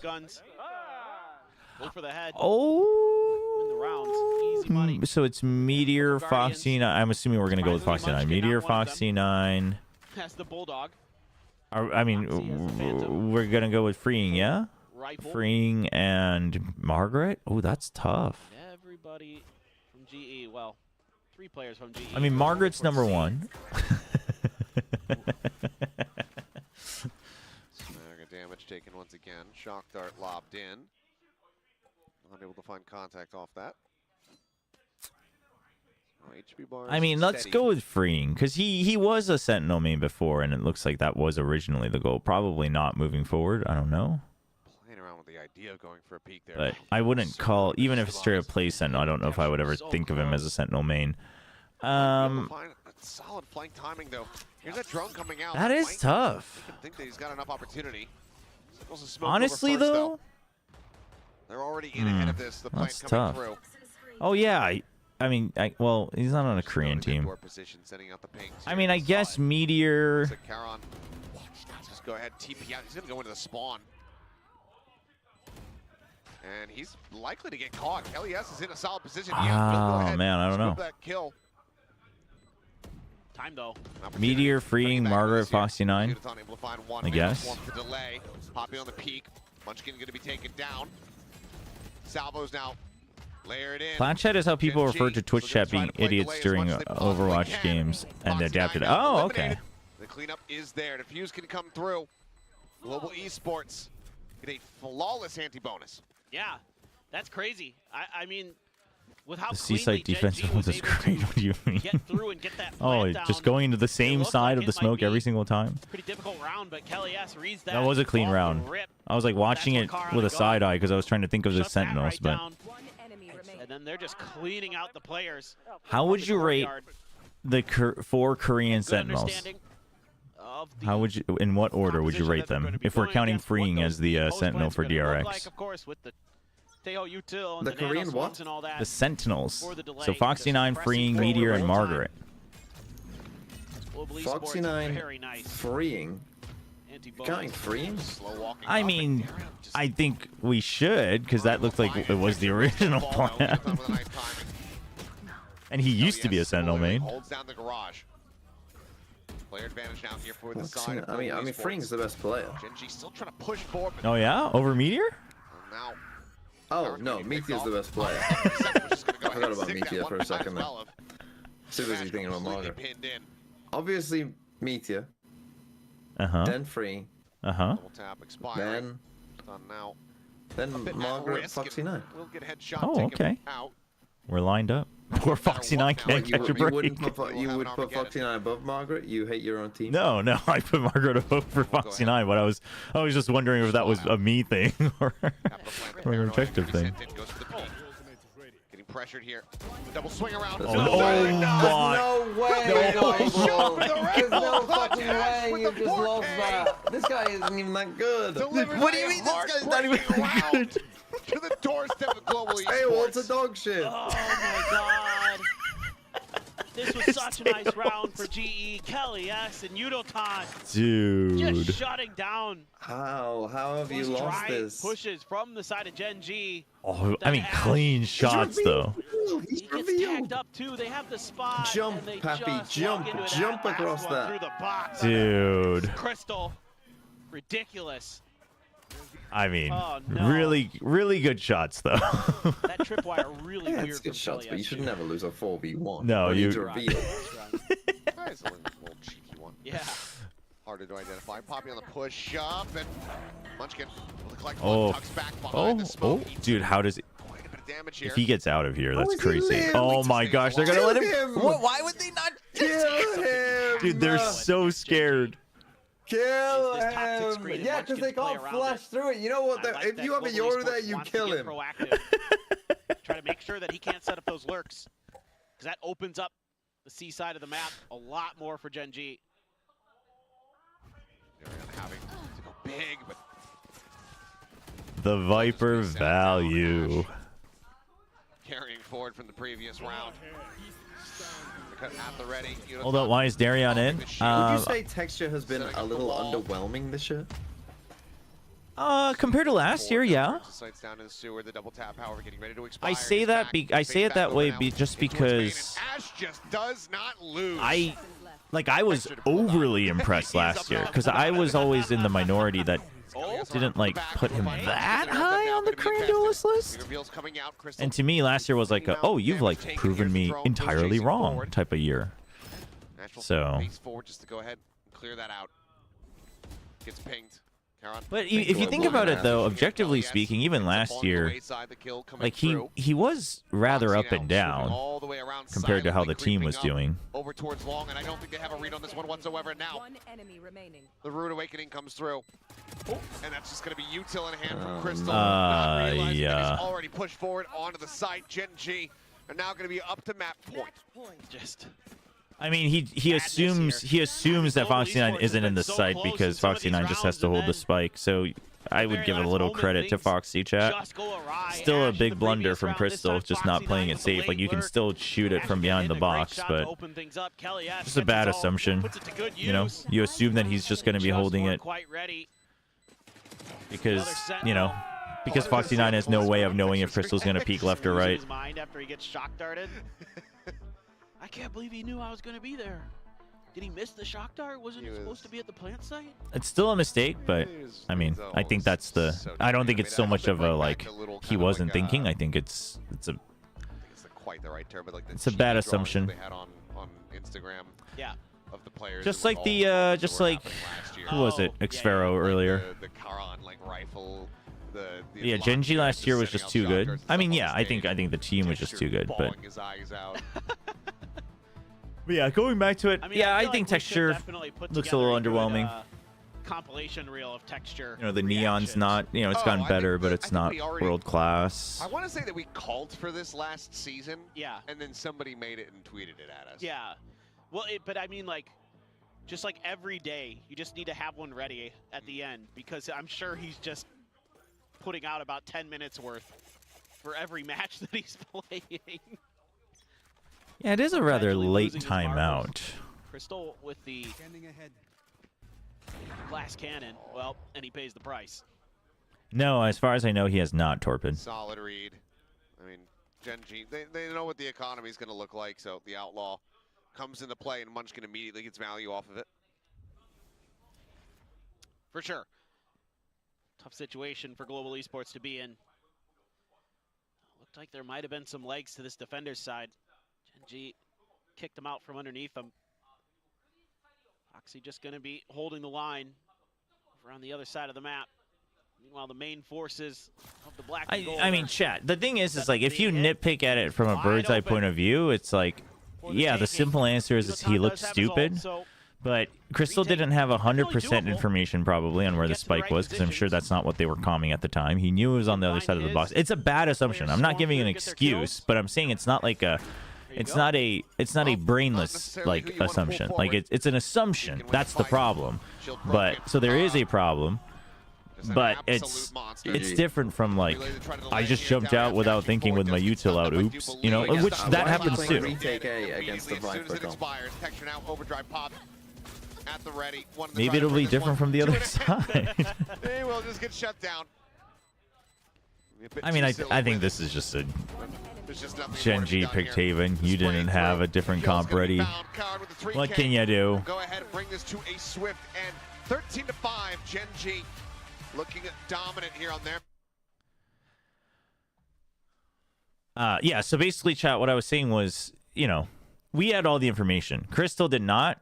It's still, therefore, in some ways, it's like maybe in some ways even worse that he made that assumption, but he made an assumption, and I don't think it was completely unfounded. Because even if it wasn't planted perfectly for long, it's like you just saw him fighting here, right? In this angle. And you don't know if Crystal's, right? Foxy9 technically doesn't know if Crystal's going to peek from here or come around from here onto the spike. So Foxy9 going here makes him technically more vulnerable because he is now open to a swing. So Foxy9 could hold here, and if the tap happens without him seeing him peek from this side, he knows he's come from this side, he can slow peek out or try to find timing. Obviously, that puts him kind of on a back foot as well, but like Crystal just assumes like, oh, he's not going to be in the side because that would mean like he's taking a risk, but we saw that, so.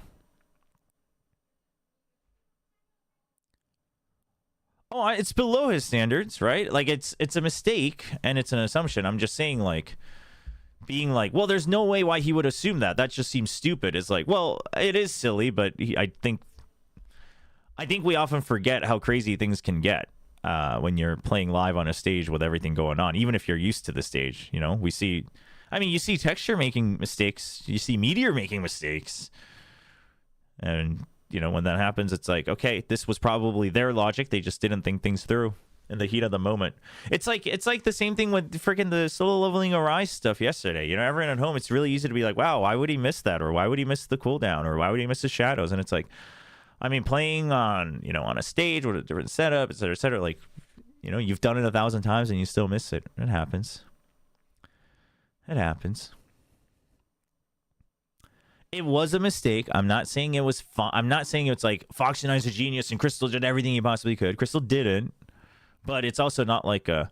Yeah, but it just makes no sense. That's just stupid. I don't think it... I say that because it's like so easy to then be like... To then just flame a player. Be like, there's no reason for you to have done that. It's like, well, no, there was. It was just a bad assumption, you know?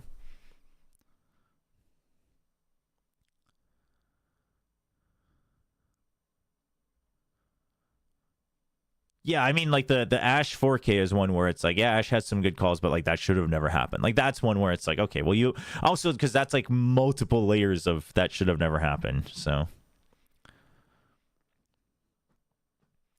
I think after that one before they lost confidence. Yeah, I mean, I think that part of it is that I think part of it's the Viper, right? I mean, you know, you try to push through the toxic screen setup every time on A, it never works out. EDG FPX는 팽팽하네요. 역시 원조 라이벌.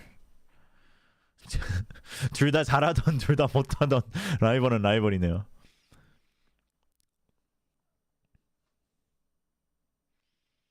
Also, if he wanted to dart main, right? But again, like you have to think we can see everything, right? In the heat of the moment, he was already. I'm just saying this because I think this really helps you understand, like trying to watch it from a pro's point of view. Again, this I'm not excusing it, but imagine this is A side. These are the boxes, right? And this is A main. Crystal was already here, and his teammate just got shot here. So if he goes here and takes his time to like jump and just toss it over or whatnot, but then like he still has to decide here or here, and then he would have to swing out here. His whole point was that he's gonna dart, push him away, and then he's gonna go onto the spike from here so he's not spotted. Like that was in his mind, right? And you know, he doesn't have like 10 extra seconds to think through it. It's a bad assumption, but like that's clearly what he was aiming to do. So, you know, it's bad, but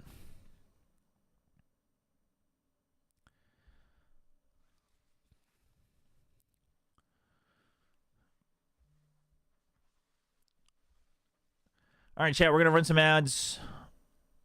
I will let you listen to the desk. I will be right back. To be wide swinging you from sewer and just, you know, getting in your face. Karen's TPing into mid window 2 seconds into the round, and Texture's running it down long A with a bloody relay bolt in lobby. It's just not something that you're ready for. And then there's Teo missiles that are making you kind of dodge, and it's just a very difficult kind of fast set play to be thrown at you. I think you guys I mean, we've all been saying it, how comfortable Gen G is on Haven, and they continue to look so. It's so comfortable that they can do these kind of plays at this point. And going back to what Solo and HSK like to do, they like to refine on the comps that they already have. Yeah. Haven is like a case where it still applies, thankfully. I mean, we saw some situations last week where that wasn't really the case. So, I mean, good showing from Gen G there, and one thing's for sure, vibes are through the roof for this team. It's so fun to listen to them, especially when we get them like after the replays. I mean, we can hear them from down there on the stage, and they're always going crazy. They're shouting. You know, they have so many funny remarks. It's such a fun team to watch. So they love getting themselves hyped up. They're kind of piquing my interest at the moment because you're seeing like some good comments from Foxy9 in the interview, some good discipline in the structure. You saw him on the active lurk through the middle of the map on a really good timing there, which I would have pegged him to not win those kind of situations in the past, and he was able to actually open up the map a little bit more. So he's understanding where he needs to play within the overall structure and playing a little bit more disciplined overall. I think you're seeing more and more flashes of this individual brilliance, and the reason why Ash was picked up into this team because he was that duelist player on Gen G Academy with a little bit of init play, mostly on the Teo, but you're definitely seeing flashes of those mechanics and of that individual brilliance. And that in combination with this championship winning core, like it's only some easier games in the group stage right now, but I almost want to fast forward to the playoff game already where they actually take on another really good team again and see what happens. Is it too soon for you guys to, you know, kind of soft predict how far they're going to go? Oh, man. I mean, they were 3rd place last season in kickoff, which I know was disappointing for them because they would have expected Masters, but like, I don't know. I'm almost kind of feeling more convinced by this current iteration. I don't know how you feel. I'm not. I mean, Boom went there in kickoff. RRQ went there in kickoff. It's a harder field. It's a harder field. That's true. That's true. Fair enough. Well, we are going to be going into Pearl now. We are expecting greater things from Global Esports this time around. So I like this pick from Global Esports. I do think this is a very winnable map for them in this veto. Gen G have not looked particularly strong here when they have played it, and they don't really like this map compared to GE, where they've had better results. Yeah, you see 2 bans for Gen G there. They have not played it since kickoff against T1, where they took a loss there, and they were playing a very kind of old style that almost feels a little outdated at this point. They were playing the Killjoy KO Sova, almost the Ascent S comp on Pearl, which no one runs anymore. So they're going to have to, I think, reinvent what they're bringing here. I mean, it's got to be a Teo on Ash. I wouldn't be surprised to see Foxy9. I'd like to see him again on a Vice. We've only seen it on Lotus. So I want to see more Vice from Foxy9 and see how he's playing on other Senti agents other than Killjoy, because the only agents that I've been that convinced by him in kickoff was Killjoy and Gecko. And Cypher has been a question mark. I need to see more Vice. I need to see more Cypher and some other agents from Foxy9 to see how well-rounded his agent pool is in the Senti role. Yeah, or play Killjoy and get a lot of frags and help me get a lot. I mean, Killjoy can work on Pearl. Yeah. It absolutely can. Yeah, I mean, Global Esports. Meteor, he's like a decent player in Pacific. I don't know if you guys have heard of him. He plays that on this map, so yeah. He's a nice up-and-comer at the moment. He's fine. Yeah, I heard he's all right. Yeah, he's But maybe no one's picked him for some reason, so I don't know what the hell is wrong with all of us. Yeah, I know. Yeah, frauds. Fraud watch on this desk so far. I do think whatever Gen G ends up going with on Pearl, they're probably going to stick to it for the rest of this year, and they're just going to refine and refine and refine. Yep. I mean, that's their style, right? I mean, this is like, it's a nice approach to the game where you keep things simple. You don't need to catch your opponents off guard so much with some wild off-meta stuff if you can trust your players to execute. You know, they take this expertise approach to the game, to the maps that they like to play, compared to some of these other teams that like to be trickier, that like to, you know, try and steal maps, try and pull off more upsets. Gen G don't need to do that. They know that they're at the top of this region, especially they were last year, so why change if it's not broken? You know, that's definitely their motto. I do want to talk about Global Esports now. You know, there was a lot of hype for them at the beginning of this year, and we did see that potential come through, and then things haven't been working out. We kind of listed a lot of reasons why. You know, if you were coaching this team, what would you want to see in Pearl? Which players do you want to see step up? Let's see. What kind of team play do you want to see happening? What kind of like comms do you want to see coming through? I think the big thing is obviously Darion's coming into this game, so show us why you're in, Darion. I mean, they've had duelist problems this whole year. You know, it's been tough for them. Patrick, who didn't put up the numbers that they wanted to see. Let's get some geo-guessing going, shall we? So they need to find a way to get guessing of the geo, because he's going to go against texture. Oh, they're head-to-head, so it's a big ask. They've got their World League final week. They have a great duelist. His name is Unatan, but he's going to be staring at a wall for most of this game, I'd imagine, because he's probably going to be thrown on the Senti. All right, let's see where we at. Where we at? End of season sale. Getting double senties, so Killjoy and Yuditan, it's a very Well, slow this comp, definitely and looks. especially starting out on the attack, Actually, that puts does a it? lot of It looks like the emphasis and pressure on States. Darion getting these entries. It's gonna Everything have to be about a it very looks like the slow, States. lurk-heavy attack from GE, and Darion's gonna have to be very influential on the op on defense. Gen.G made some small changes from when we last saw this Why team does this play. feel like yeah, we see the neon coming for Pittsburgh? texture and the Teo, of course, on that Wait, choice Pittsburgh? of initiator. Again, Dallas. it just feels like a slightly more updated, modern version of what they were doing before. Yeah, I'm inclined to agree with you guys. This is looking good for Mount Gen.G, but Elizabeth. let's see what's going to happen on Pearl as we send it back to our casters, Oh Achilleos shoot, and we're going back to the Ibrahim. cast. We're only going to be able to do this one Let's round. see what happens indeed. Pearl coming up, Global Esports looking to bounce back here in the series. Try to get It this looks squad clean. into the Actually, it doesn't driver's really. seat, Yeah, take these hold don't look like of the game. U.S. Oh, we got a problem. It's a little cutout. She wants to see the knives. Well, too bad. it would Is have it to be Singapore? out Maybe of it's Darion's hands Singapore. here.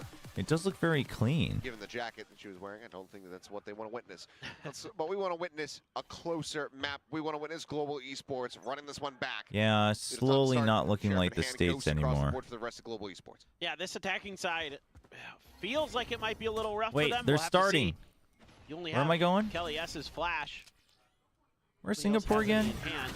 Oh my God, they're starting. Kill, but Ash able to avoid Game is taking starting. damage. Will just be the trade out here. So Killjoy We for have a to go. Neon if you're global. Why do I always forget? Overall, gonna be taking that one as Darion dashing forward, shifts up, but Foxy 9 Too bad. We're going. shifts over now, grabs that ghost. Suddenly, it's gonna be Global Esports held at bay. I would have failed it anyway. He's gonna We'll get find forward. out afterwards. Oh, what a- See, now you have to watch until the end. Oh my God.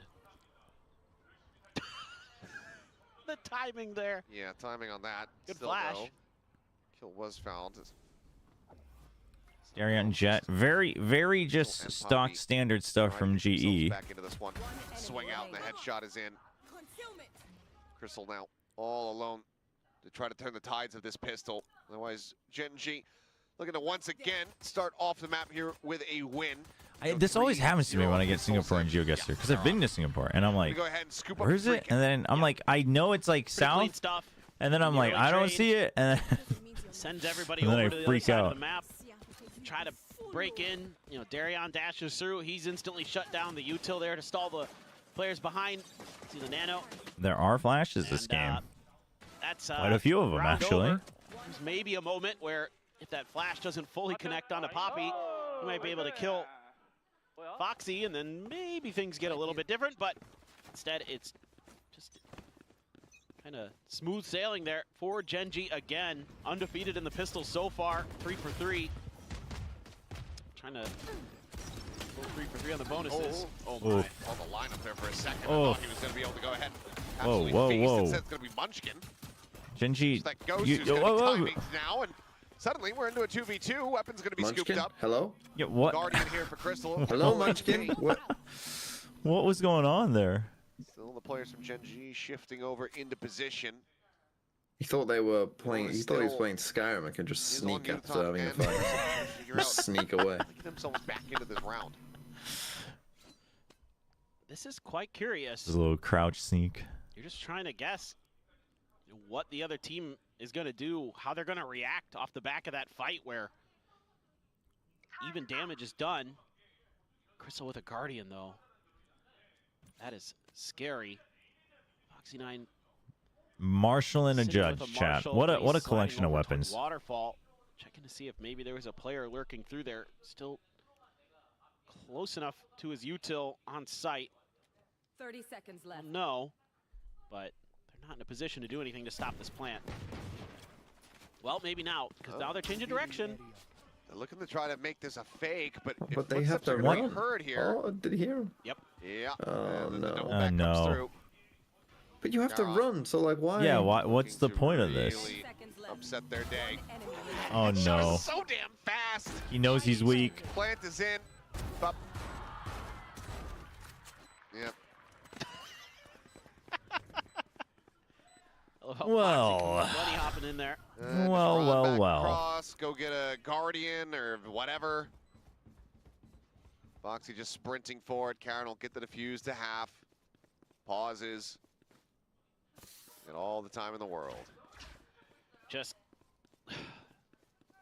is so brutal when Karan's on. He's looking for the damn gun. Where are the Where'd you guys? guys drop it? Well, I was wondering where that Bulldog went too, because I thought it might have been dropped further up the ramp, but it was at the bottom. It's a lot of overthinking. Because I heard the Bulldogs going, and I'm like, And it just goes to show the confidence, happen? right? It's like, just fight it All out. started that 3K there from Munchkin. Eventually ran out of bullets. And then Karan there, just ready to be the finisher. The 5-0 start.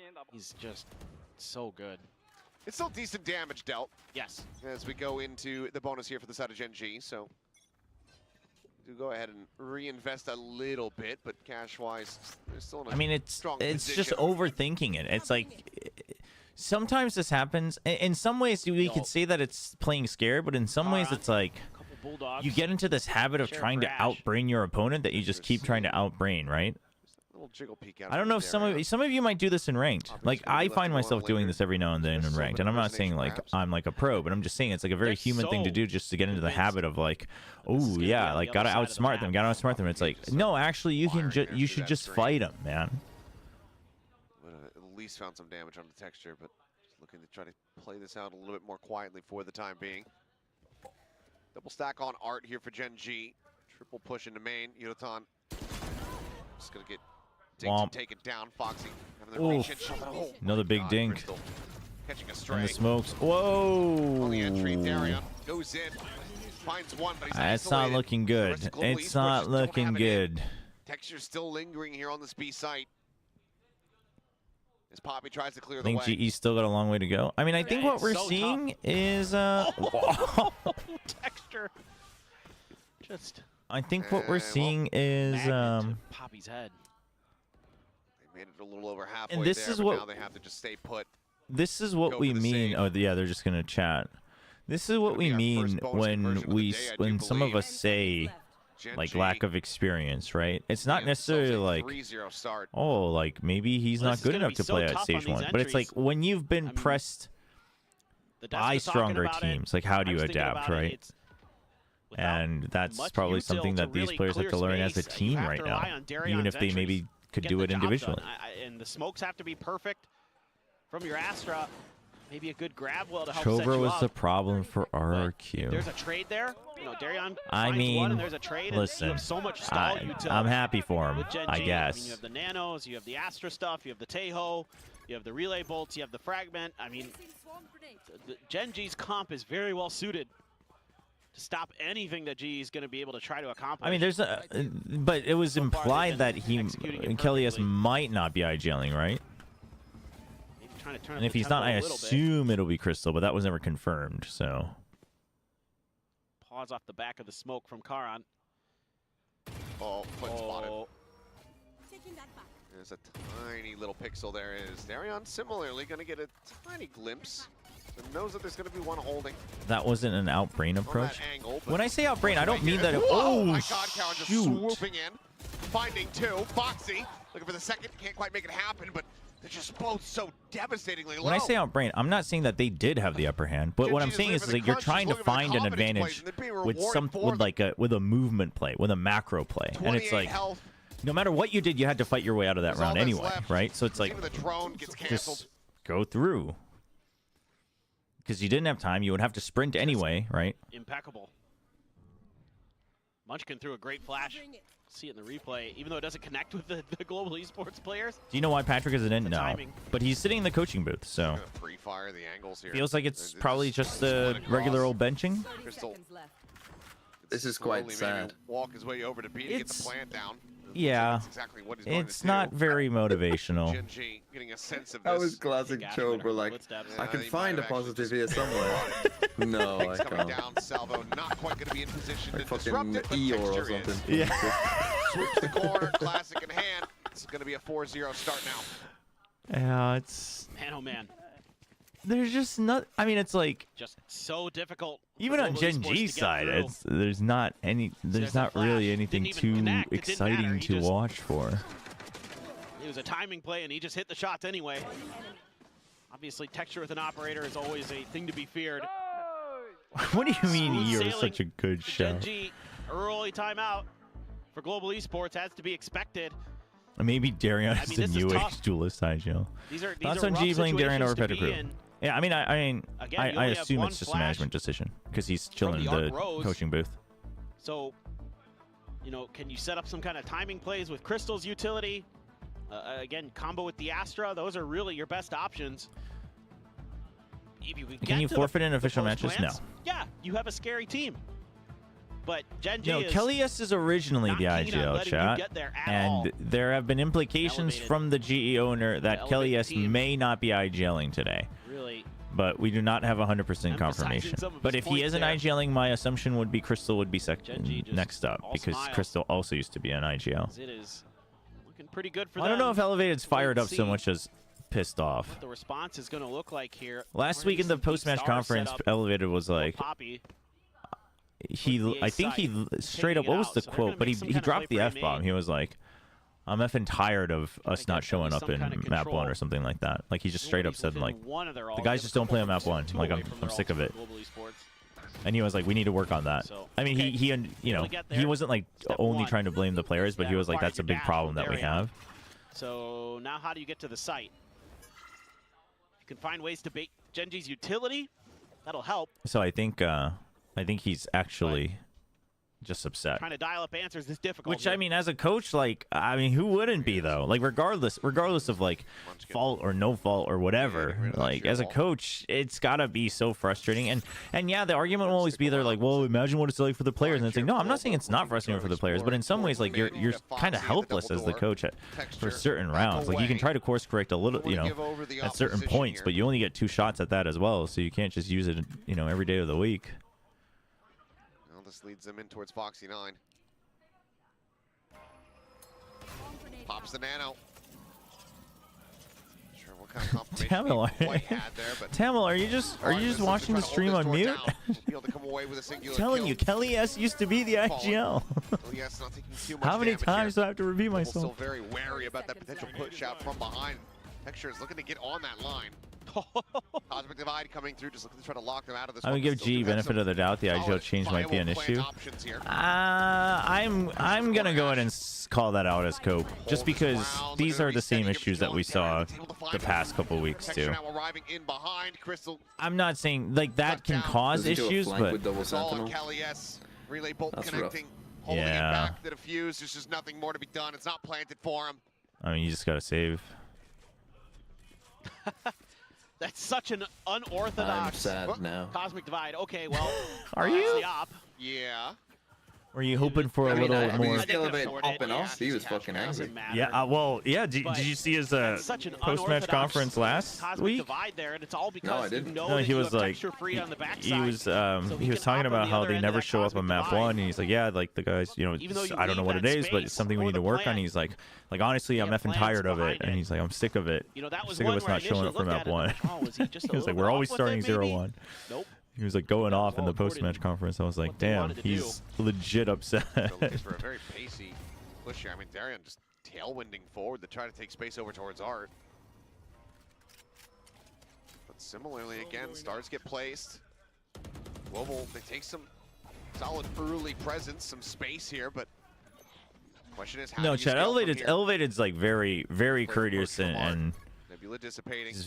He's very nice and calm at IRL when you meet him, but obviously it's like the same thing with Alex. Like Alex is actually like super chill and super sweet IRL, and he gets in the booth and he just turns into the Hulk. On the hunt, gets the first pump, and Foxy will go ahead and avoid the follow-up, so keeps his life intact. Well, again, chat, the implication that we've heard is that Crystal might be IGLing today, but there's like no, I mean, I guess maybe they'll talk about it in the post-match conference. See, some of the ideas there for the side of global esports is to is just overstack that angle. Brazil or is it a 13-0? They're doing a great job with the push and pull. Our Gen G of not giving up anything for free. Again, with that pop flash. This time it's going to get the assist for Munchkin. And part of this setup here for Global Esports was to get Crystal in a position Elevated where he needs to bring TMV into the staff. Give TMV 1 hour with no police interference. Let his players, you know, what do you if he think? doesn't get the kills, he needs more than an hour. TMV needs not enough. Darian's got the blades. No, this team needs more than an hour. This team needs more than game plan here. Damn. That's hard. I mean, I would also need more than an hour, but How quickly do they continue to push? Right now, they don't know it, but the site wide open. Come on, you have We'll ults. just go ahead and lock. Ult dude away is on. over Win in the round. Flowers. Plant the spike. So, site Oh, here you for know the side it's of for GE. them. As Munchkin sends out the null command. Oh my god, they're going to push out. Taken out of their hands. As, oh boy, slides back across the opposite side of the Nice, wall. they There worked out. finds the extra Charon dead. We're cooking. As Okay, GE good. We won. And up they the used 2 pace. ults. Let's go. Nice. Thrifty. Even the Armageddon coming out. Timing was perfect Not going to there. be getting much of anything. One enemy remaining. Wry smile there on Crystal's face. As, okay, Global Esports, in flawless fashion, are going to get themselves on the board here with a thrifty. Yeah, I mean, it just took a cosmic divide and an open And I'm site, impressed you're the and then a first good non-native guess speaker on of my how language Gen G was who going to be setting up for the pronounced the retake, name correctly. and they were just a step ahead. No, right Damn. as Dexter's starting to dash in, that's when Global Esports is making their move. Appreciate it. Makes it. it rather chaotic, because I suspect other Gen G players not anticipating that either. A bizarre round. That was a unusual round. But sometimes They better come back from this. If this that's ends in what you need. 13-1, Yep. I'm going to be Catch pissed. the team off guard. Do something I mean, I that think they they'll do get not more than expect. one. Exactly. Would you consider that a comeback? Ultimately just hold down those access points to the site through that cosmic divide. So some G's another one of smiles, those teams that just don't comprehend how they're resurfacing here. underperforming. I think it is a Still good reminder that very large it's deficit to try to like crawl- what works crawl and back doesn't here. for a team Global is just need to there's get just so many factors, right? Like there's handful of rounds for on this one, attack like side. even for each individual, I mean, I there's think there's obviously 3 like would be nerves. where I'd be like, okay, There's just maybe. overall like how you Get the deal with third. your own mental, like how do you 4, recover. yeah, 5. Um, Then I'm thinking then you're maybe. feeling you know, really good with there's double, your Yeah. game Stuff set IQ, up. there's your Now, overstaying aim, Foxy. Different angle. and even on Let's get IQ, shut there's like down. util, Now there's went forward, the macro. hash finding Oh, Crystal, the brother. salvos. Dude, what the heck? Just so perfectly timed and placed. Has the follow-up. Just like that, the advantage is found for the side of Global You just sound Esports. more and more ripped out of their dejected hands. every Ash round. is just Well, better it's and like better. if Crystal doesn't Week kill after them week all, since joining this we main Gen lose. G roster. And you can see why they wanted to bring him in. They wanted Tejo in here solo. Hello. So there's like all Wanted to be a this, bit more meta. but then it's like also as individual, like His how good is their compositions and individual his comms, Paying off. Poppy and then though, you like have didn't all talk. of this for the team, but then there's like the condition of the day, and then there's like Karan's just Karan. when one Too person nasty locks for it. up, do the other people lock up? Do they 7-1. lock up on their own Gen because they're G not up. performing well? It Like, was Brazil. Punch cetera, right et cetera. back. GE finally able to get around to go. there we go. We have our answer. And it just falls apart. And you know, good trading here early. So I think it's But it's then just a good. I'm not again. Astro. That's not an excuse, but it is Just waiting true. there with So that it's like util. that's what you need to overcome to become a good team. And sometimes it's like that's why I think there are teams that sometimes look good and you don't know why, and there are teams that look bad and you don't know why, right? It's like, well, they should be better than this, and I agree. Like GE, and they did look better than this. Granted, it was against, and now we have to remember it was against DFM that they looked so promising. So it's like, okay, maybe DFM really was that bad even in week 1, Yeah. and it's like that's probably true.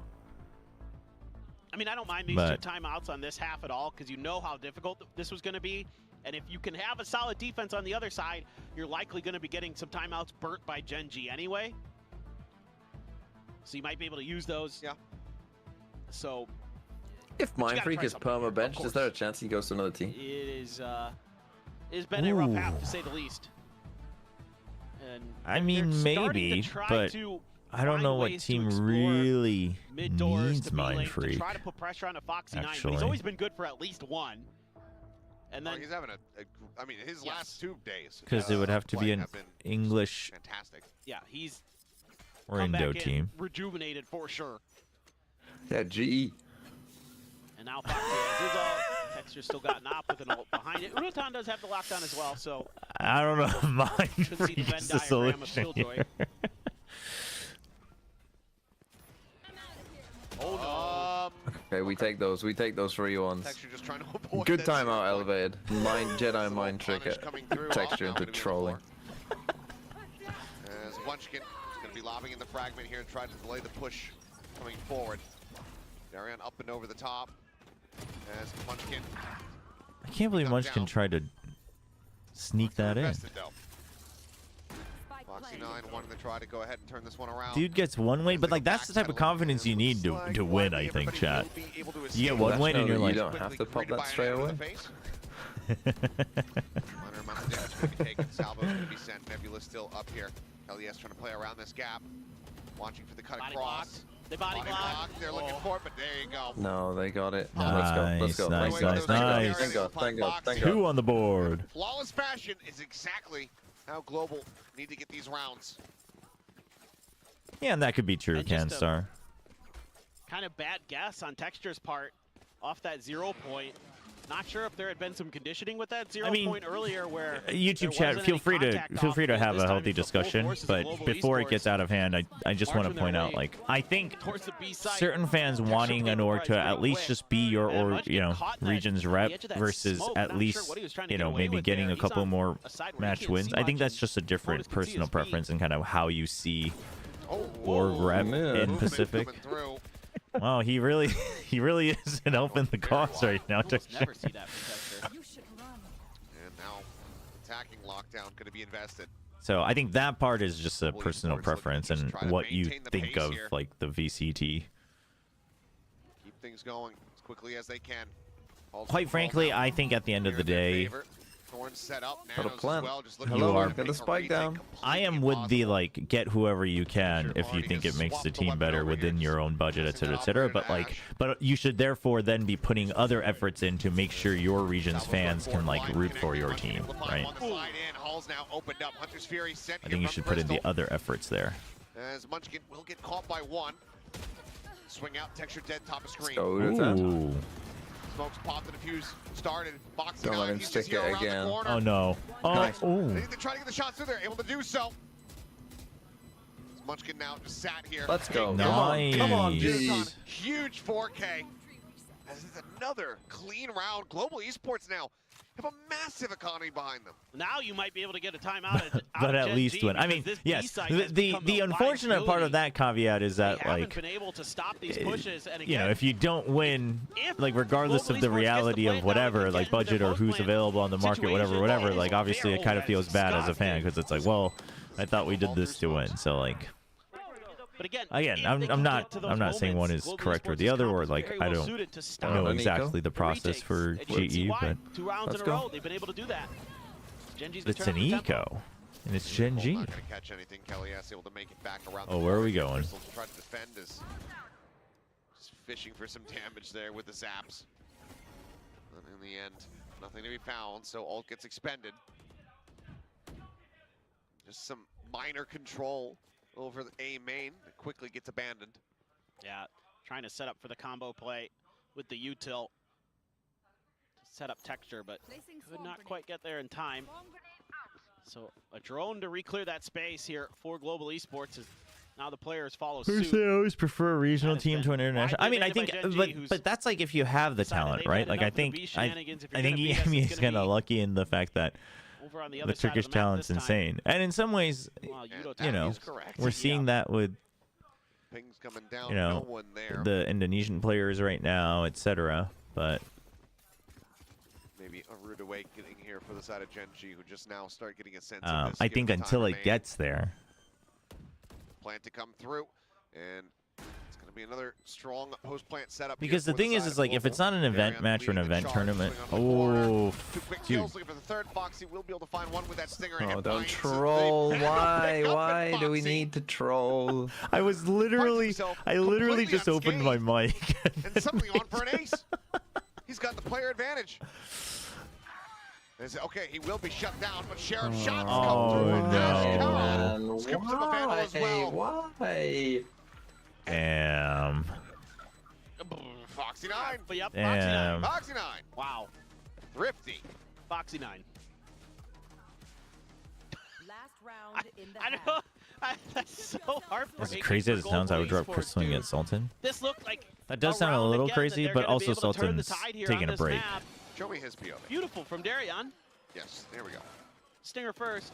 Oh, No, I do agree with that, Pacific, and this isn't just GE. There are a couple culprits of this, but like blowing up the team what a play. every year or making roster changes individual immediately skill on is that bad. kid is incredible. Unfortunately, the only leeway I give to teams is the Moments VCT like system that. doesn't exactly encourage you to like Jaws on the develop floor. long-term talent. You kind of have to like really bite down and accept it as a long-term thing. And sometimes that's like a management issue or a coaching issue or whatever. But like the system that kind of encourages you to try to start on a clean slate, which is bad. So that's slight leeway I'll give them, but Now you've got a crossfire to contend with.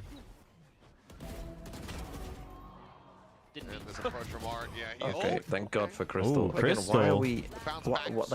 Never mind. We win. no, yeah, Crystal just wins. yeah, all good, all good.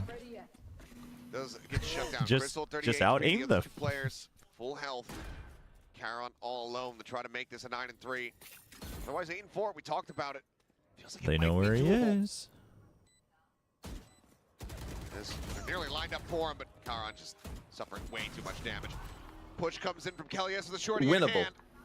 Win pistol, this is winnable. Yeah, double senti, win pistol. So Sure. at the half. Double sentinel now on the defense.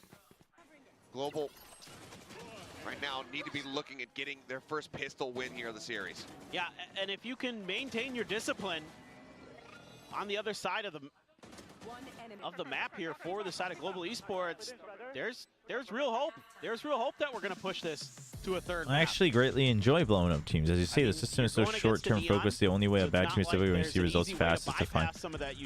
Well, right, but like, I think that's bad for the scene, and I think that's bad for talent development. I think that really discourages players to like it.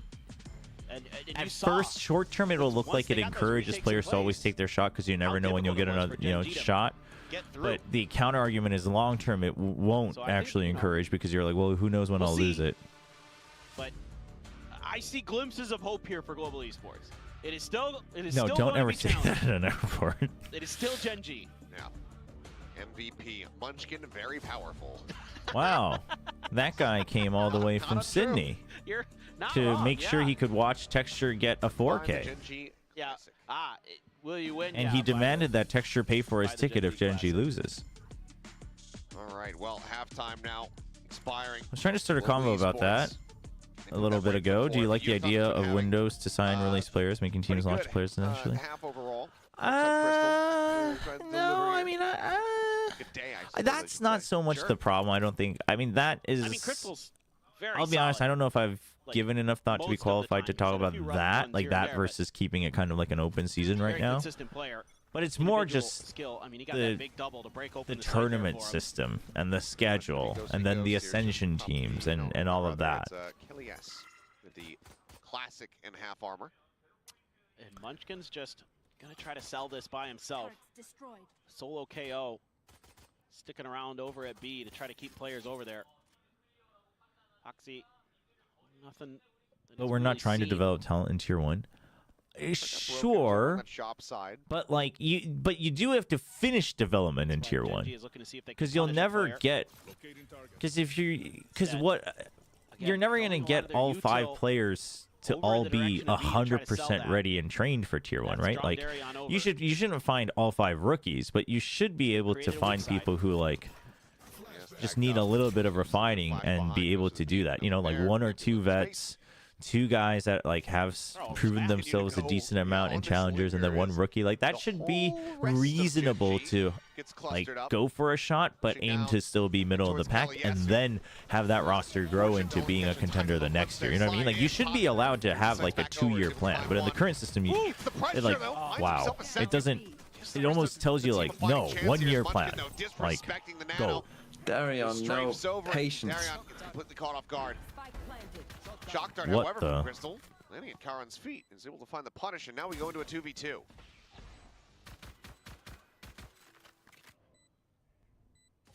Just comes down to these crossfires for Gen G.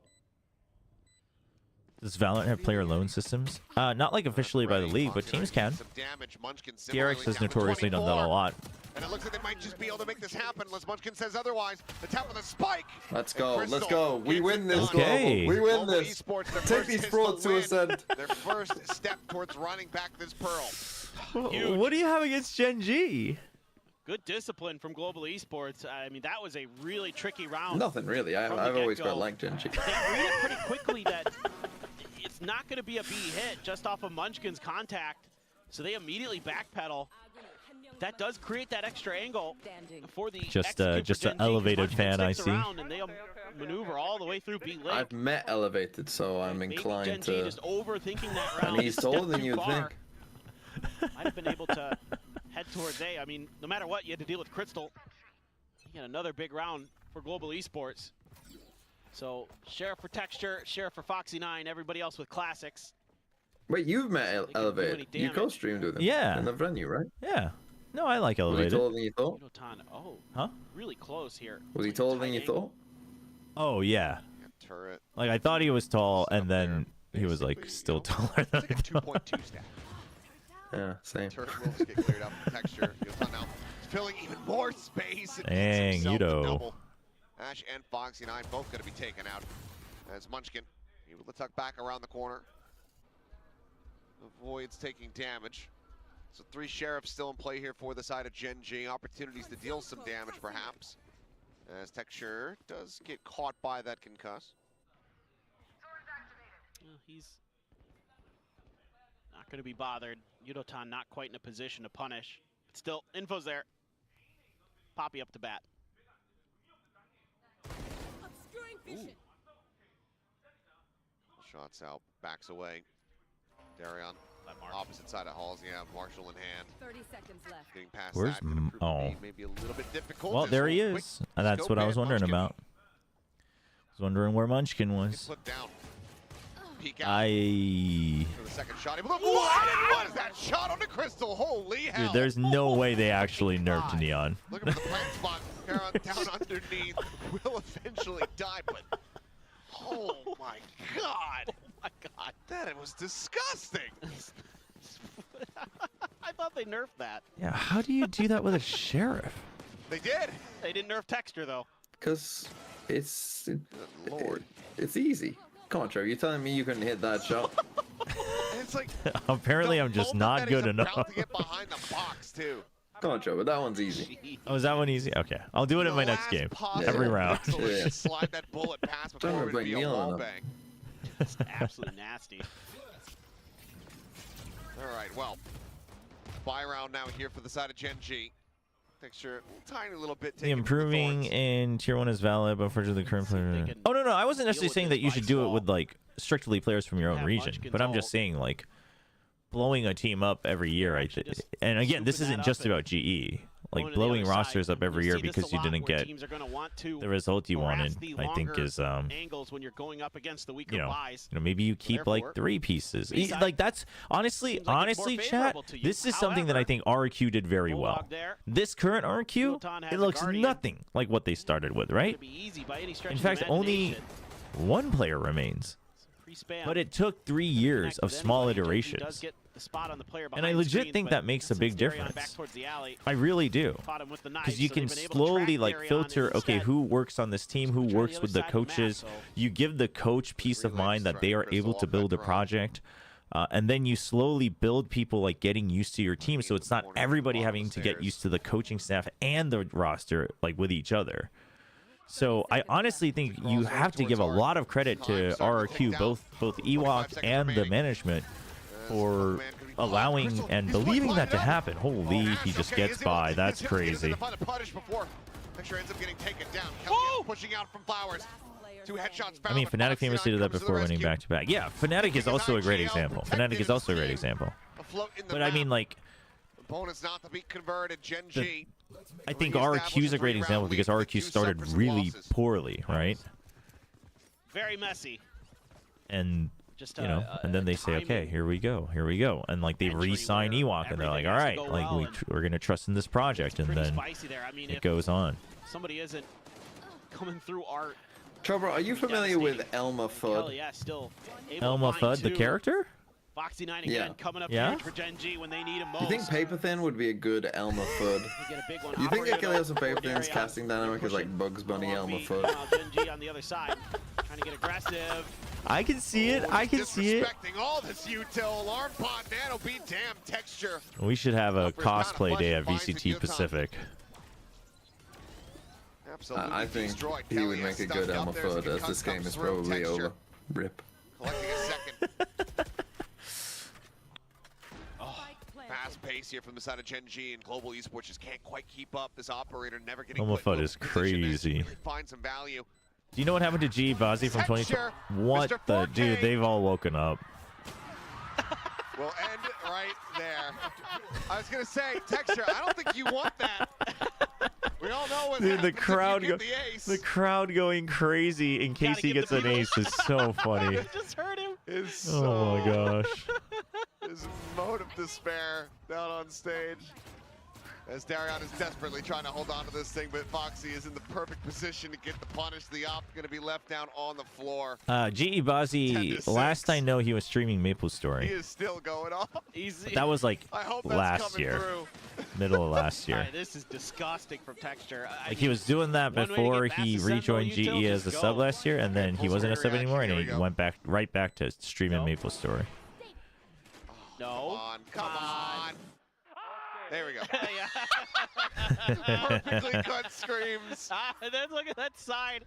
Perfectly cut scream. That is... For Texture, the 4-kill is the most delicious. All right, Darion, get spicy with it. Able to find the headshot on the 1. No, yeah, we have quite a few. We have quite a few viewers from India and South Asia. Play that they were looking for. It is always. I really do appreciate that about Pacific. Set up for the is nice that and easy plan as it gets brought forward. you all come from, you know, all the different sub-regions, and we get all different takes. Playing out down. That was a very deep jump. Sun onto the corner. As the wall gets ready to fall, double push up through the halls, and Texture able to go ahead and note them both. Slides out into the open. It's going to be Karen coming away with a 3K. And it's now 11-6. It's just so great. Oh, does he? He duels with Texture as well? Well, that's good. Get the 4K. Yeah, I think like, and then every now and then I think he's like done a couple like event matches and stuff for streamers, and he'll like grind when he's doing that. But I mean, you just try to get aggressive with he's the just kind of chilling. Here and doesn't work out.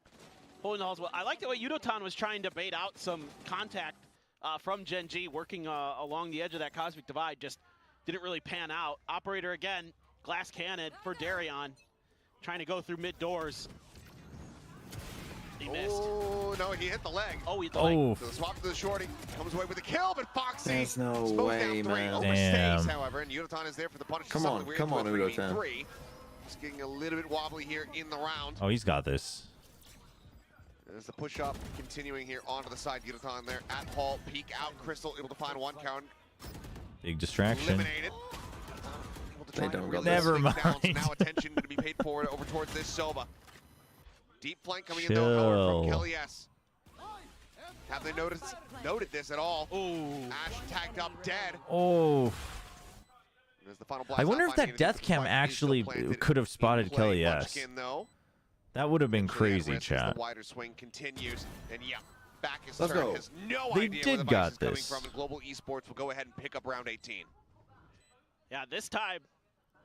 Why do you think we've been seeing so much neon as of late over the other duelists? Texture's just trying to fly through. Because if you're running, because it's a large change from the initiators, I think, right?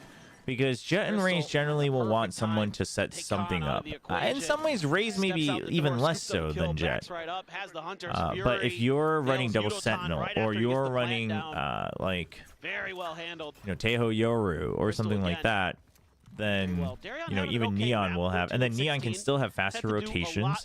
Neon is somewhat self-sufficient because of the relay bolt. I don't fault him too much. Has a decent value ultimate. Flash play to set up Texture. Right. The only thing is you wouldn't have as easy of an escape with an op, but. Oh, Crystal got him though. Got him. Whoa. Texture picked off. I think Neon just has more to offer, is a bit more versatile in all of these, and then you can still easily time things in combos. Snowball this. Flash going through. Munchkin. Brother. You can't die there. You can't have a double Senti part of your setup and lose. Omnipresent.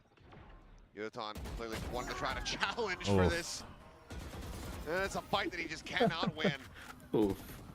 Some damage suffered here on the entry. Munchkin. Not a big fan of the Killjoy Vice. No, misses the bounce. No, I'm not either. Trying to bank it off the screen. Follow one was on the money, but there's no one there to eat it.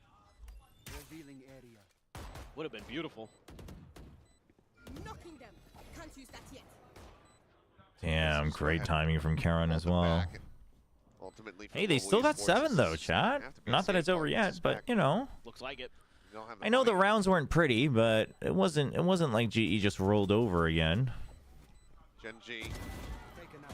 Yeah, he Looked wanted to his go ult orb. hunting a little bit, so yeah, chase forward. Ult orb picked up. And that is just going to be the rest of Gen G. Tucking back, staying alive. Getting the win. Taking this now up 12-7. Yeah, KO's pretty good against the Neon. I think we'll honestly, I think if teams return to the Neon a lot, I think we'll actually see more waylays come up and more deadlocks, and then we'll see a shift, right? And then it will be a rotating shift. And Teo will probably be in the middle of it all along until he gets nerfed more anyway, but still. And you've got smattering of guns there. Stinger for Yudotan. That sounded so condescending. No, I just, you know, silver linings. 3 ultimates here to work with for the side It's of self-sufficiency, really. So they can get a good Steel Garden in. Could mitigate. It's not really a close map if you go all the way through spawn, though. Tough part is so many ults as well to deal with.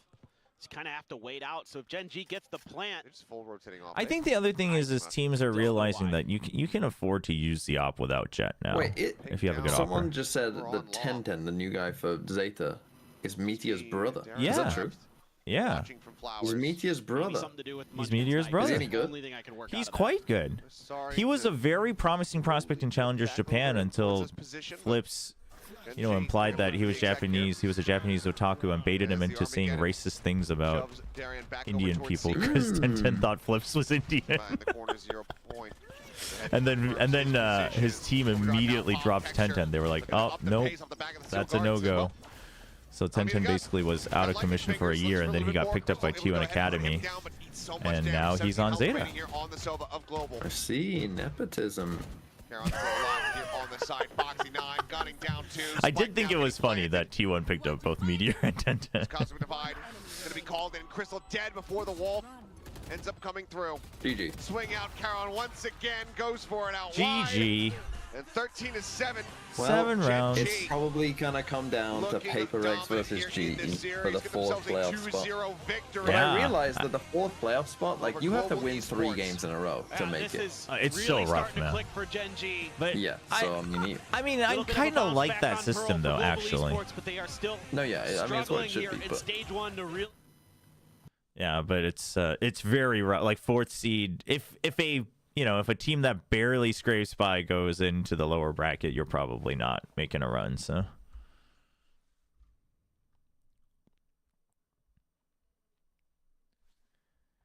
GG, chat. GG. Okay, Mr. Chobra, goodbye. Have a nice rest of your day. You too.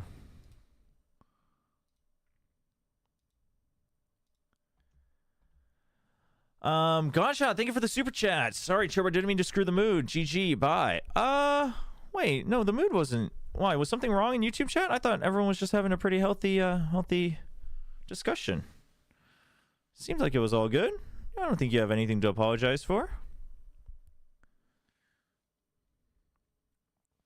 Crew would disagree. The 09 teams. Yeah, but they didn't. Well, I guess they did kind of scrape by, but. I mean, listen, Crew is the exception, not the rule. I wish there was a full round robin every split so we get to actually see more from the players before going to playoffs. That would be nice, wouldn't it? Would be cool. Yeah, it would be cool. Oh, he's sad because G lost. Oh, no. My condolences. Oh, let's listen to the interview. Oh, it's Ash. 만나서 반갑습니다. 애쉬 선수 이쪽에 서주시면 됩니다. Hi guys, it's Bella with Gen G's Ash for Damn, our Gen G buying the favor of all the interviewers by giving them custom jackets. Ash, you absolutely smashed that game with your Tejo. Are you leaving or will you stay for Baldur's Gate 3? So what's your take on the game today? NT. No, we'll chill with some Path of Exile too. 대기실에서 계속 들렸는데 애쉬 선수의 테오가 많이 빛나는 모습을 오늘 볼 수 있었던 것 같습니다. 플레이오프 진출까지 확정진 오늘 경기 승리 소감 한마디 들어볼까요? 네, 우선 플레이오프 진출이 확정돼가지고 너무 기분이 좋고요. 네, 좋습니다. 아주 그냥 좋다. 네. Yeah, I'm really, really happy that we are off to the playoffs now. And you made your debut here in Pacific, starting right off with stage 1, and you joined the beloved Genji roster. I feel like there must have been a lot of pressure with that as well. So can you tell us what was it like for you? 이제 젠지에 합류하게 되면서 퍼시픽 데뷔를 하게 됐잖아요. 많은 사랑을 받는 젠지이기 때문에 Also, the long gaps in the weekly schedule and having only one match at a time is super annoying. Wait, what do you mean one match at a time? You mean like no B stream? I mean, I think in a league having a B stream is crazy. If it's like weekend tournament, then that's fine, but...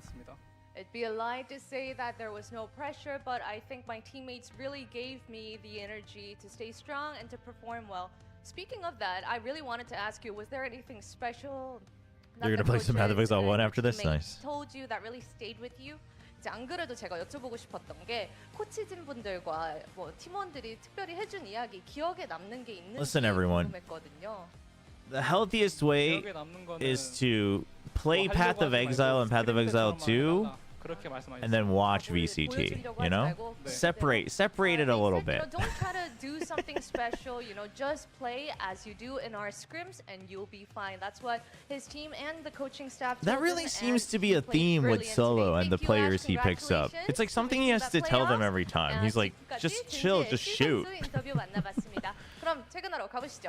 Is this Genji jacket any good in person? It's alright.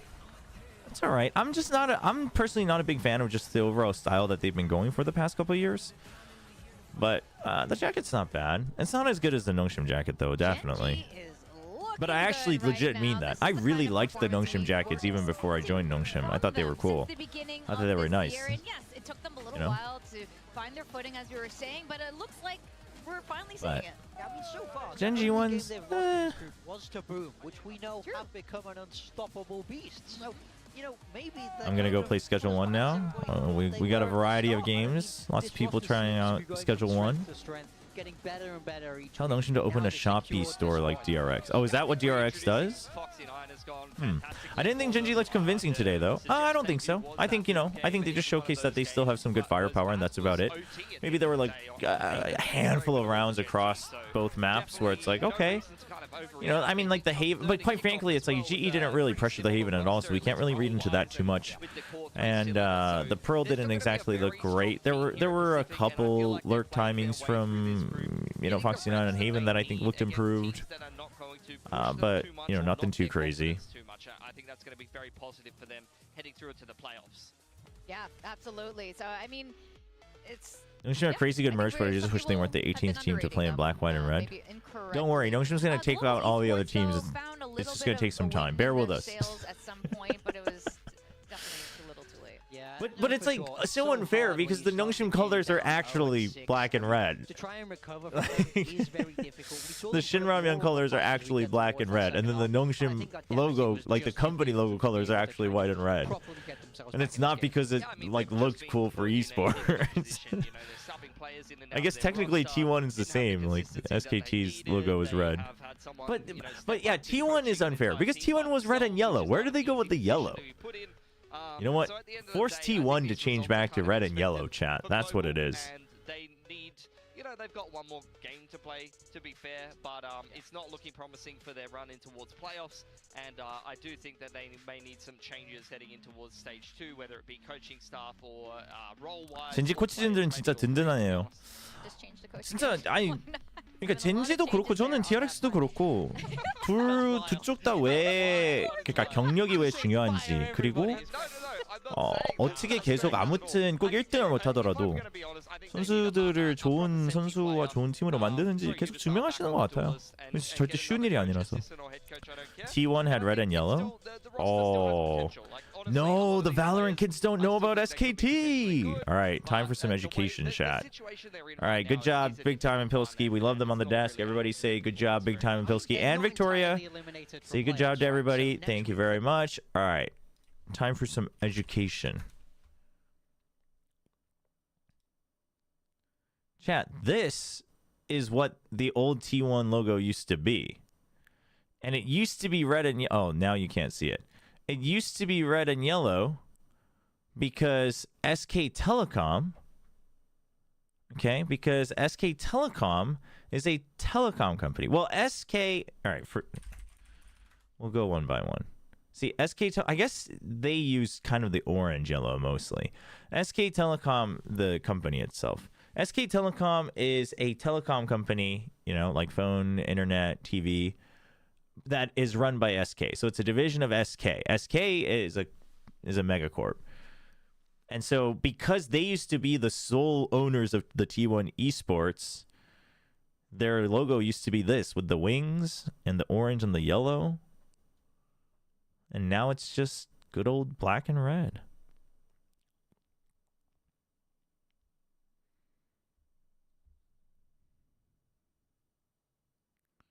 I think most teams should be forced to brand to unique colors, honestly.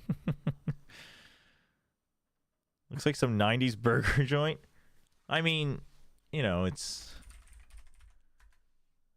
it's better than this.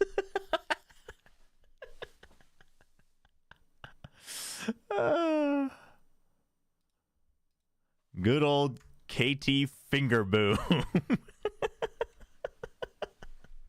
Hey, they were the greatest rivals of SKT.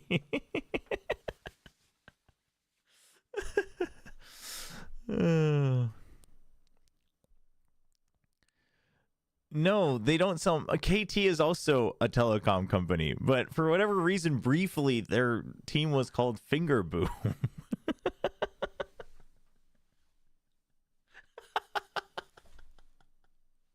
The craziest thing is like, this doesn't even sound that good in Korean. Like when you pronounce it with a Korean accent, it's like, what?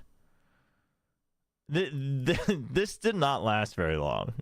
And then now they're known as KT Rollster, which, I mean, I guess they like roller coasters.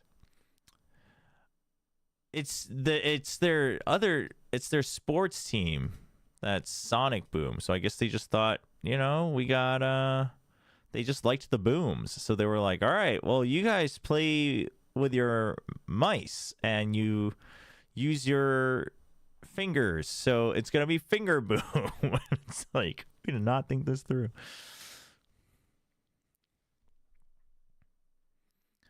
I mean, this was early 2000s, so I mean, you know, it is what it is.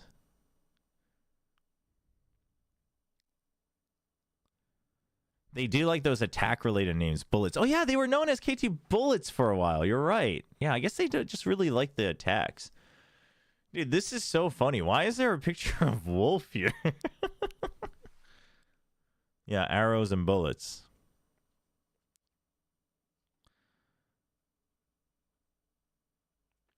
KT 초창기는 KTF 매직앤 그렇죠. 여기 있네요. Yeah, this was their original. This logo is crazy.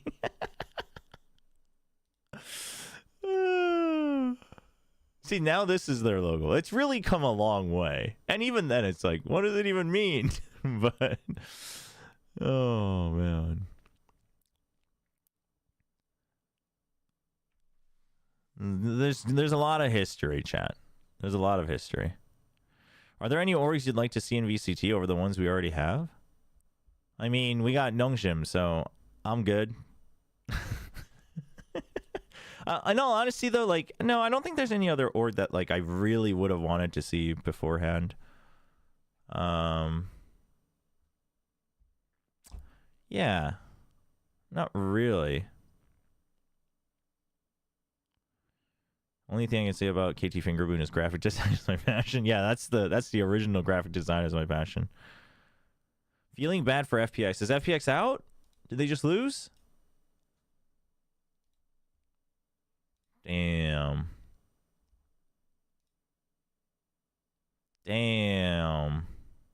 Neon ISO on Split. I like it. I do like it. Hey, remember when who was the first team to really use it? It was old Gambit, wasn't it? That played the Neon on Split?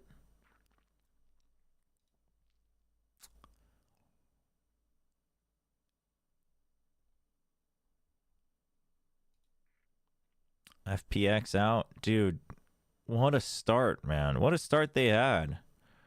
They looked so good against Tech. And then Tech just had to... Dude, Tech got their revenge! That's crazy! Tech got their revenge by beating Nova! That's actually insane. I truly want to see Optic back in Valorant. Oh, that could be cool. Yeah, Optic could be cool. What's crazy is EDG... I told you, chat. EDG's is gonna be first. I told you, chat. I told you. EDG is always going to be first. That's actually insane. How do they do it? How do they do it?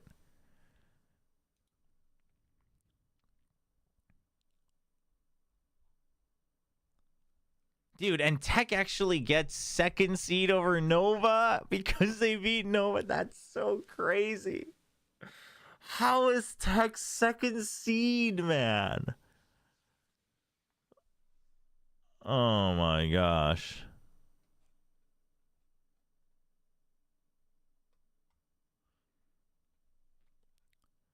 Scump was the OG GOAT for me before Shroud. Nice, nice. Scump was the GOAT. Now he's the GOAT at getting super chats. On which note, if you like the stream, please do consider subscribing on Twitch and joining the membership on YouTube. We'll have another membership video for April at some point this month, so there's that as well. Dude, this is such a crazy result though. Like EDG, like whatever, like well, maybe you didn't. I assumed this was gonna happen, but this order is actually crazy. That's actually crazy. This is more reasonable. I can't believe Trace beat BLG though. What a disappointing mid-relationship between the two. 펌플이 근데 진짜 첫 주 말고는 되게 아쉬워 보였어요. having only a -3 round differential is that hurts, man. That hurts, man. That hurts for FPX. That's actually crazy.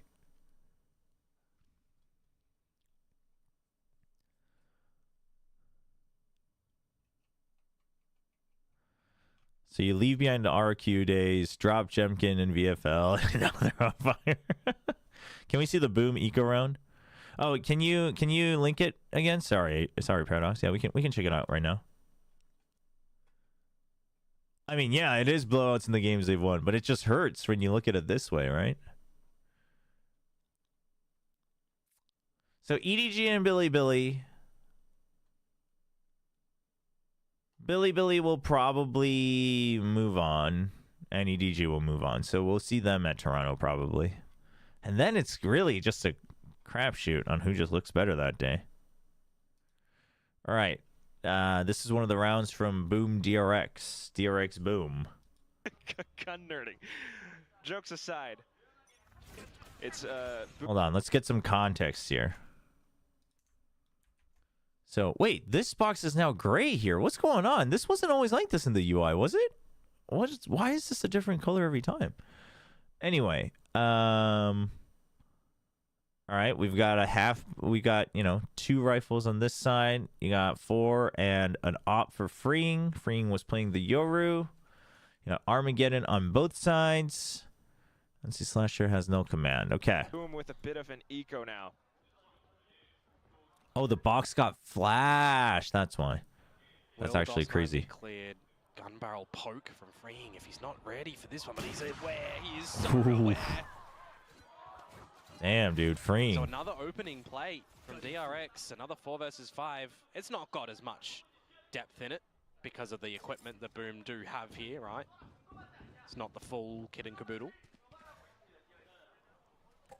But it is the protocols that DRX needed to fall back so they're making noise. They don't get any reactions on B, so they start to drone out on A. DRX doing everything well. Okay, things are going well. They ping. There's nobody there. do we get So back you in? TP back. You still have Mako. This is very good. Just classic 1-4 operations. What are we doing? Why are we dilly-dallying? You still have 50 seconds. Nobody's even checking over here. What's going on? Not much information on the Mako like peeks out and he's like, nobody's watching. You didn't even push up. What are we doing? I'm already kind of upset.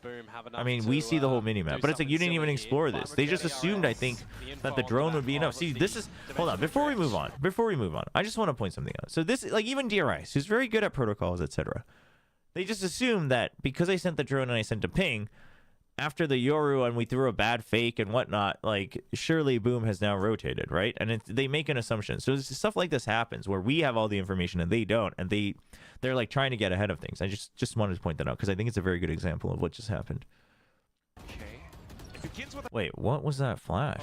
The info on the back of the... Oh, sick flash drive. Perfect timing for the Yoru as well. Then the fragment to deny any potential spike plants. Shiro finds a kill as well and has the Armageddon still in his pocket. Uh-oh. Slasher goes with the Now you only have 20 seconds.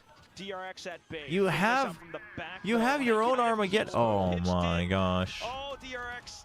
And they've been pinched. Finds a shot off of that one kill. Now I mean, now you don't have time. Why are we not Bane? Why aren't we using the Armageddon, man? He's managed to buy enough time that DRX will Oh my gosh. Yeah, that's rough.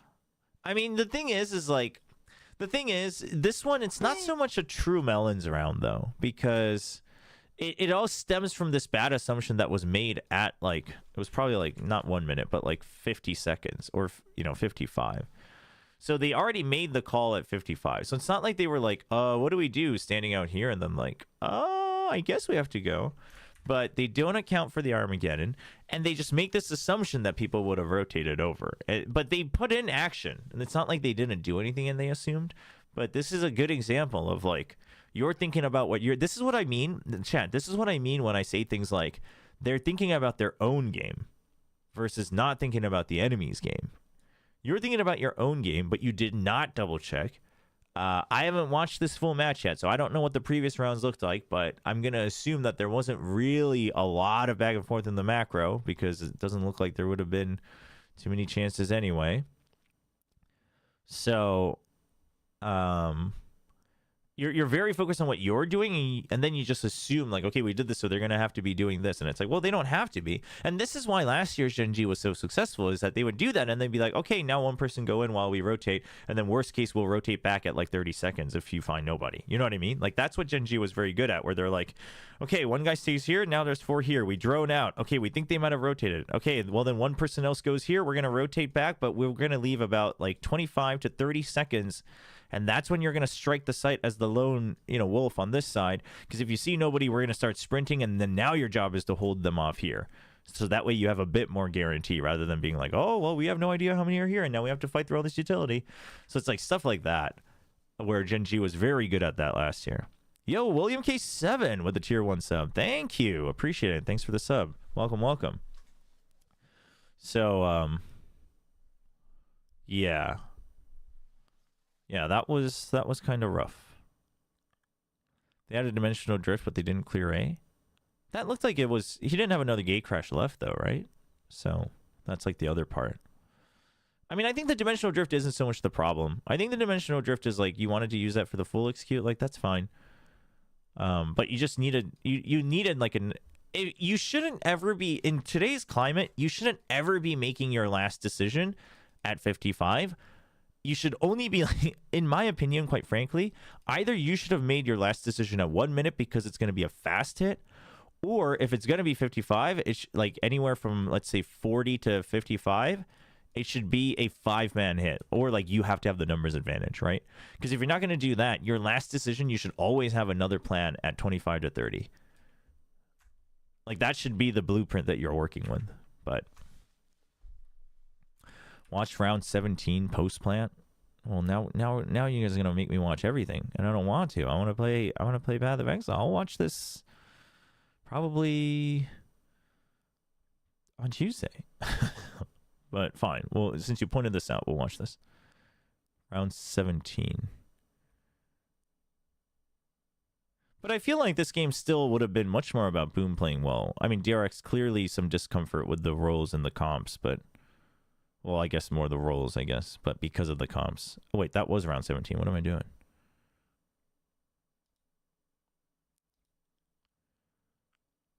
If they just save. Yeah. I know they've got a lot of money. Wow, it's already a 3v5. This is going to be promising. Hold on, though. Both ults are gone. You can get one of these. And then on their side, they have Dimensional Drift again. Into A, where a door has also just been shut on you. Yeah, 15 seconds now. Unless you can kill these two players. I wonder why Termy didn't choose double initiators. Well, he talks about it in the post conference. He just said we had practiced double duelist and we didn't have time to swap comps. It sounds like it was literally like a last minute thing. Like literally last minute, Flashback was like, I need to leave.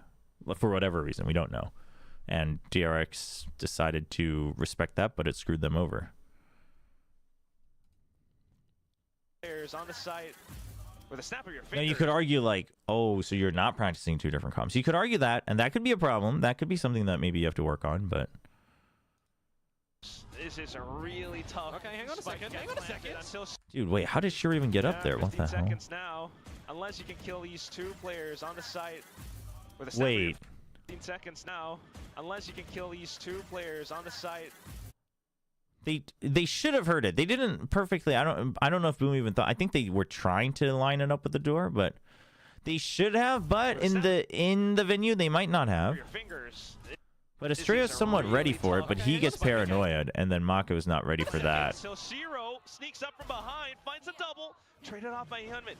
Spike still looking to get planted, and now for NC Sipes to hold the angle. Unfortunately falls, and now DOS9. I mean, this is just going to be a classic DOS9 thing, right?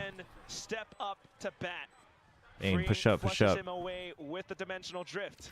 DOS9 ignores it. Tries to dodge the flashes. Why are we? Why?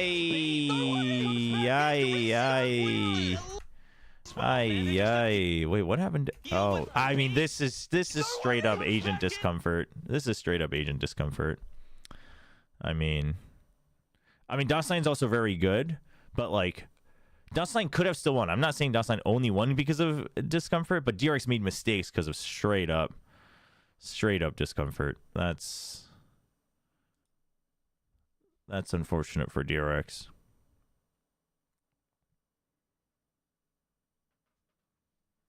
No, I know. I saw or I read the transcript for the interview. So, you know, Flashback requested personal leave. We don't know the reason. So, you know, whether it could be like, at this point it could be like 50 different things and we have no idea, right? So, the one tap while stunned. I mean, I'll be honest, like at this point, stunned one taps are like, tries to dodge the flashes as well. Manages to deal with you know, they're not.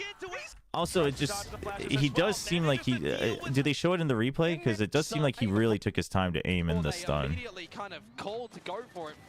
Still very good. I'm not trying to take it away from him. I'm just, yeah. But again, I think DOS9 probably still could have won it just because it's DOS9. But, yeah, no. No, I think DRX made mistakes. Like, even in that previous Icebox, I think DRX made mistakes because of discomfort. But I wouldn't say that's the only reason Boom won. I haven't watched the whole match, but, you know, I thought, without knowing about the roster situation, I predicted Boom to win. So I think it was always going to be a 50-50.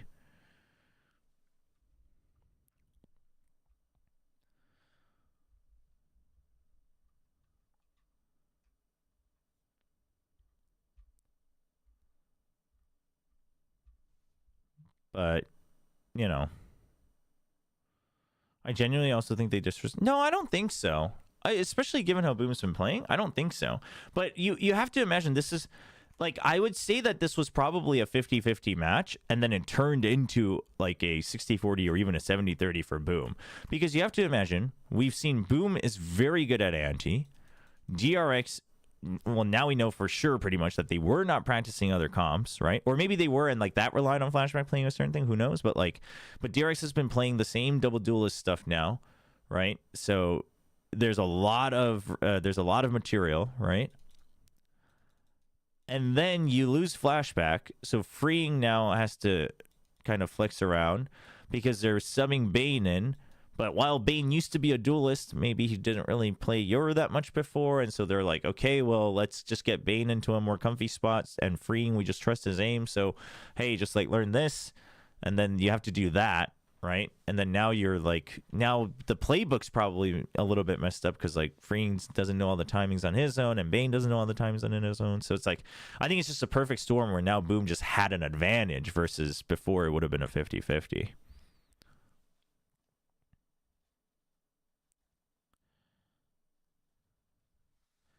Do you think Paper Rex just loses against CFM for the legacy? No, because they're professionals and there's champ points. But, I mean, DFM would have to look different for Paper Rex to lose to DFM.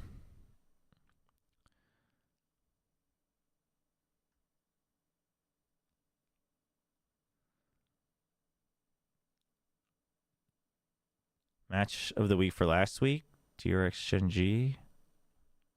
Is it DRX Shenji though?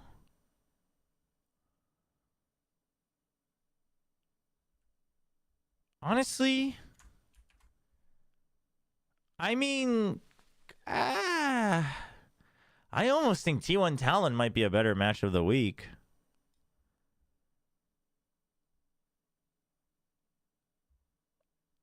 I mean, RQ Team Secret just because the funniest thing could happen, but, you know, we don't expect it to. So I almost think T1 Talon has perhaps better potential, but I don't know. T1 still probably won't change comp, so maybe not.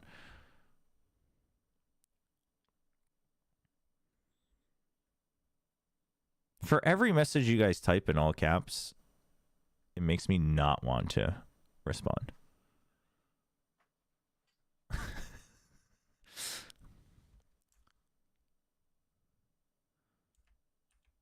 Please use the pinned comment about week 1 FPX. Oh, I will. I mean, I guess there's not really a guaranteed good, like, high-quality match next week. But there's very important and could be funny and could be muddy matches. Like, this could be quite funny and muddy. I mean, this has potential to be either great or terrible. This will probably be fun just because, but it might turn into a mess as well. This could be funny. And then these two, it should be pretty straightforward.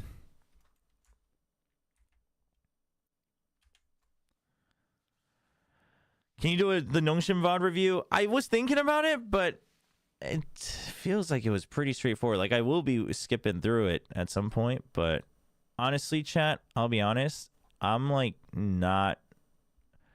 too tired to do a proper VOD review, like, while talking. So I think we're just going to chill with Path of Exile. I swear to God, if no show loses, you know, do you think that's Achilles' ult?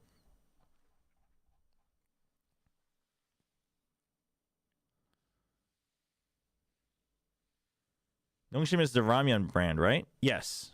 Yes. Is there a live stream for post-match interviews? I think Valor to Asia probably streams all of them. But maybe they only record. I'm not sure.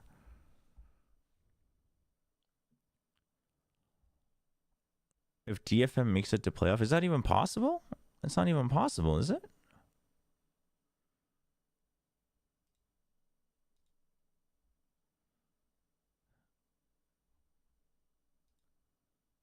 Yeah, it's not possible. So I guess I was watching the SLA stream, so I didn't get to see the no-show match. Wait, how is it possible, though? Oh, if it turns into a three-way tie?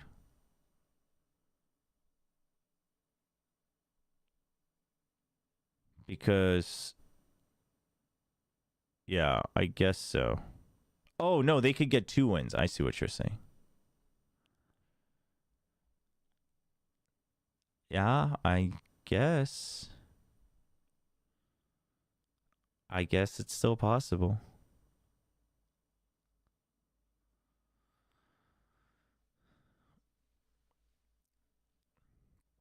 My two faves on opposite sides, Paper X GE. I mean, Paper X fans, all I'll say is like, I mean, honestly, you just gotta wait for stage 2. Probably, I mean, same for GE, but you know, GE is a newer roster, so that's not that shocking to say. Yeah, 10-10 joined Depp as kind of an emergency pickup. Do you think Zeta have a chance tomorrow despite the standing, considering Talon don't have much practice? What do you mean Talon don't have much practice? What? Now we're just making stuff up. Talon's been practicing all stage. What do you mean Talon doesn't have much practice? Or you mean Zeta doesn't have much practice? Cruz went home for the week. I mean, I don't know. I didn't know about that, but even then, I mean, they've been practicing for the whole thing. Where did they say that?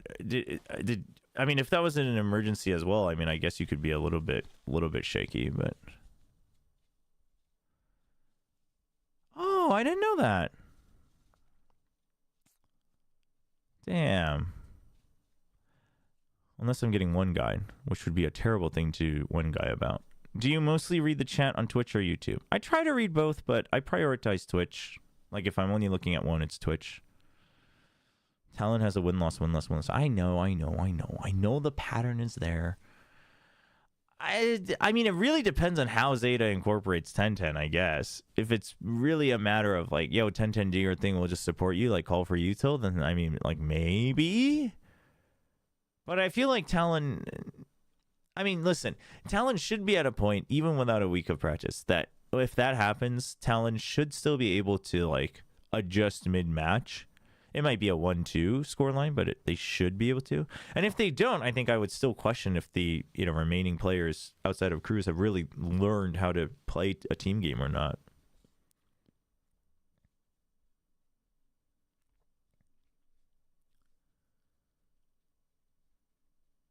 They have some festival in Thailand. What?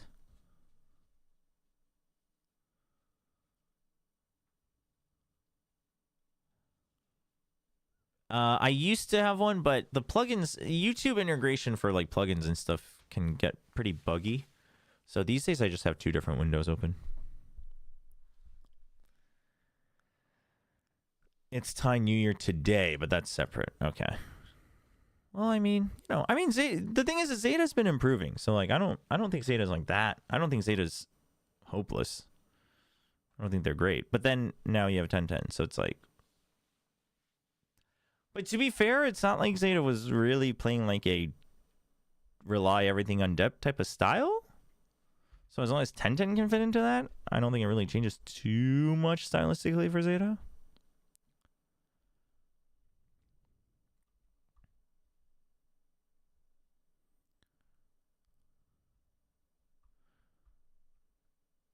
Sure. Yeah, you can't change your bets. That's crazy. Is the RQ group set for playoffs? No, I don't think so.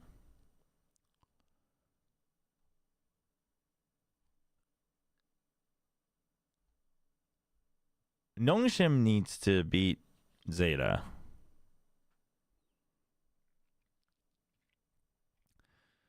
Because Zeta could lose tomorrow, but beat Nongshim and win the head-to-head, yeah?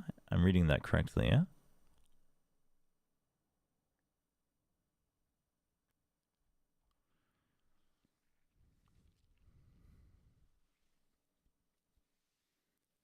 Well, the top ones are, but not the entire 4. Yeah, neither group is fully locked, actually. You're right. You're right. Because technically, this isn't over either. Do we have an early prediction on who the Pacific representatives will be for Pacific? There you have it. Hope you screenshotted it. GG, we're moving on to Path of Exile. Let's see. I gotta log into my game, so let me get my camera out. Watch it for the flashbang.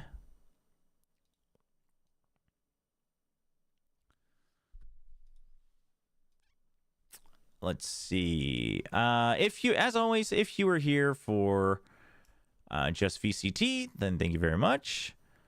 We will still be streaming with some Path of Exile 2. So if you'd like to hang out, we can still talk about VCT or whatever else. So you're more than welcome to hang out. Maybe check out the game if you never played it or watched it.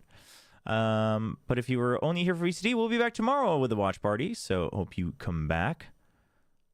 And for those of you who are staying, we're going to run some ads real quick as I switch everything over. So please bear with me as we switch games.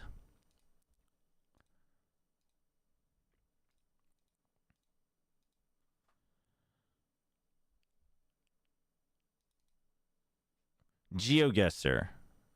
Oh, I already closed it. Oops. Well, I closed like the whole window. That's Mobby.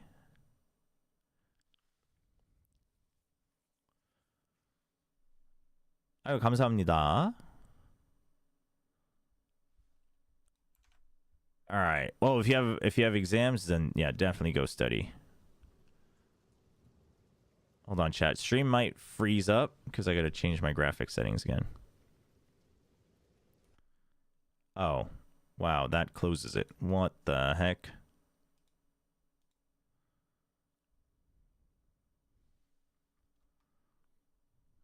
Does anybody want a brand new Death Adder V2 wireless?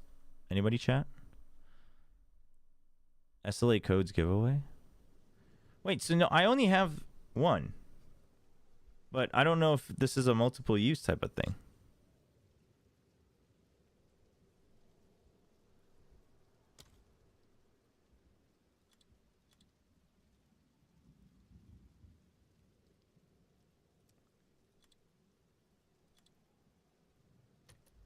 Okay, that should prevent the game from freaking everything out.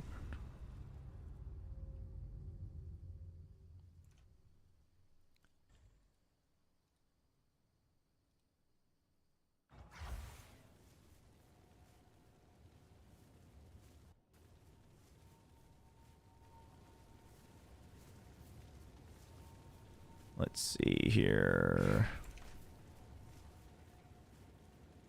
Get my POB up.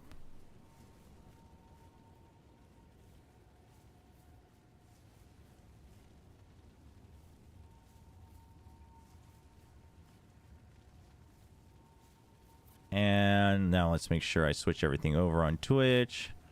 Here are the coordinates for GeoGuessr around if you're curious. That, I don't know how that's supposed to help me.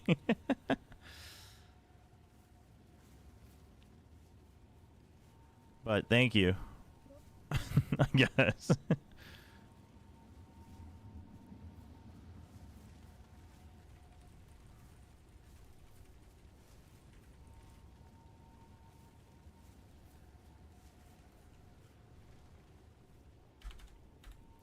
Okay, let's perfecting Ritualist build done. I just realized that I didn't change one of the commands, but that's okay because nobody typed it.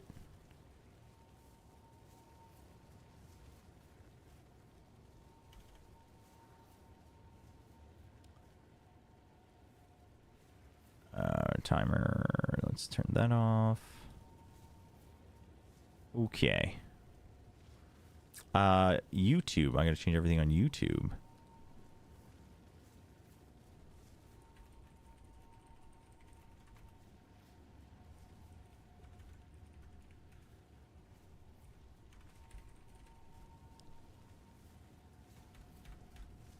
Gotta keep the hashtag there. Save. All right, chat. I should have played the ads now, but I'm gonna go real quick to the bathroom, etc., etc. So I will be right back. Enjoy my hideout, I guess. It's very cool. I'll give you a nice view of it. There you go.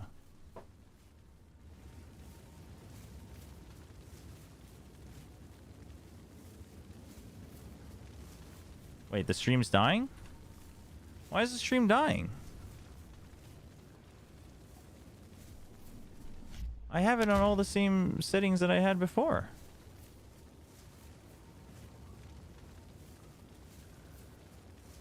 I wonder if it's just every time it has to like load things.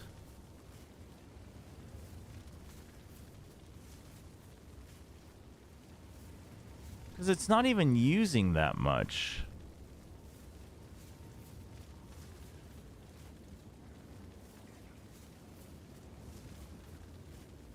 Yeah, I switched it back to I switch it to DirectX 12 when I'm playing on my own, but I have it back to what I had on stream before. This is so annoying, honestly. It is actually quite frustrating just because it's like we have to spend so much time. Try moving again. It might just be every time like the game's loading shaders that it like freaks out, but good now? I don't think I changed anything, but we good?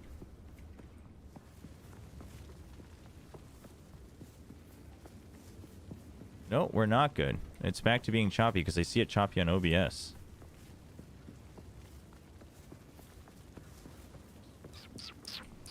But it had to load the shaders again for a second, so I wonder if that's what it is. But that means every time I load into a new map, it's just gonna freak out.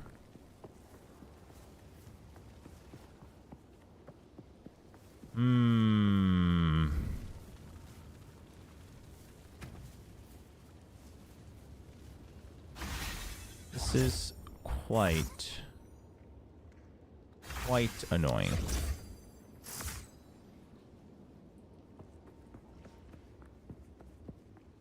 No, this is something going on with the graphics card, but ever since the new update, we've had trouble with this. But the game itself has had some worse optimization trouble with the patch, so it's not like too shocking, but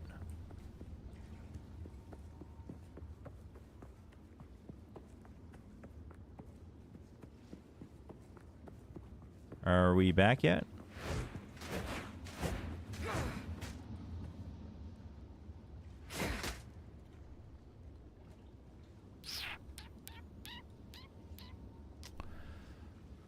It is quite annoying.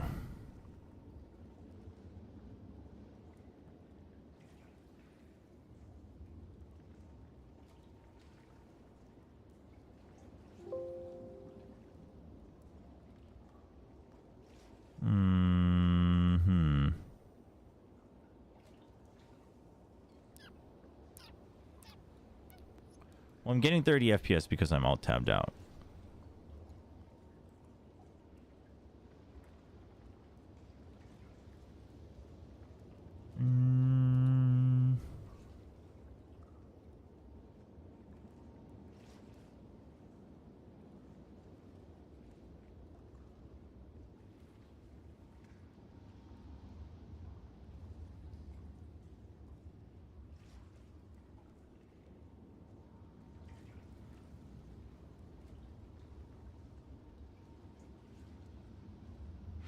Okay, how about now? Still pretty bad?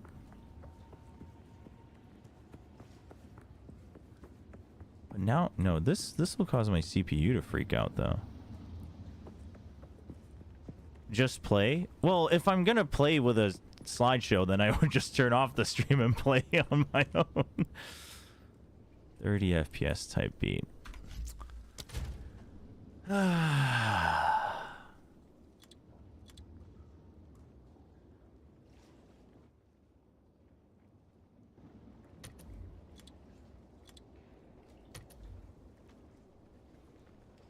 How about now?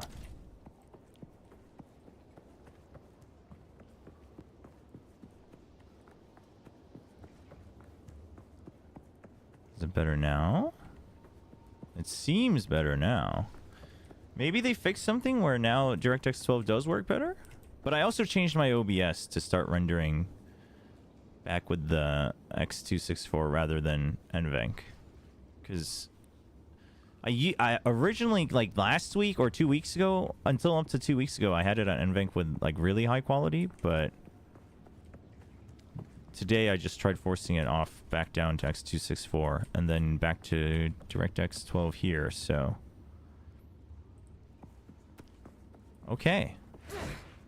Okay, well, I guess... Wait, hold up. Before I leave, let's see if it lags with these guys back out, because these guys cause a... I mean, there's a lot of stuff going on with them. These aren't cosmetics, by the way. These are just... They're my summons. This lags? Is this lagging? Because it's not lagging on my screen. They're lagging. Really? What? But if it's not even... If I'm not even using NVENC, why would this be lagging it? What the hell?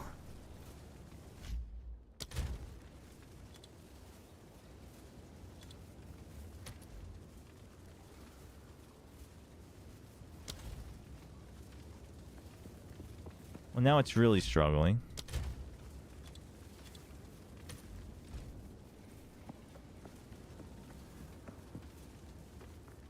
Dude, I do not understand. Yeah, right on, Paradox.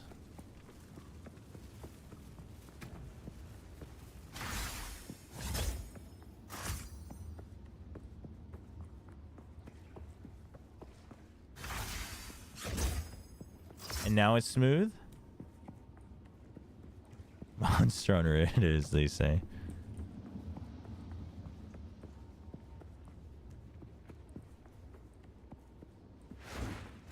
Well, is it smooth again, or is it still lagging even after I've gotten rid of them? Because if it's still laggy, it's something else.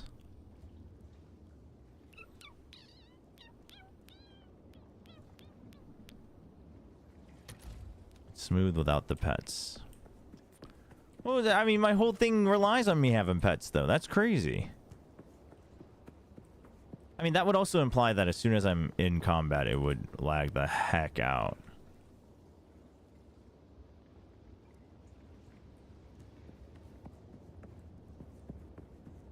Yeah, it could be this map.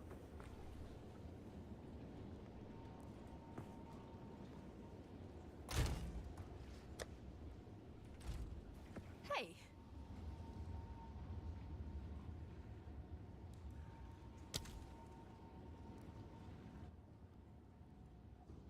This is quite frustrating. But I had the... Oh, maybe I didn't have the dog pet the other stream.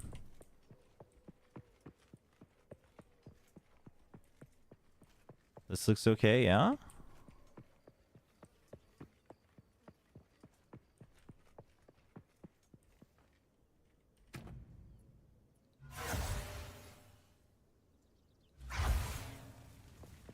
I think it's the fire from the crab that really kills it.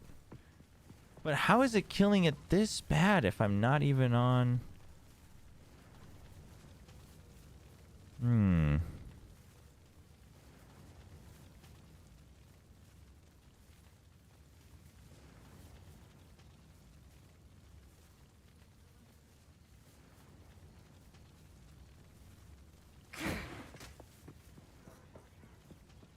This still looks janky, right? Yeah, no, it's definitely... Because it's janky on my preview.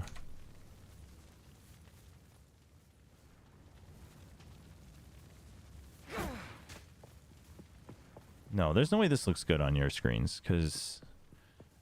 It's looking giga janky on my preview.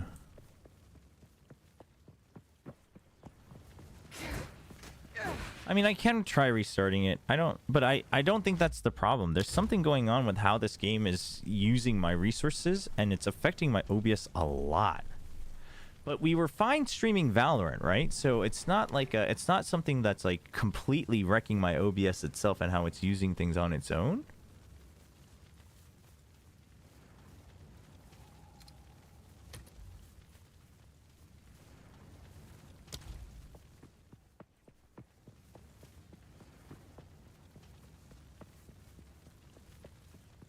Well, before it was looking fine because the pets weren't here and moving around, I think.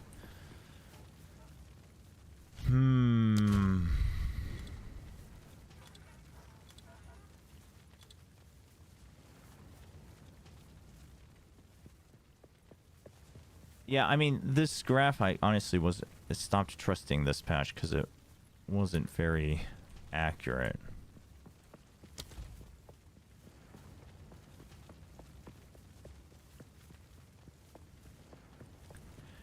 You know what? It could be that because there's the whole issue with yeah, that could be it. But I don't think it is, but that could be. Let me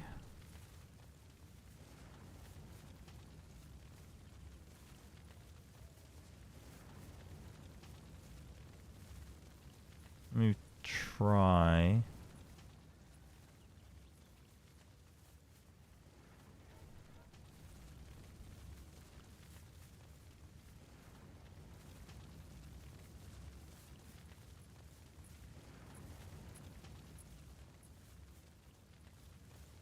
Oh, you know what else it might be? Honestly, as weird as that sounds, it might be that Epic Pen is still open, but...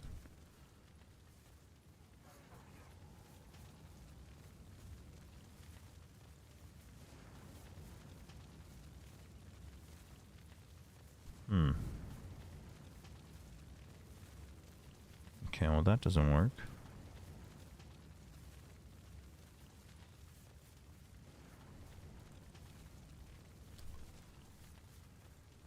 Let's see.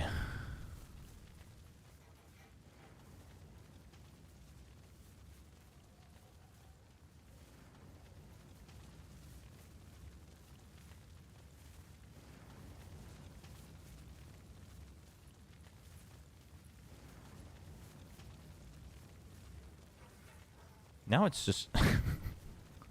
What the heck?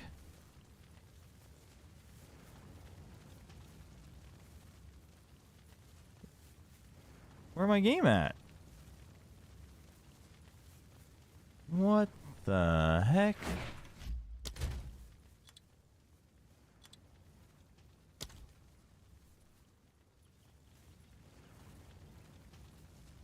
Well, it's funny that you guys still see my mouse.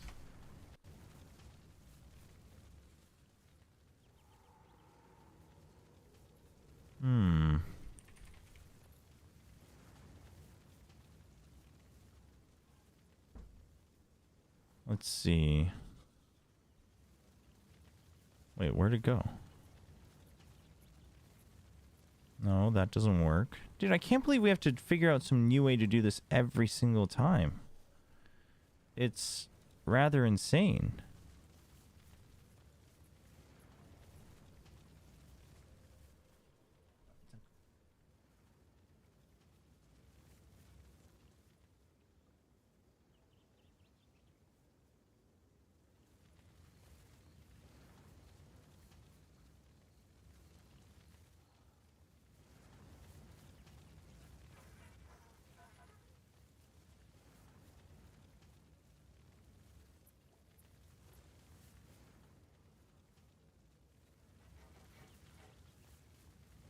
Hello? Yeah, okay, that works.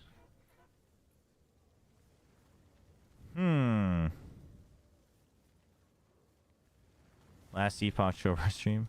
Yeah, no, I will be. The update's next week, right? I plan to.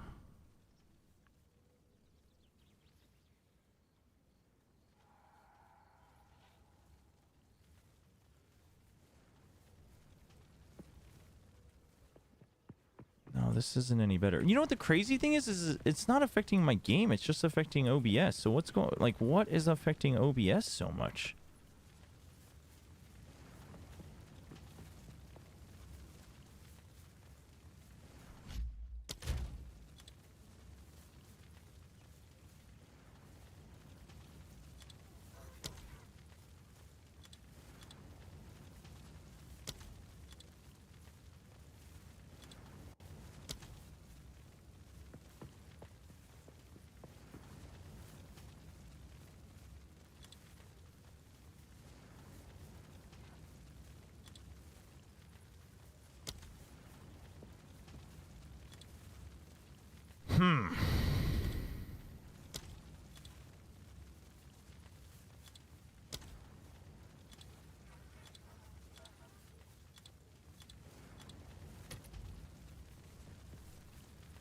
Honestly, if I can't figure it out in the next, like, 5 minutes, then maybe we just have to give it up. I don't know. Not sure.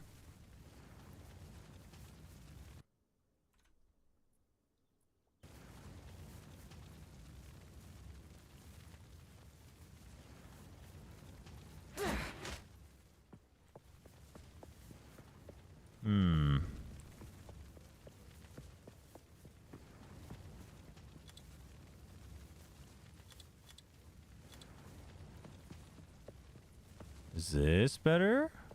Yeah, maybe I'm just the curse for everything, chat. Maybe I brought the tech pause with me too.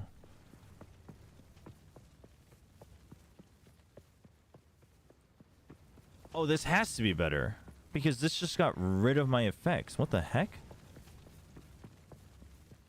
But the crazy thing is, it's like I know someone else who's streaming POE2 right now. Well, not in like this minute, but like these days with should be pretty much the same specs as me.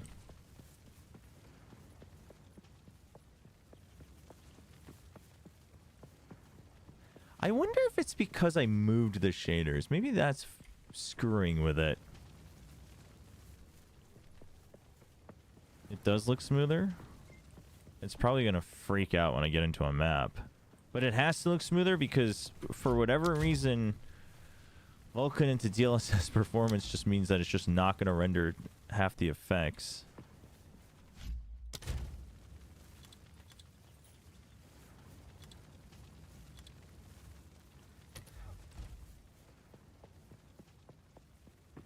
This doesn't look any better. When's the game coming out? We don't know. They said they still want to aim for end of year, but a lot of people are kind of doubting that. So the safe expectation is probably early next year.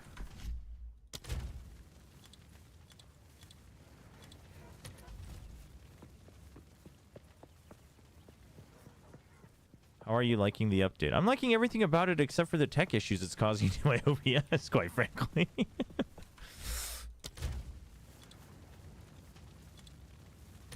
I'm enjoying it a lot, though. To talk about the game itself.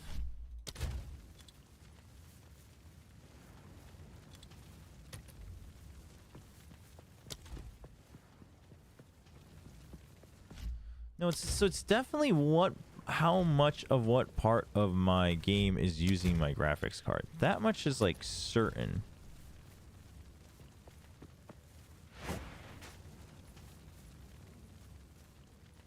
But the real question then is why not if I change it to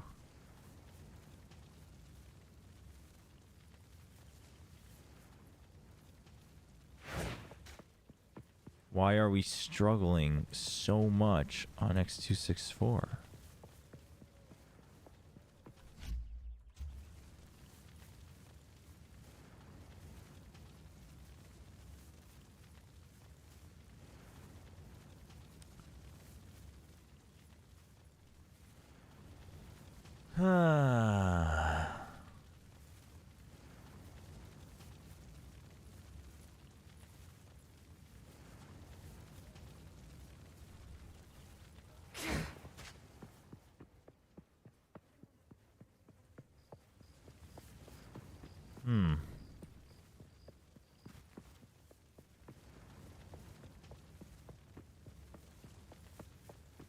There's no way this graph is correct with how much it's affecting everything.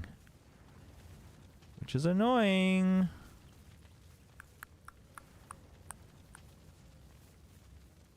It seems to be better? Does it? Because my preview is super choppy.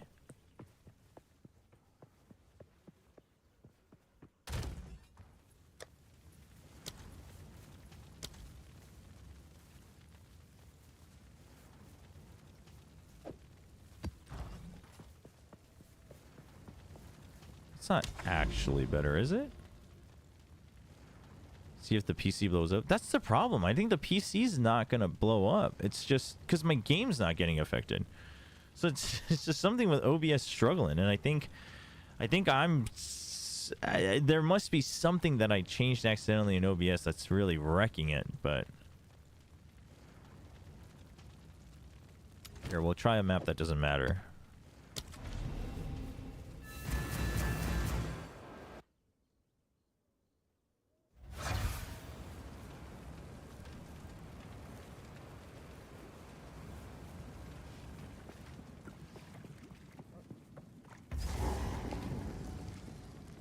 Better off dead. Oh, where were you? Because I have a lot of effects going on. So I feel like it can't possibly get better, but this map's actually probably not a great representation anyway, because it's just a narrow hallway, so.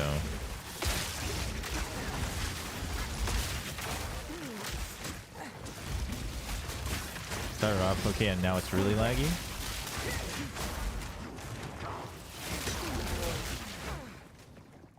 Yeah? Wait, wrecked as in the stream is wrecked, or you gotta specify right now because we're actually tech testing.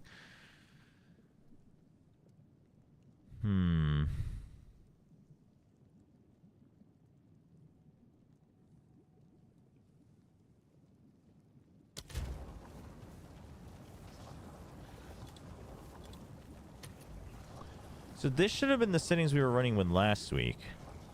And granted, I didn't have these pets. You know, these pets are all just bugged, by the way. That, well, okay, he's really bugged. This magma shield is like so annoying because it's just up in the air and massive. Yeah, I see that it's like super. My preview is just a slideshow now. But it's crazy because my screen is giga smooth. So like, I don't understand. I mean, I'm not very into the tech, but like, I don't understand how that's even possible.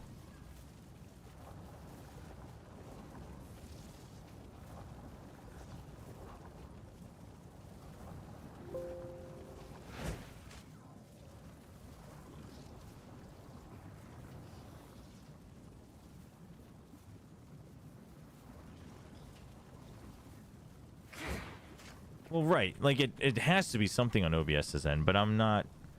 Because I haven't changed anything. Quite annoying, quite annoying.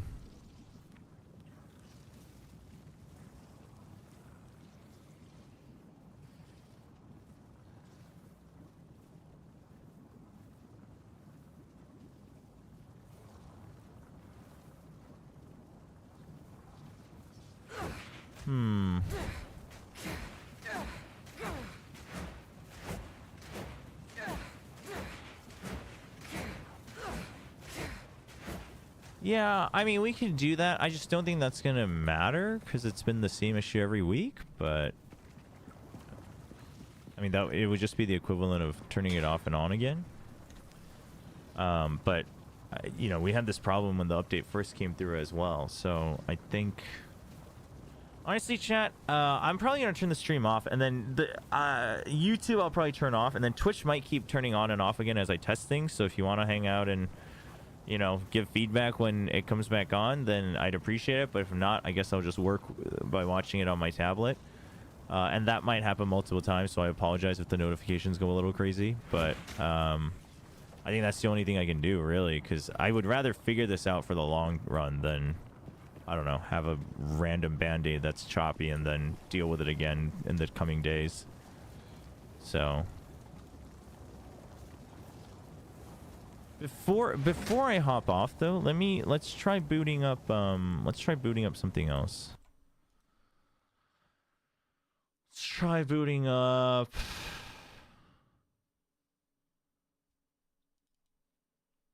Valorant. Yeah, but for everyone, for more or less official reasons, this is the end of the stream. I just realized that was just all on screen, but that's okay. The crisis test.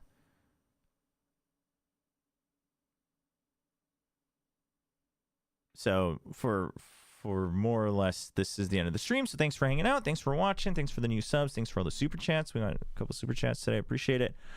If you want to hang out and help me tech test, that'd be great. But if not, you know, we'll catch you tomorrow.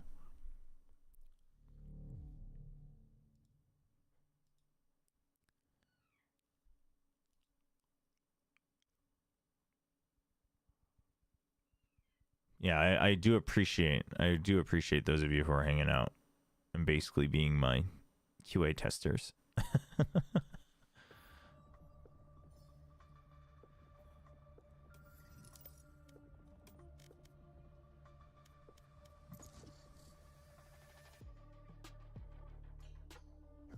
I mean, so far smooth, right?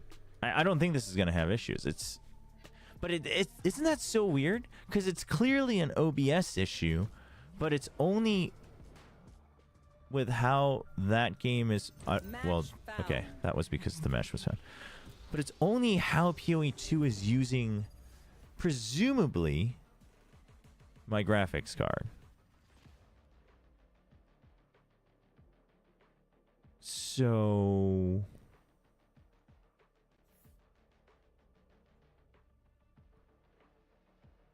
I don't know if anyone actually knows their tech. Warm up.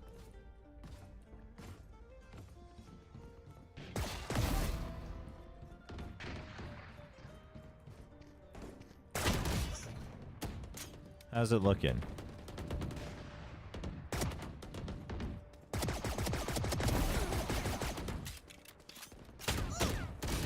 Premier Champions? Was there someone who was Premier Champions? Is that what it was?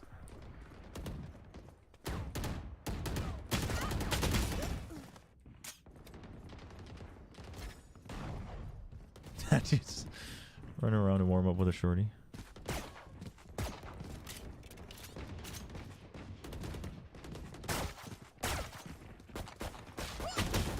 I mean, yeah, I know. I just wanted to know if it was going to be something that like used my graphics card at all. But if the game looks good, that's all.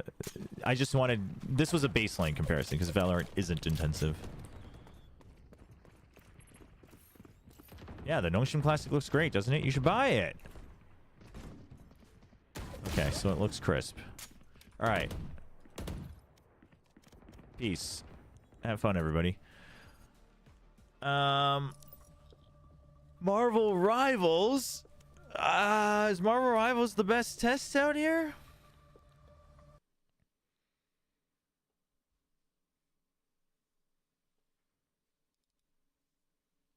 I guess it's a good test.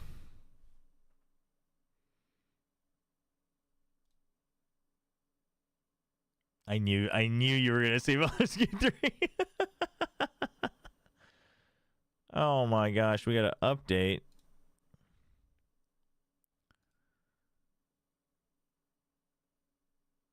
It'll update. Anything in the store that I want to buy, chat? Dave the Diver. It is on sale. Still haven't played it.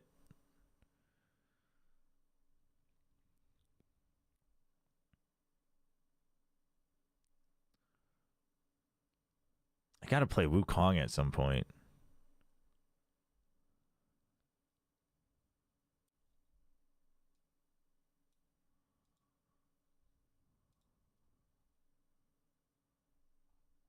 Play solo leveling. Do the runs a player did yesterday. I think I'll try keeping up with solo leveling a little bit. Monster Hunter Wilds. I don't have it on PC. I mean, honestly, we could farm that too, but I want to like properly get to the end game in PoE so I can figure out different builds and make videos about them. But like I can't actually like I think the next time and next update, I think I will just go like creator mode and just do whatever for the campaign just to get through it. Because right now I'm like, ooh, fancy new things, and I want to test everything during the campaign, but it's like, but then again, I don't know. It's like, I don't know. Dude, Inzoi, I don't know. Something about Inzoi just, was that on here? Just rubs me the wrong way, man. I think it's like this, the weird like pseudo hyper realism graphics that they show on the concept art. Like in game is actually much less like that, it seemed, but yeah, it's like something's. It's definitely a little uncanny valley type beat. It's so weird. I wonder how many people are playing it. Very positive. Oh, the developers literally called Inzoi Studio. Weird. Wait, how do we check how do we check the player base? Also, why did the update stop? What the heck?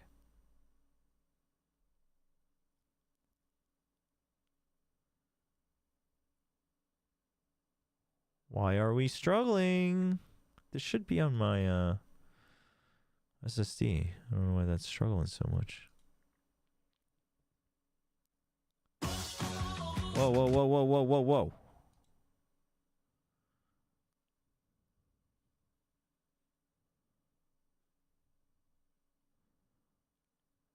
So it's because of downloading in the background? I didn't even have my Steam open before. What do you mean it's because of downloading in the background?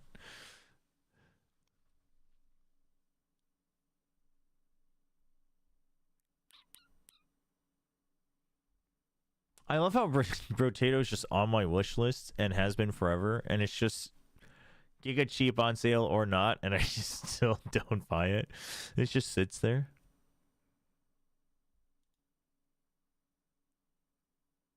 Where is this getting downloaded?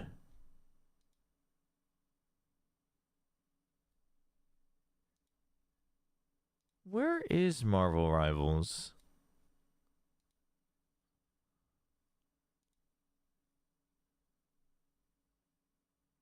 Yeah, it should be fine.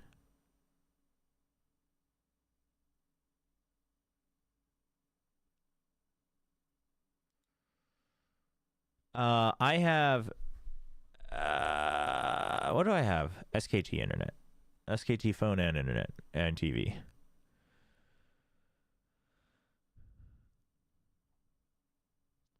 Oh yeah, Blueprints. Is that on Game Pass? I've been seeing a lot of talk about this game.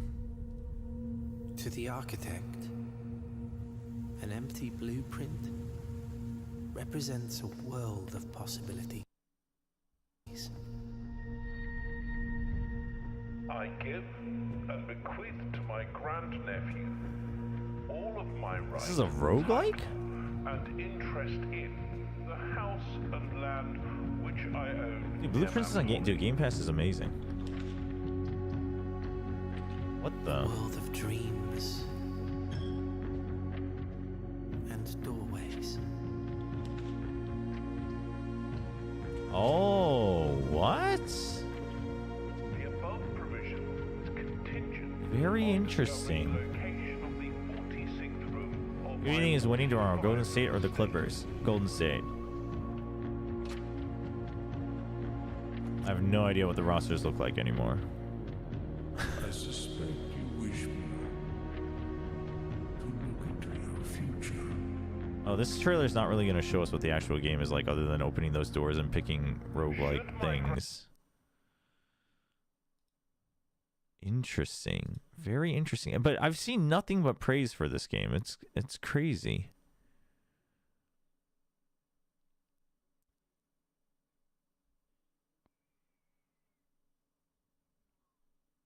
How much is it on? $30, but it's on Game Pass. Play a G-word game. I mean, I actually would test it with ZZZ if it was updated, but it's not. Been quite the beat since I've played that.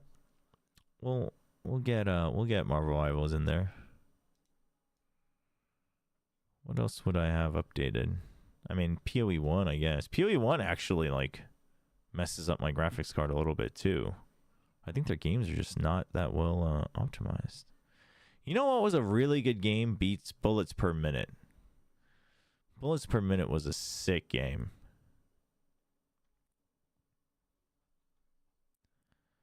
Marvel Rivals? It does seem like they're starting to lean more into that, which is unfortunate.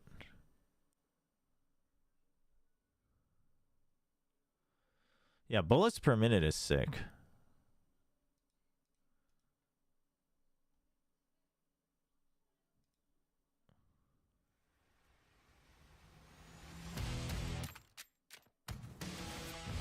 This is so sick. Honestly, it's quite fun.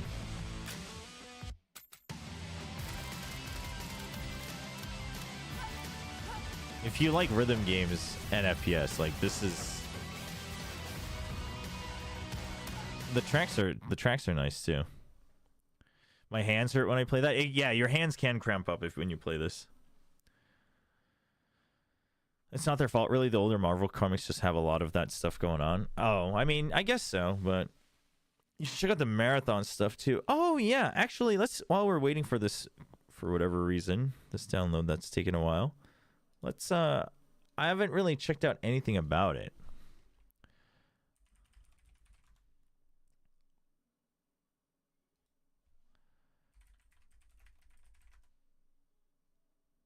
Marathon gameplay reveal trailer.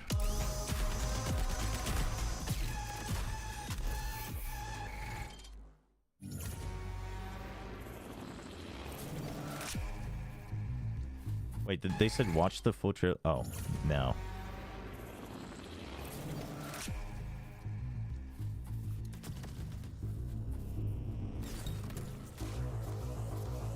This is an extraction shooter, right?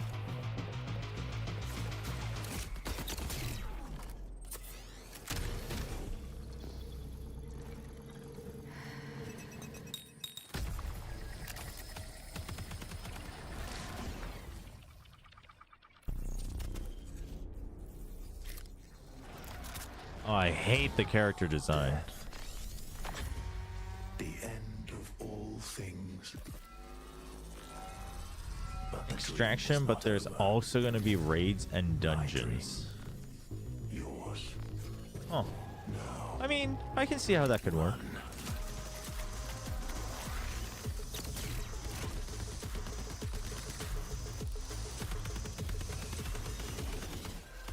I mean, the gunplay looks... Does it look as good as typical Bungie standards, though? Am I just jaded?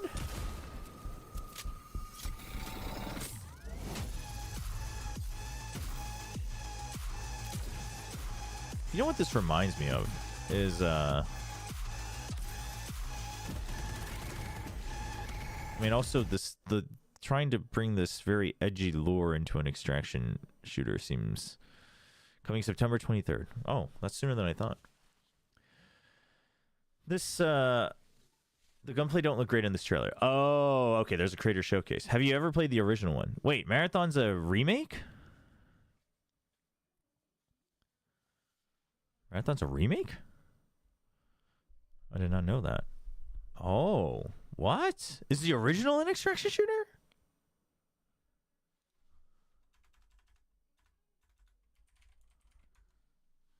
$1994. What? When's this one?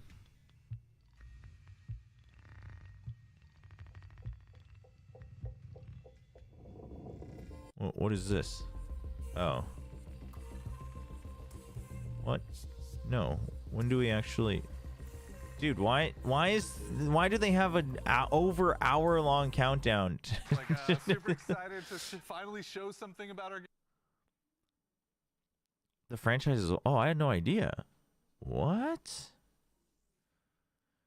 Oh, Marathon's an OG FPS. That is weird. Game, you know? I've been a little bit silent for a while, but... Chat with us today. You've already done yourself a date.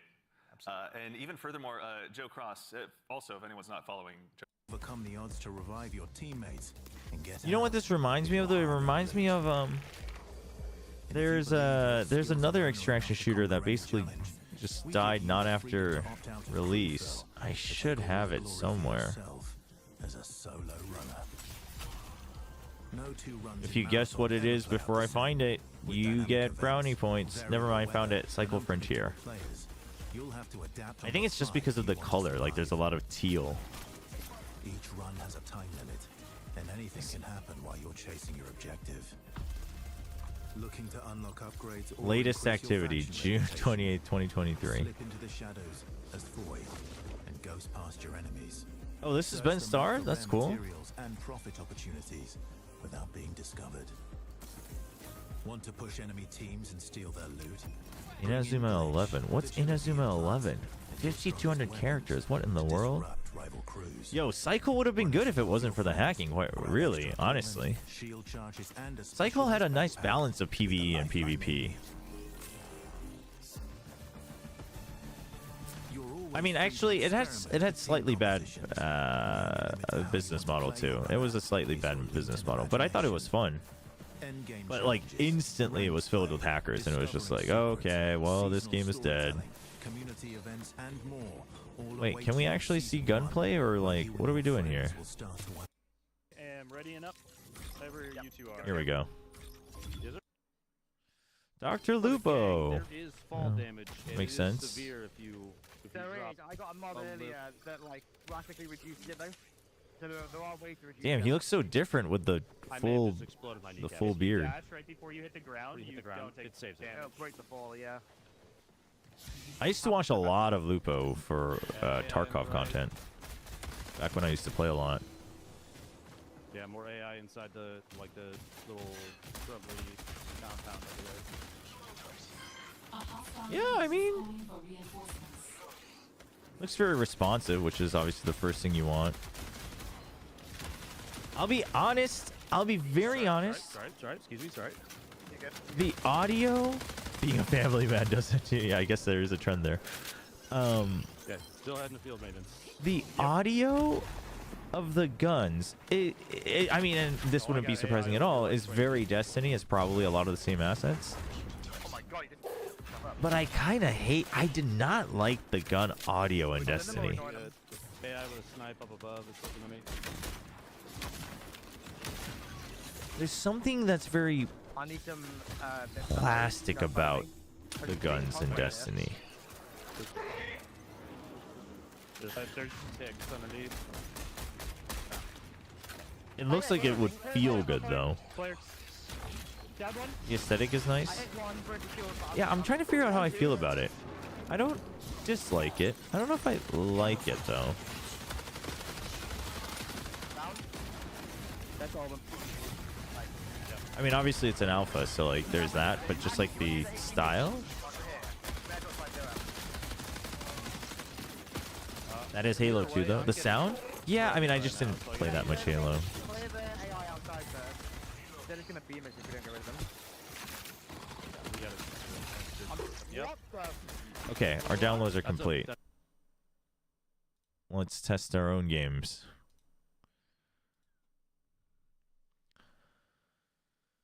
Watch this just crash my stream.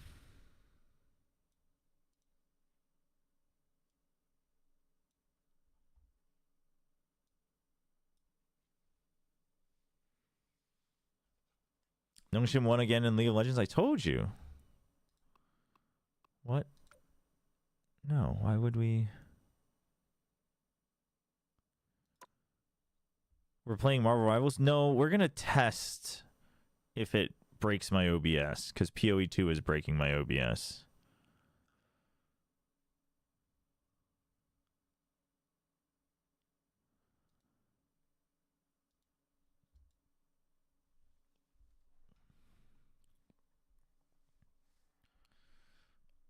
Oh, is that... I'd recommend putting on the experimental changes.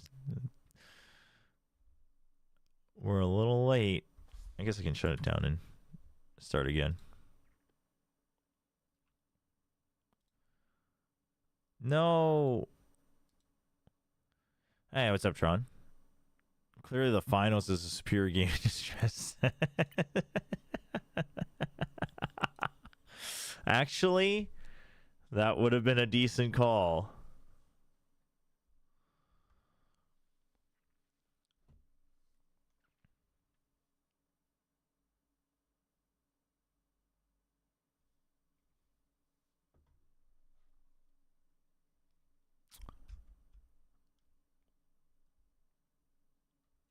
How's it going, Tron?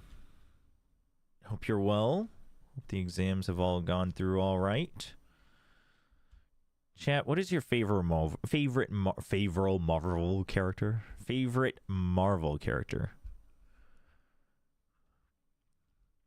Not necessarily in Marvel Rivals. I just mean in general. Give me an elevator pitch for your favorite character and why I should be a fan of your favorite character.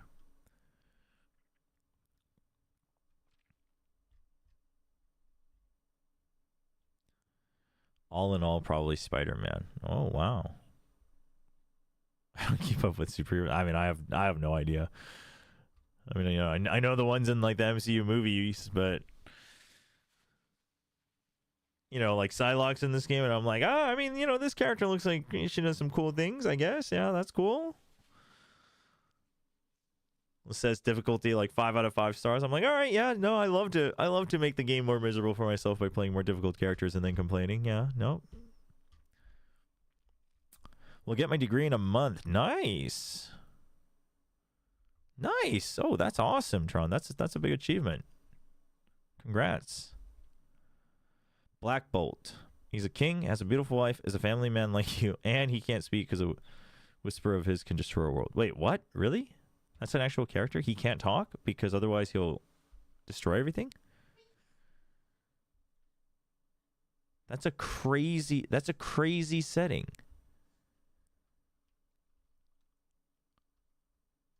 So he's like the most powerful being, but it's like a curse in disguise. He can't speak. That's crazy. Storm can single-handedly take out any mutant. Queen of Araco is good friends with Magneto and is a dangerous woman. Are we sure we're selling the character here and not making them seem dangerous? Magneto is just peak when he's written well, but Gambit is awesome too. Gambit is... Gambit... I don't know. I'm not going to try. I don't know anything about Gambit. Gambit was in one of the movies, no? Played by, what's his face?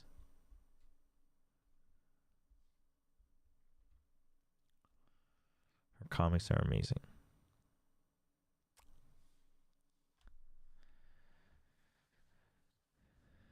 XQQ tweet. Tenten was created after considering various situations.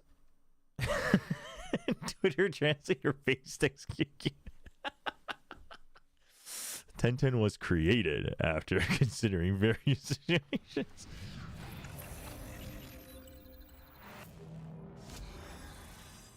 Reed Richards has a shout too.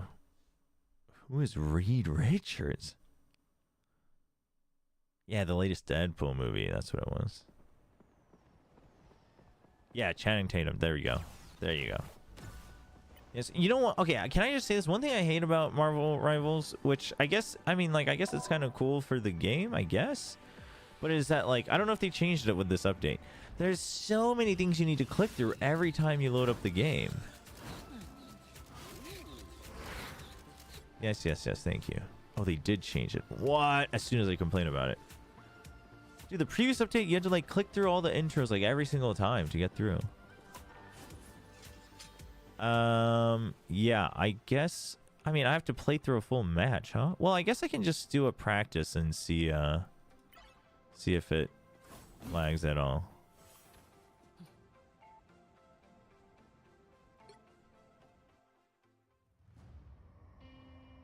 Welcome to the training. The Emma Frost scoliosis. And I'm gonna guide you through the functions of each. No, I don't want to know. All right, who's got like the most effects in this game?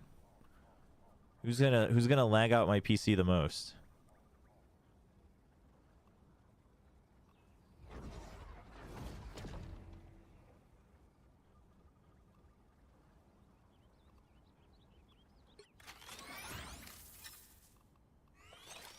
I feel like that's a safe bet. Winter Soldier and his ult. Wait, really? Wait, Winter Soldier's ult is like just a giant thing, no?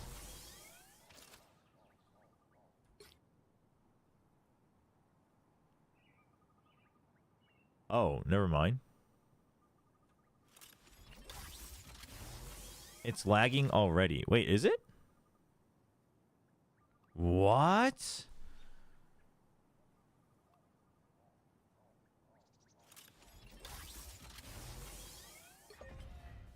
I'm not a symbol like Steve. I'm just a soldier trying to do his job.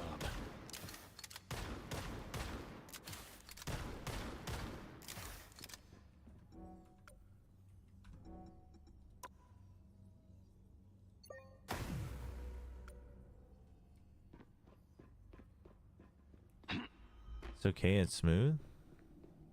Incoming! Armed and dangerous! Armed and dangerous! Again! Again! Armed and dangerous! Looks like it might be lagging a little bit. Not today. Again! Again!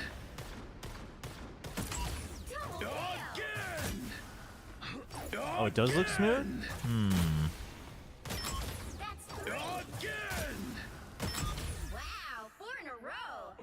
Well, that's what we're trying to figure out. But, I mean, it's definitely an OBS issue.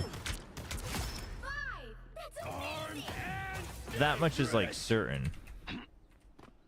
But, like, I guess we're trying to figure out if it's just the one game that's causing an OBS issue or it's multiple. Again!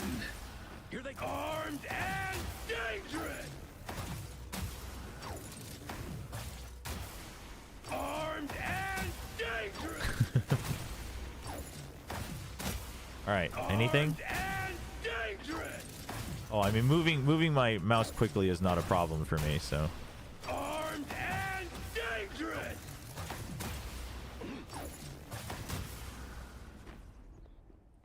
Go to view stats. View stats.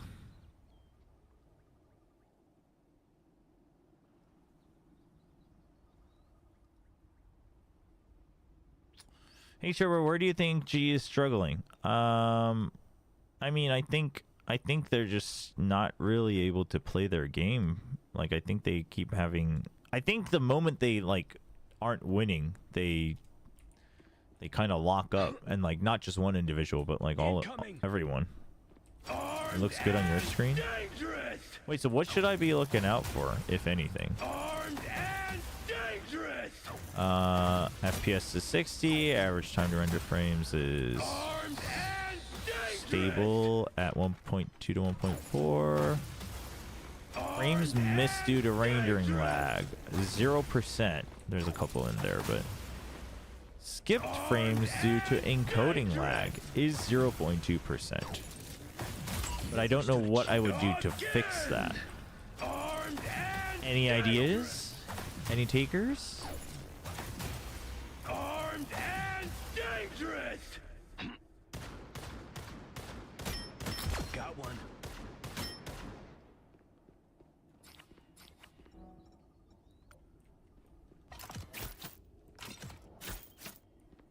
Dude, I guess I've never played Winter Soldier. What the heck? Incoming. Target neutralized. Armed and dangerous. What's my GPU and CPU? My GPU is a 3070. My CPU... Yeah, I couldn't remember and tell you off the top of my head. Armed and dangerous. Where's the Nungshin bundle on the gun? It's on the left side. You just can't tell. Armed and dangerous.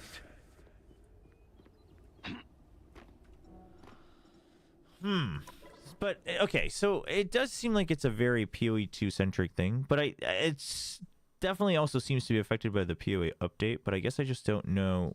I'm not really sure how I would isolate the problem.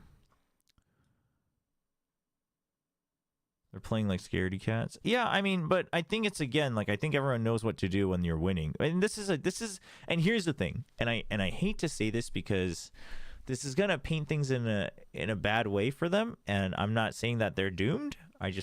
But it's a very typical tier 2 problem. That teams know what to do when they're winning and they don't know what to do when they're losing. And I think we're just seeing that gap, and they'll need to overcome it. Okay, so let me look at these stats once we're in here.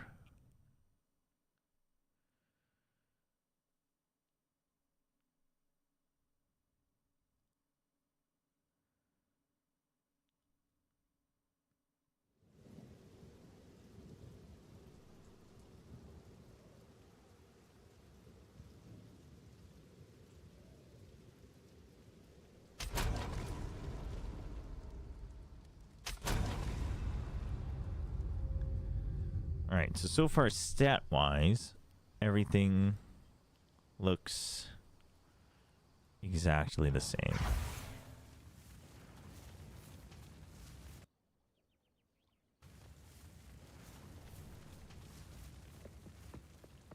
In fact, it is rendering frames faster. But it is now consistently skipping frame. Oh, never mind. No.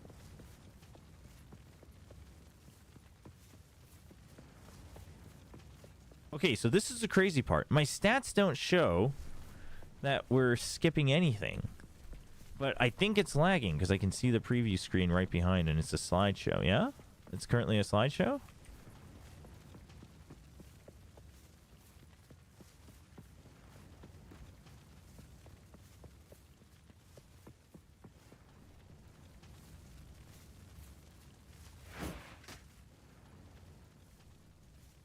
Reset the stats page.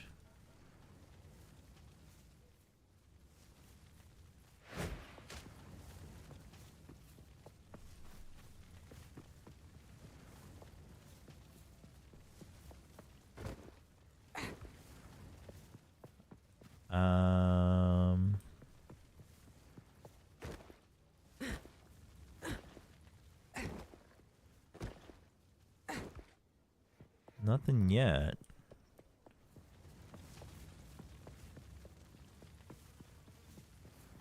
Like in the off season, they had a good run of Neon. I mean, yeah, I don't think that's necessarily the problem, though. I don't think it's necessarily like, and also if it's just like strict agent problems, but it's not even just Patrick, right? It's just like the whole team, quite frankly. Why is it suddenly better? That is a great question, but that's what I'm telling you. I think it's something with how this game. I wonder if it's something with the stupid dude. By the way, the NVIDIA app is. I hate it. Can I go back to not the NVIDIA app?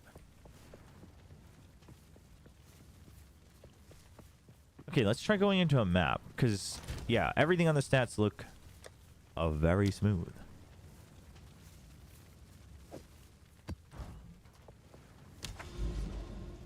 NVIDIA is not looking great, to be very honest.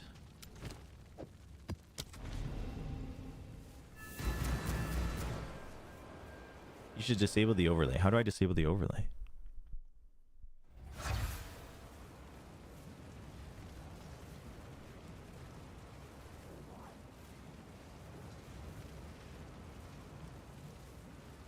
Do I have to do it from the app itself?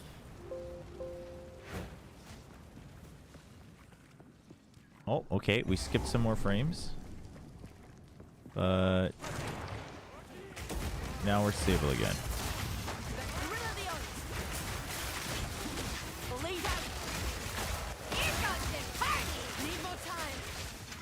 Nope, but now our FPS is struggling a bit. But now we're back.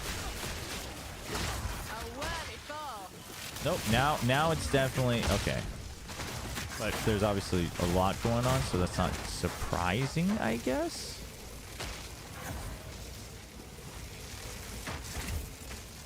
Hold on. We do need to pick this up, though. Okay. Let me just kill everything before we talk. Okay.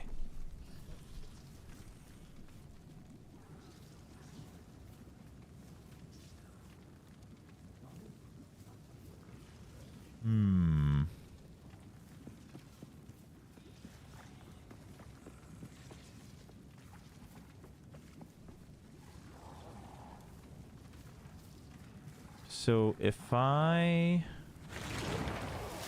Oh my god. Oh wait. No. No, what do you mean preparing to install? No! Go away. Give me a second.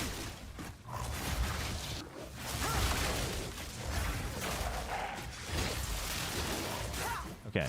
Stop it. Minions, come back. What do you mean you're trying to install? What the heck?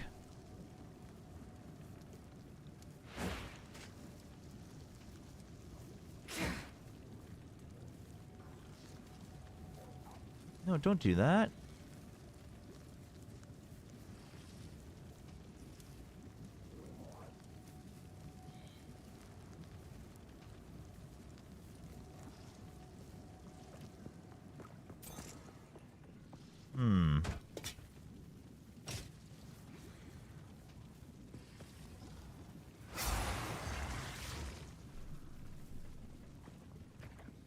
Alright, let's run into another set of mobs here.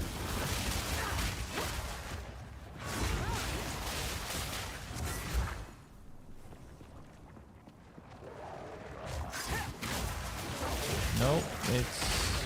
Oh. Oh, it's definitely having issues. Okay, but so like, so we know it's an encoding issue when I'm playing POE2. But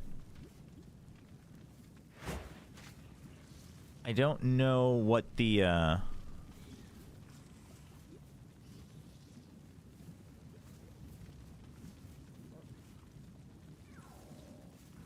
don't know what does that mean for me? Does anybody know? Set game output to windowless. So I am on borderless full screen. Yeah. So earlier, what this was doing was it wasn't letting me choose. Or it was, but it wasn't picking up on the game. Let me try again.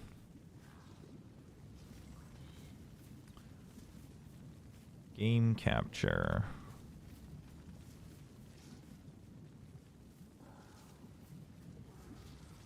Yeah, so it notices the game window, but it won't actually show it. It's not registering it.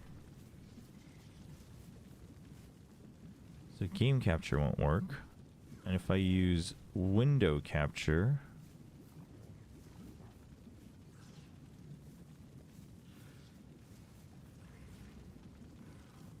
that won't work either for whatever reason. Right, so it just shows a black screen. Like so.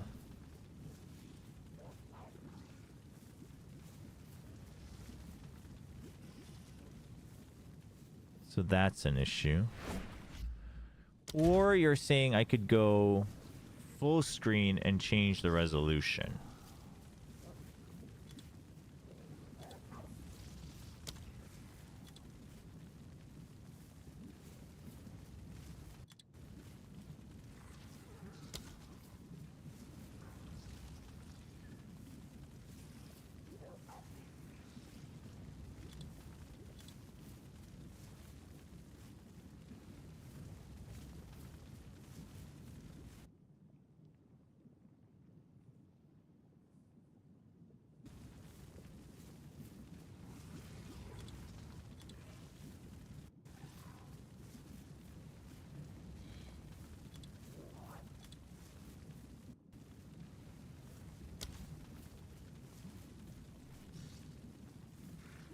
Huh.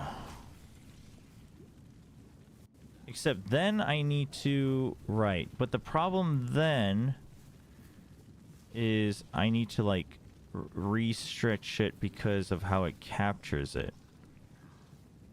Right? Yeah. But, see, so this was the problem I had last time, is how the hell am I supposed to fix that when it's in full screen mode?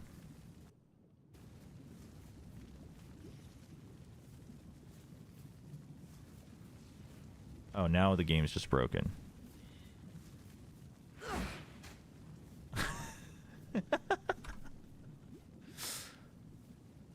Okay, never mind. We're back, I think. Yeah, so like, if it's capturing the feed to my monitor, why is this freaking out? Well, I know it's freaking out, I guess, because the output to my monitor is being... Because it changes my Windows resolution too. every time I go into game.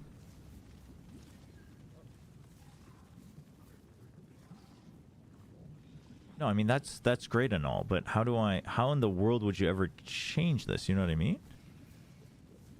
Because this is supposed to be, because I'm capturing my display, but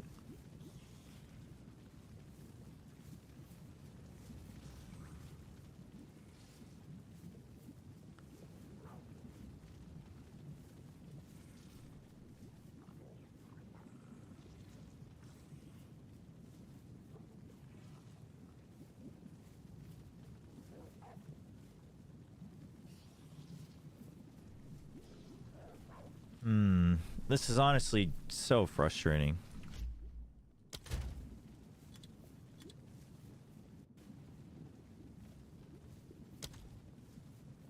I mean, I guess this is an option, but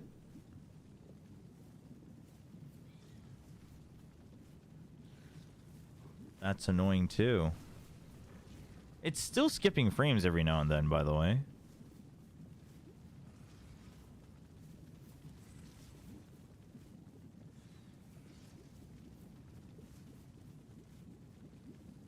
It's also so weird. I don't know if that's a me problem or a POE2 problem that the game capture doesn't recognize it. Well, it shows the window in a list, but it doesn't actually...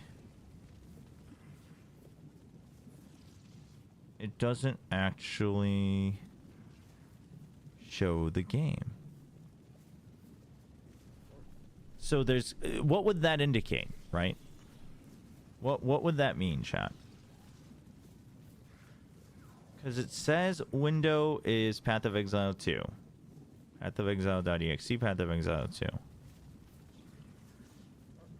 But if it's showing a black screen like this, but I can resize it and everything. Any takers?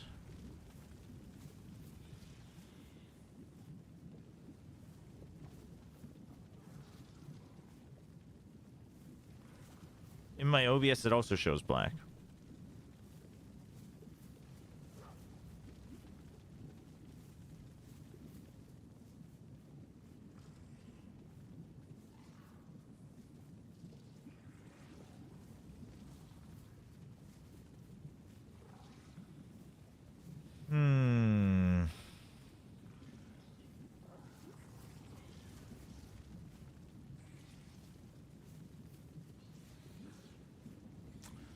I don't know.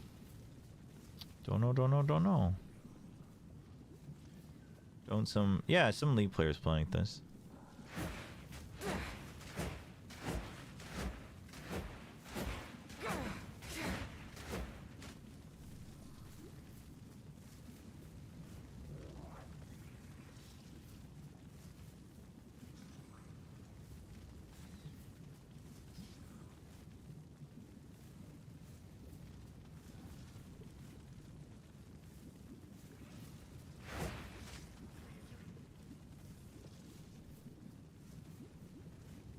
Maybe assigned to play POE1. Honestly, I considered it.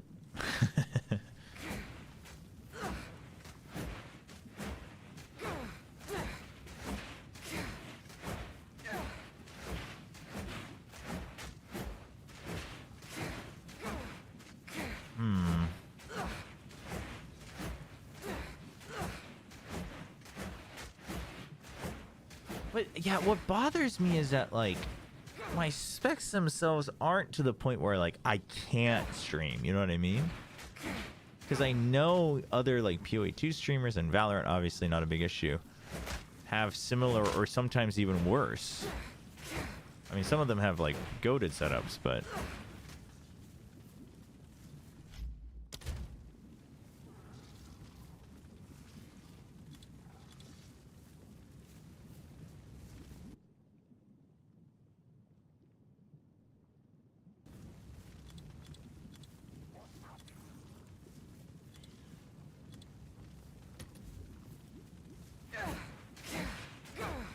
So I guess that's just what's bothering me a bit, of like, there's clearly something wrong with my PC, and I'm just not sure what it might be.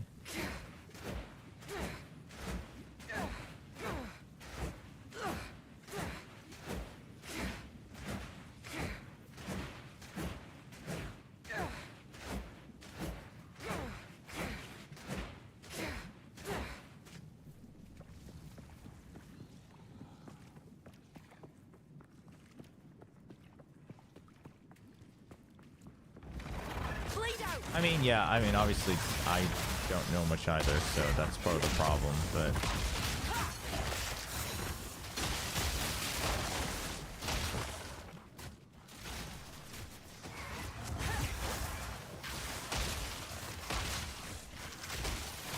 Window capture and game capture. Both of them list the window, but both of them show just a black screen. Game capture doesn't even let me resize. Window capture like puts it on the OBS screen, but it doesn't actually show anything, which is weird. Started playing POE a while ago in honor of you and Elon Musk. Thanks, I guess. Oh no, there's a bunch of memes about Elon Musk and POE.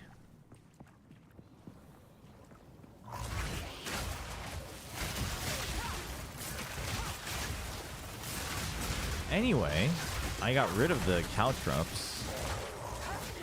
I'm still not sure how I feel about it. Because if my number crunching is correct, the caltrops should actually result in a net positive DPS, but it never feels like it. Or it stopped feeling like it, so I give up on it. I wonder if there's still League players who play like the window mode? Oh, 100%. 100%, I think.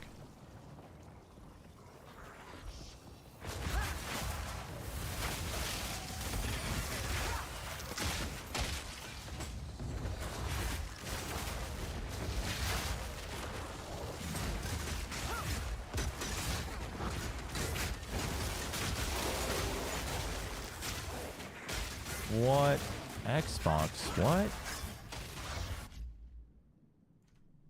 Why is the X... that's not even open. Why did it... Finding out everything about my computer today.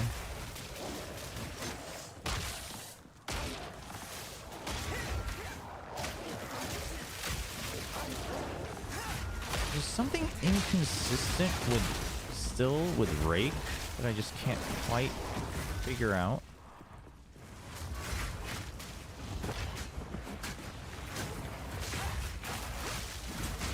To be fair, also I do have like probably two of the most graphically intensive pets. Not by choice, but they were the two that had the mods I wanted. So here we are.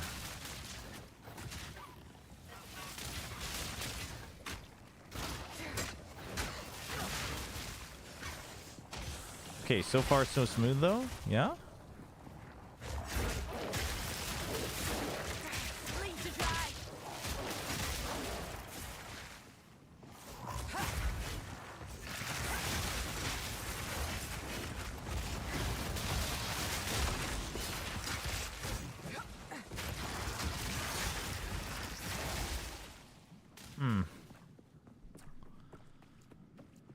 Yeah, no idea.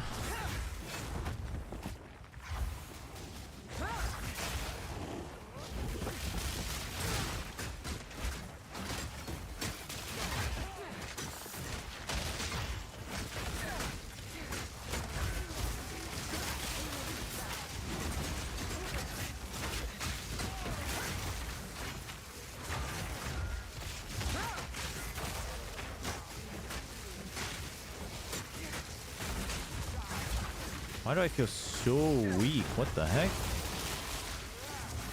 What did I switch last? Shouldn't have been that weak. Hey, what's up, Vendetta?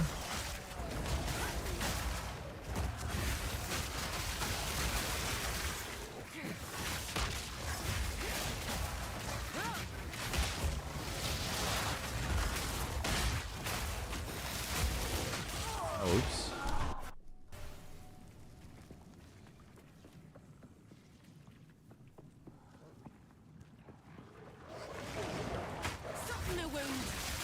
See, I think I also don't know how I feel about hemo crystals on Herald of Blood, because apparently that's what everyone's doing, and that's even like that's one of the recommended gems, which obviously you can't always trust that, but that clearly means that there was an intention with how they were designed. But that kind of doesn't make that much sense to me. Because that would get rid of the bleed on the other guys. Right now it only kinda works because of... What the hell?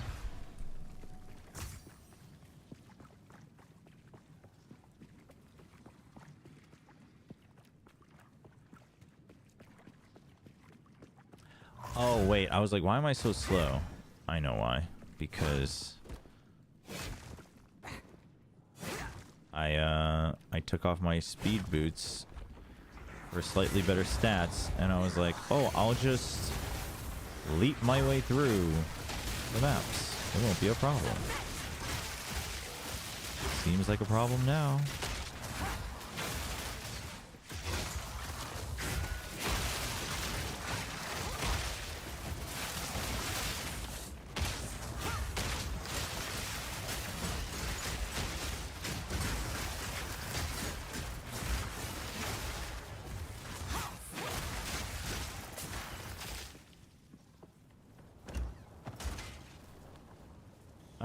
When I create a new game capture, it's just black too. I can't resize. OBS has been lags the heck out when I record. Yeah, I mean OBS and I think the NVIDIA stuff also just haven't been playing nice. But my original scene with the original game capture still gets it.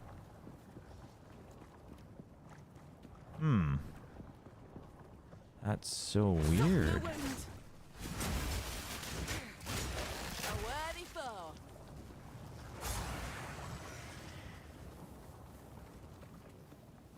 Do Windows... Oh, specify it instead of auto? Okay, like why is my bleed so small on these guys? That's what I don't understand. It shouldn't be. We're in friggin' level 66. I don't think these guys are exceptionally armored.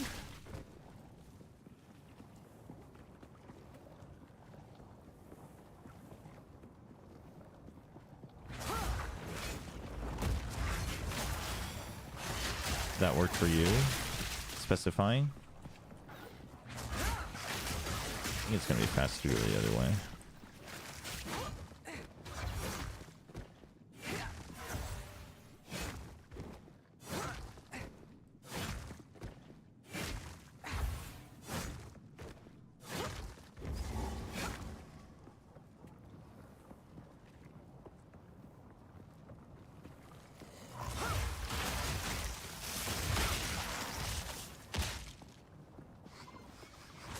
Yeah, I'm a little torn on if I want to use hemocrystals at all.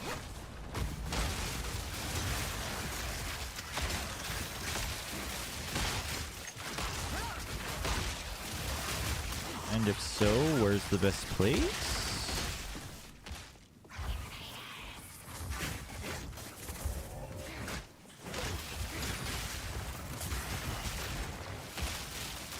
But it's like, I think Herald of Blood, even if I am doing caltrips, I think Herald of Blood seems kind of necessary for faster clears no matter what.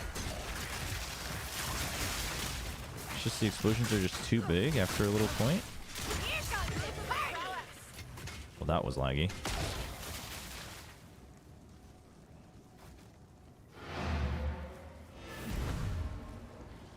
By the way, one of the announcements they said have something about Herald of Blood not working correctly.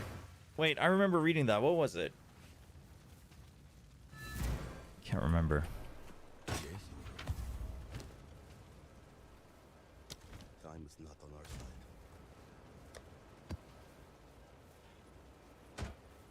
side. Let's just dump everything for now, so I don't have to... Wait, no, not here.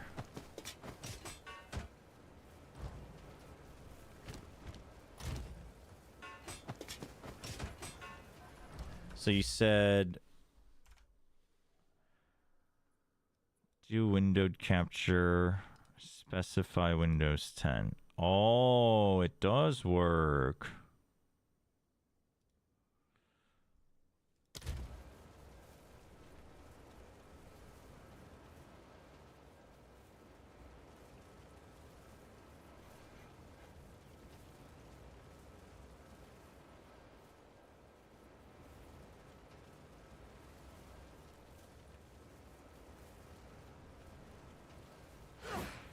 Okay, so now the question is if I make this windowed full screen,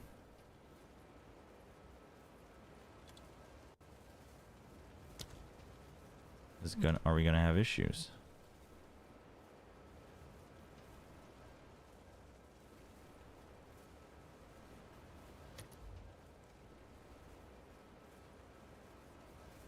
Oh, OBS is so borked.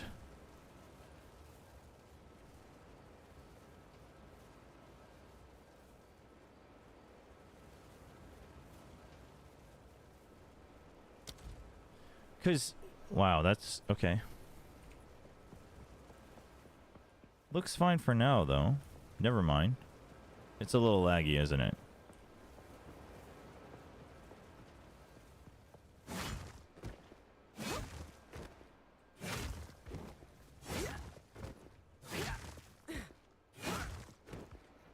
You know what's crazy is that it's not showing any missed frames or skipped frames. So what is going on?